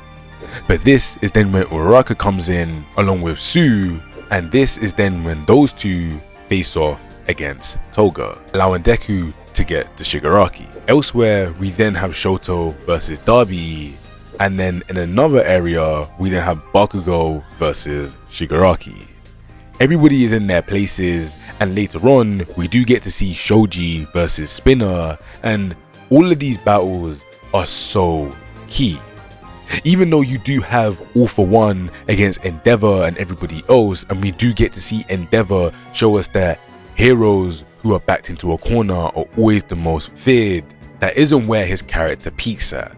And so why don't we go through each peak and let you guys enjoy the war, because this war is phenomenal from top to bottom. And so the first conflict we're going to go over in its completion will be the Todoroki family. And the way it starts off is actually with All For One talking to Endeavour, and he's saying the most brutal part of all of this scheme has to be you forcing your youngest to clean up your own mess, no matter how much it pains him, and the unceasing abuse towards your eldest child. And then after this, we then see Darby saying this really does bring back memories. Even if it wasn't long ago, seeing that battle in Hosu spurred me to take action, you know? And one thing I must note before getting back into Darby's speech is that Ingenuine being here to help him is definitely the perfect choice. With him helping Shoto out with his brother issues, you can see how, number one, Ida being the one to help here is masterful, because it was Shoto who gave him the advice and made him fully realize what he was doing was wrong, which meant it was now his turn to help him through a tough situation. And another reason is because he has a loving brother, and so he knows what Darby is meant to be like. But Darby continues on talking by saying, "Whoops, sorry," just yapping away to myself. Once again, he won't pay any attention. It really bums me out that all I get is his third son and his 3 merry helpers. Is that really his answer to me? And to this, Shoto says, "Toya, Darby, you've got this all wrong. I'm not here on anyone's orders. I'm standing here now because I made a decision to stop you." Darby then says, "Stellar job, being the perfect little pawn Dad always dreamed of." Shoto then says, "If I ignored you and kept trying to be a hero anyway, that just might be true." Darby then says, "Hey, fair enough. This war is all about the people involved. The mindless soldiers following orders aren't the real movers and shakers. This is what happens when everyone's got feelings and urges that start firing off. Some want to change the world they live in, or destroy the warped imbalances built up over time that we all just came to accept. Behold the limitations of a super-powered society. That's me. That's all of us." Shoto then says, "You survived back then. So why didn't you come home?" Darby then says, "You really want to know? Fine. Happy to share. Rotten or not, I'm still your big bro. Here's the story on how I became Darby, and the reason I'm still alive and kicking to tell the tale. Even when I stopped burning hotter than you, his masterpiece." And so here we actually do get to see what happened to Darby after everything happened. After he burnt down, All For One came along and put him inside of a hospital. He didn't know where he was, but one thing was very clear: something had changed. And so when he walked up to somebody and asked where they were, they said, "This is where we live. Doctor, it's been 3 years, sleepyhead. You were asleep for 3 whole years. At least that's what the doctor told me, since I haven't been here for that long." And so Darby is just like, "I've been here for 3 years. What happened? What's going on? I was in Seikoto Peak and then I burned up and I have to get home." And this is where the person with the sunny head says, "You can't have that now, can we, Sonny?" And Darby says, "Why not?" And the person says, "From now on, you live here with everyone. Your very own place under the sun. They're your new family. You'll come to love it as sure as the sun does rise." And Darby is sitting there puzzled. He's like, "Huh? That can't be. I gotta get home. I bet that Dad was just too busy with work to come and see me, right? Probably. Yeah, he must be really worried. Those were some awful things I did and said. I should apologize to Mom and everyone, and Dad still needs to see what I can do." This is where a voice talks through the monitor and says, "Sadly, your hope is in vain. Restoring your burnt and broken body was a monumental task. Your missing pieces have been replaced via regenerative tissue. You're a changed man with a burnt rictus. Look at your face, and yet you survived." Toya then says, "I'm changed, I don't get what you're saying." This is when Dr. Ujiko goes on to say, "You'll never exhibit the power you once had. Every organ was damaged, your senses and ability to feel pain were dulled, your body is debilitated, and you'll never be the same again." To this, Toya is shocked, but Wolfman continues, and he says, "We wanted to welcome you in at your full strength, but alas, despite our best efforts, we failed. But I just might be able to restore your flames to their full glory. Well, what do you say? Will you join our family and allow me to raise you?" This, Toya tells him to shut up and says, "No way, I'm not getting trained by anybody else." And so to further his point, Darby ends up burning down the whole entire place. And along with that, we get additional information. We actually find out that if anything were to happen to Shigaraki, he was meant to be a replacement. He was a failed experiment. And so years later, when he meets the doctor, Darby says, "Ujiko, you're the one who kept me alive, right?" And Ujiko says, "Why, I'm tickled pink that you realized. Now tell me, what's been keeping you kicking?" And this is all planned by Ujiko because Ujiko wanted to know what he was thinking. And so Darby then goes on to say, "Seeing this walking corpse here gives me a decent idea of what you people were planning to do to me. And I'm back now because this seemed like the perfect place for my funeral." Ujiko then goes on to say that he'd kept his dying body tethered to this world through a pure blazing grudge. This is when Darby says, "Shoto, I did come home actually, even though I was weaker than ever and there was no way that what I was hoping for was there. I just wanted to be seen, but I was sure something must have changed. It's all I wanted to see. Instead, I was shown once more. After 3 years, I witnessed that old familiar scene. The reason I was born. The fact is, as a failed creation, my life had been pointless. This family left me behind in their past. When you surpass your limits, it's like something you built up is flipped around upside down. I focused on honing my flames so that I wouldn't be so weak the next time we met. My body kept peeling away and falling to pieces, but I never felt a thing. You want battle moves? I've seen them all. Over and over. Every time that thing saved the city, every time that thing got a boost in popularity, my heart kept pounding away. Ever since the day that Toya died, Darby was born. Demon Lord himself had to abandon that frenzied flame of death. Once I burned away all that thing holds near and dear, that will be the mark I've left on this world." And so Shota then says, "Like I said, big brother, not on my watch." So these two go back and forth. Darby asks Shoto if he's a fan of All Might, and Shoto says yes. They continue to go back and forth, with Darby trying to make him feel bad, but Shoto takes this as him recognizing him, and with that, he's able to use what he has been working up for Darby. And this is where he says, "You're not going to take any more innocent lives. Just aim all of your rage at us." And so they continue to go back and forth until Shoto finally puts a stop to Darby. Also, that's what he thinks. See, Darby isn't going to stay down unless everybody stops him. So that's exactly what happens. With Darby waking up and rushing over to his father, he appears in front of him and says, "Dad, watch me," over and over again, whilst Endeavour looks at him, thinks back to when he tried to show him things when he was younger, but at the exact same time, many questions fly through his head. Before he can even ask a single question, he tells his son to put out the flames, but Toya just keeps saying, "Watch me." And Enji says, "I don't want to watch you die," but Toya says, "Natsu, let's play." This is when Enji then realizes that his mind is long gone and says, "This fire is hot enough to even burn me, so how's he holding himself together? Toya, what is it about you?" And so by holding on to him, he sees why.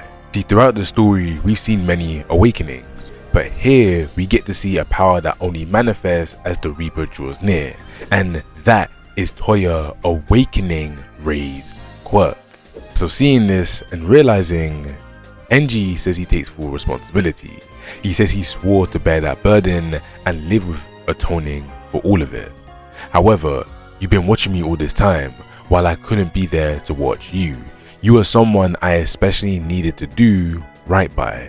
And so he says, I won't let anybody else get caught up in our tragedy. But as we've learned so far, that isn't the way to do things. You can't take it by yourself. And so Rei appears and she helps with the situation. And even though her husband wants her to leave, she decides to stay.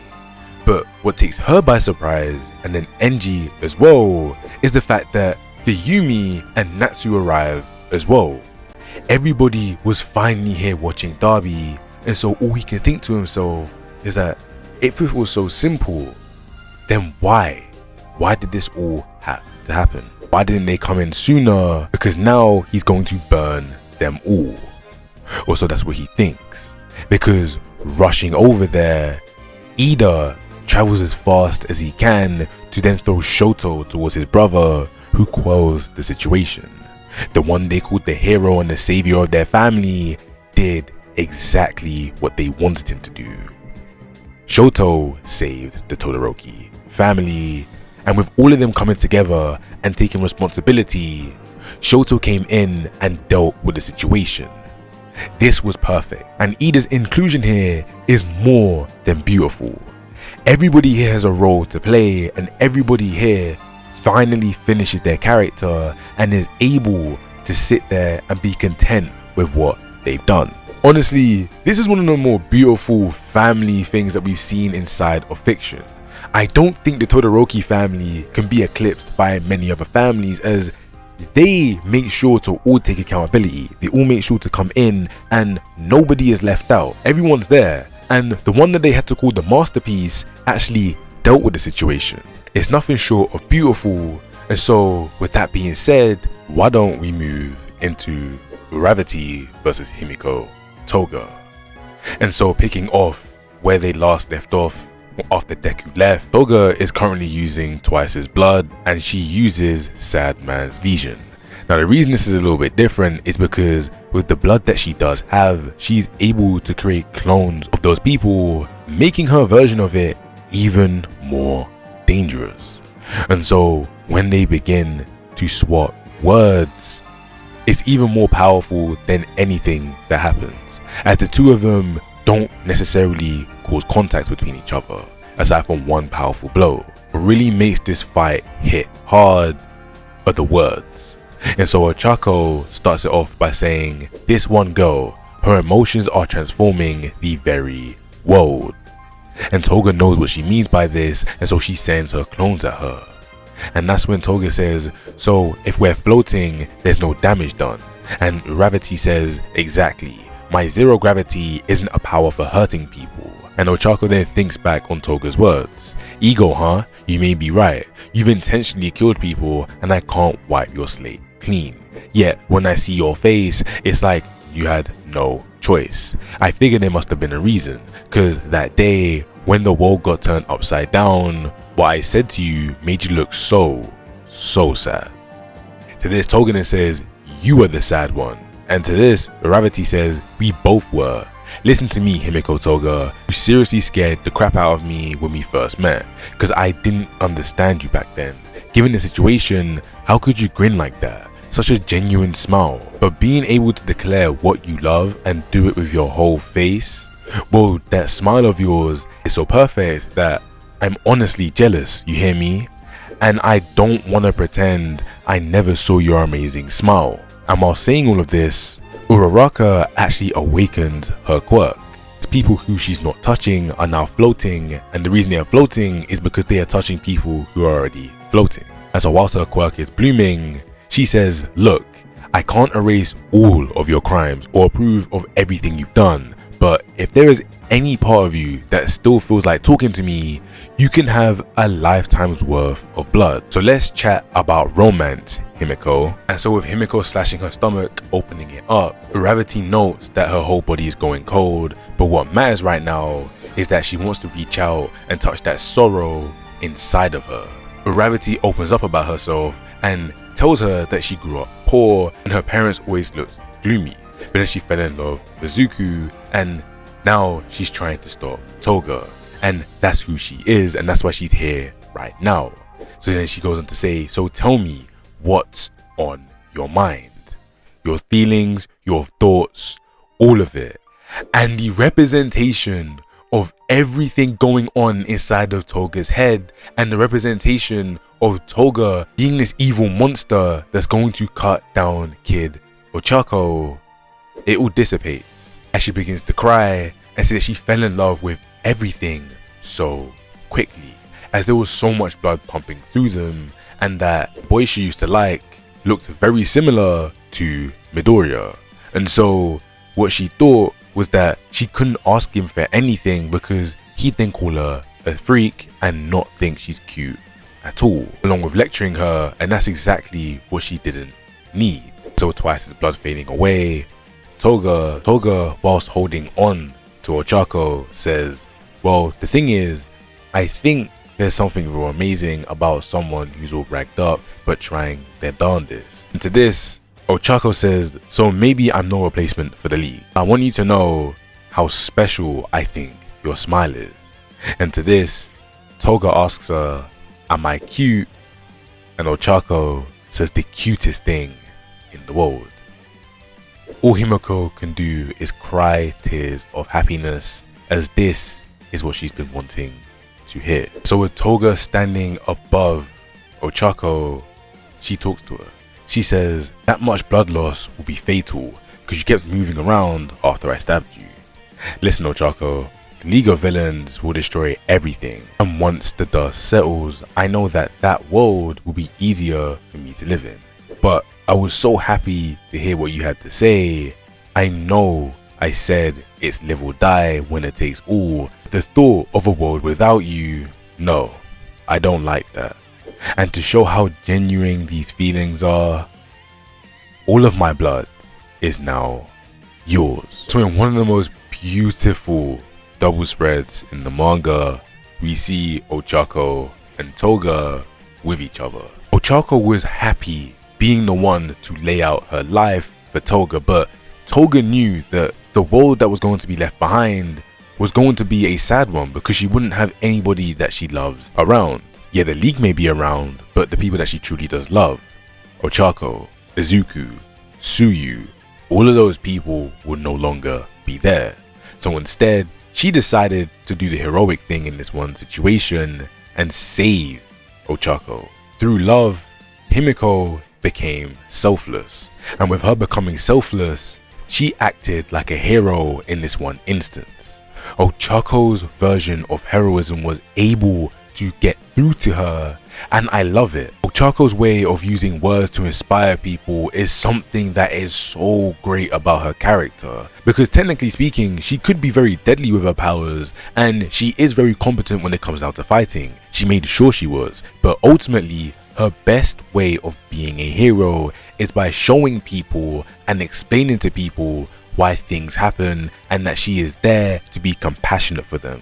She is such a wonderful character, and having Toga wrapped into her story only makes it more beautiful, and Toga's story also being broadcasted here makes it that much more impactful. And it's beautiful to see Himiko go out with a smile and go out the way she wanted. So moving on from their fight, we have All Might versus All For One.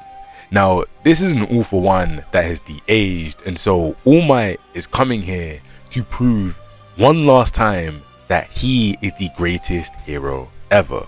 And you see, this fight isn't about All Might's writing from a standpoint of him needing to mature or him even doing something that we know he hasn't done yet. For us, it's just a look into his past, seeing that he had a mother that was very inspirational to him, but once she was gone, he naturally decided to go out there and try and help the world. This is then when Nana Shimura comes into the picture, and you can even say that she is a mother figure throughout his teenage years. This fight shows us just how much All Might was hurt from her death, and so whenever she sees her killer, he always makes sure to go above and beyond.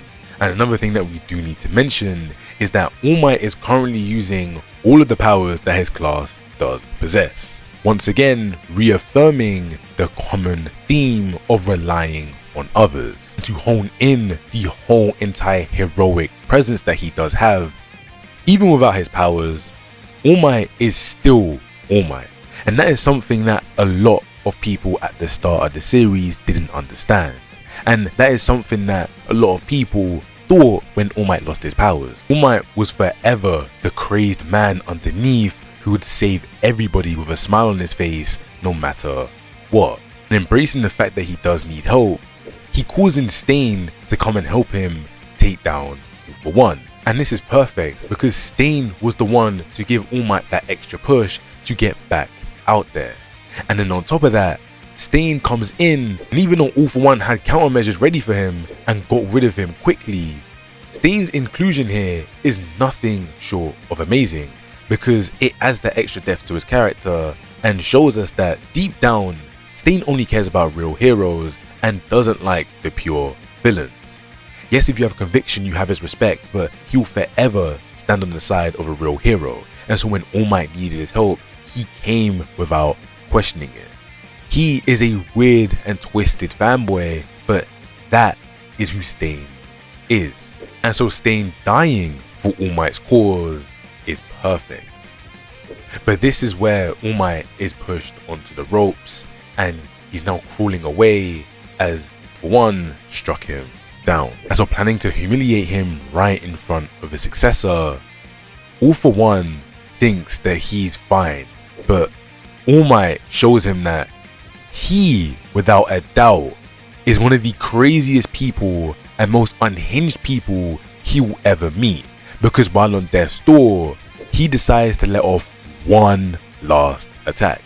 And even if in the end it ends up not doing much, it shows us that All Might, without a doubt, is one of the most twisted characters, hands down, and the only way you're ever going to put him down and stop his might from reaching you is by incapacitating him or straight up killing him. So with All Might about to die, somebody emerges, and the perfect person emerges, come in and save All Might, Katsuki Bakugo.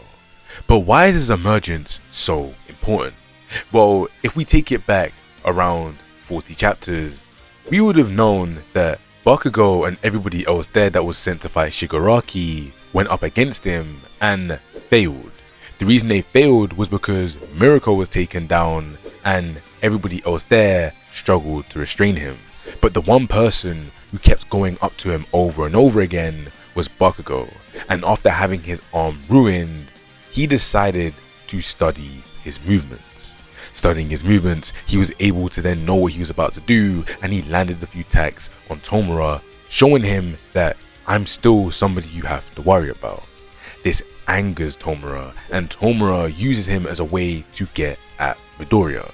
Because to Tomura, Bakugo is not anybody that he has to think about. He's just another extra in the way. And it's quite frankly ironic, because that's how Bakugo used to view other people.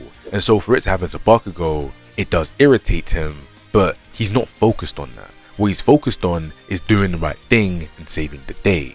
But unfortunately, he just isn't strong enough. And so piercing him through the heart, Bakugo dies. But his death is only short-lived, as Best Genius and Edshot put their all into trying to revive him. And when I say their best, I mean it, because Edshot gave up his whole entire body for Bakugo, allowing him to come back and perfectly swoop in and save All Might.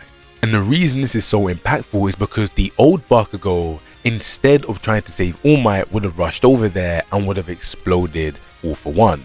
Instead, he grabs All Might and decides that he should be saved first for him to then go on and defeat All For One, showing us that Bakugo has really taken in All Might's whole entire persona, and he's only going to make it better in his own way. So with his heart barely holding together and his body hurting all over, Bakugo explodes himself all the way up to see All For One to tell him that he is the final boss. And his defeat coming by the hands of Bakugo is nothing but poetic. You see, All For One couldn't care less about anybody aside from the users of One For All. The fact that some random kid who is tied to the user decides to think that they are strong enough and they are good enough to come up to him and try and defeat him, All For One just views him as a pest. But Bakugo makes sure to remind him that I'm not a pest. and you're not gonna get past me because I'm not allowing that.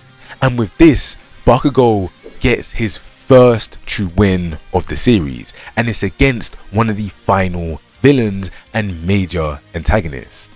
That is what happens when you finally take in what it means to be a true hero. So while Bakugo is pummeling All For One, we finally get to see All For One's backstory. And all we can say is that from the very jump, he was a selfish person. Now personally, I do believe that his quirk is the main cause of this. He's protective, he's possessive, he's everything that is terrible about the world, and that's because all his quirk does is take.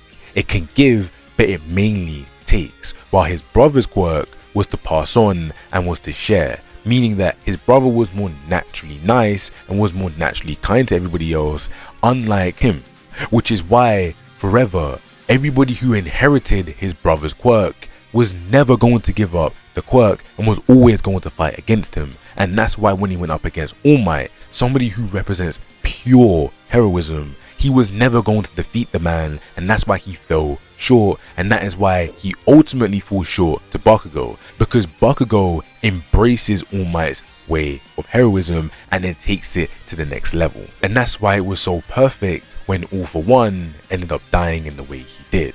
Crawling on the floor, being pathetic, that is what he deserves, because that is what people who are like that do deserve. People who are cruel to everybody, want everything, are so possessive, deserve to go out in the most pathetic way possible. If all you're gonna do is go around and spread misery, you need to go out in the most miserable way possible. And so before leaving Bakugo behind, he tells Izuku to kick Shigaraki's ass. And so that's when we shift into their fight. And throughout their fight, Shigaraki has had to fight the influence of All For One.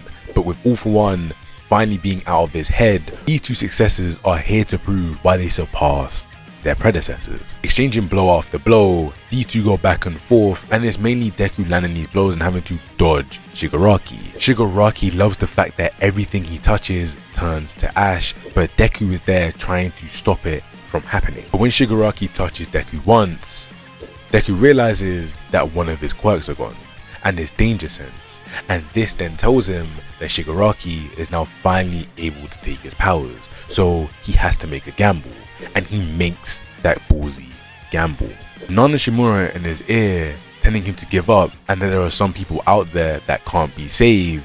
Izuku tells her that until the lid is shattered to pieces, he's not going to stop smashing away at it, because she says that he put a lid on everything, but Izuku saw what was underneath, and so now he is going to smash that lid off and see who Tomura really is.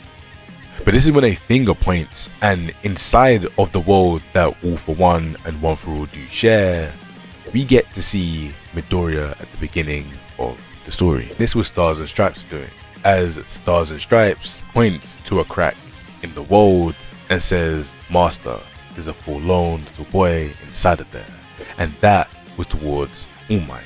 Now All Might says, "Was that a dream?" No, it was the sensation. That power we spun together bit by bit is unraveling. And so back on the battlefield, inside of Izuku, Kudo points out that all they need to do is continuously pour their quirks in Shigaraki to finally get through to him. And so with that being said, Deku decides to wrap himself in Black Whip and powers up to the max. Shigaraki then says, "Yes, look at you. I never guessed you were a hero." And unlike the Dark Deku saga, this is for a different reason, and it's for a purer reason, and it's going to be shown soon. Because with him covering himself with black tendrils, he's able to pick up the ground swiftly before Shigaraki decays the ground. And this then allows him to dash at Shigaraki and land a blow, sending a powerful punch that pierces right through him, shattering a part of his soul. This then allows Deku in, and Deku gets to see some of his memories along with his own. So past this point, all Deku has to do is continuously do this. He's going to pour all of his quirks inside of Shigaraki until he gets to see everything. Vision after vision occurs, and Shigaraki starts to notice what's going on, and so when Deku throws that final punch, he tells him to stay back, but it's already too late as Izuku has arrived at Tenko's childhood home, and accompanying him is Nana Shimura, and those two go in and do their jobs individually. Midoriya goes in there to tackle Tenko, and Nana is there to tackle her son Kotaro. So with Izuku's words getting through to Tomura, we get to see Tomura talking to his friends, and ultimately he says he has to be a villain, cause I fight in the name of evil and to destroy. It doesn't matter if his hatred is stamped out, even if he winds up hollow. The villains need a hero of their own. And here's where we get to see a kid out there saying destroy it all, Tomura Shigaraki. But then Tenko also gets to see even more memories, and it's that of his father's. And the memory he sees is his father conversing with All For One, and that's where All For One eats him and says he's such a foolish vessel and takes over his body, showing us how he influenced every possible part of Tenko's life. All For One emerges and says it's time to move on to his final goal, and that's the world. Izuku tries to get up, but his arms are gone. He can't do anything, and so he's lost the strength that he's built up. But this is then where his friends come in, and they come in at the right time to remind him that no matter what, he's never alone, and that he's going to do this with them. And so with Aizawa emerging from the portal, this is then where we get to see the entirety of Class 1A coming to Izuku's side. Even if they had been through very hard fought battles, they were all here to give him that one last push, and before he's even able to get up, Eri comes in and gives him that final thing to do it all. The little girl that he saved, the little girl that was irking him for so long while he was in class, the one that he cried over, she was able to give him that one final push, giving him his arms back and allowing him to run up to All For One and give him the smash that changes everything. But whilst that smash is occurring, Deku tells All For One all you are is a lonely old man, and that he is no demon lord but just a lonely old man. And so this is where All For One is seen in his own realm, and he turns around to see his little brother. His little brother then explains that Midoriya managed to adjust the violent transfer in such a way that the barest fragment would remain intact. But All For One isn't happy with this. He says he doesn't care, none of it matters, and he doesn't want his brother to fade away, and that he wants to see his face. Yoichi then says, impossible, my time is up. All For One then yells out saying, you can't go, you're mine, look upon me, let me see your eyes. And to this, Yoichi just simply responds by saying, brother, I couldn't guide you down the right path. What Midoriya can see for us here is our final salvation. At the end of it all, it's time to pay for the price of exploiting everyone to the benefit of yourself. But All For One doesn't want to hear this. He says, no, I won't allow it. I love you like no other. I'm hopeless without you. I'm nothing. But as you can see behind him, every user of One For All and Tenko Shimura comes up behind him and punches him into oblivion. But before Tenko goes, he speaks to Midoriya and says, in the end, maybe I really am just a crying little kid like you said. I couldn't even destroy your hands. In response, Deku says, everything you did, I couldn't let it stand. That's why I fought. I wanted to stop you. I wanted you to stop yourself, to keep that grief and misery from spreading further. Tenko only says, ha, Izuku Midoriya, if Spinner survived this, tell him that even to the bitter end, Tomura Shigaraki kept fighting to destroy. Izuku Midoriya then says, you've destroyed enough, and Tomura smiles, signaling the end of the war. This war had so many other people involved as well. Gentle Criminal was able to come back during this war and prove himself, along with Lady Nagant. People who Deku knew were good deep down came through and proved him right. This war is nothing short of phenomenal from top to bottom, and everybody coming in to help Deku out. Everyone going around and dealing with situations, taking the burden of the situation and trying to make it better. Let's not forget about the whole heteromorph situation that goes on with Shoji, Spinner and everybody else. That is something that is also pivotal to the war as well. It's all fleshed out here and it's beyond perfect. My Hero Academia, throughout these 423 chapters that I've had to cover, it has been nothing but flawless. Everything has a reason, everything adds up, and heroism is finally put in place and the next generation solidifies it. And there is a major reason as to why Deku is the greatest hero of all time. Not because it seemed as though he eliminated Shigaraki twice. No, it's not that. It's because he reminded everybody what it meant to be a hero. What it means to be a hero is to be selfless and to remember that you can always trust on your allies. Trusting on your allies makes you far stronger and far more of a hero than going around and doing it individually. This is why every hero now surpasses what All Might's past status was. All Might was a great hero, but what he did is he created individuality and made everybody forget what it truly meant to be a hero. He didn't do enough to go against the previous system. Yes, he would preach what it meant to be a true hero, but he didn't do what Deku did. What Deku did was go around to everybody personally and show them what it meant to be a hero, which is why by the time the story ends, that is what everybody is. Everyone's a true hero. And when we move into the timeskip arc and everybody gets over what happens in the war, you see the perfect future. A future where a high level threat is somebody stealing a car. That is the world that Hawks wanted, and it's achieved through Deku's way of heroism. Throughout this story, we see the ups and downs of Class 1A. We see the ups and downs of Deku. But in the end, My Hero solidifies itself as the greatest hero story of all time, because it goes into many different concepts that other stories are scared to touch on, going over the system, on how you can beat the system, not by being violent, but by just spreading positivity and going around and being a hero, ripping people out of terrible situations because you believe that you can fix it.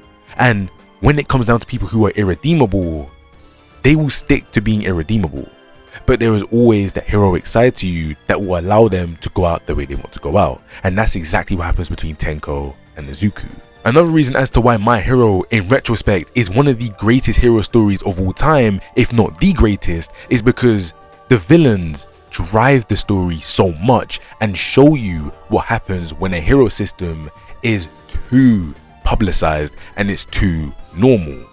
Heroes are meant to be people that go out of their way to do good, not people that sign up to it because they want money, they want fame, they want glory, or they want to be known as the best. You're meant to become a hero to be the best for the civilians, not the best for yourself. And the fact that we had one of our main characters and multiple other people have that exact same mindset but then change. Yeah.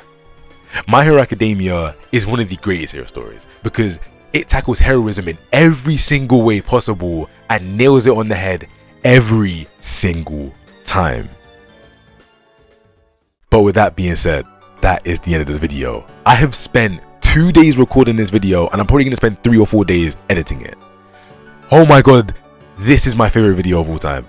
I don't care. I love the story that much to the point where I will sit here and I'll edit for however long.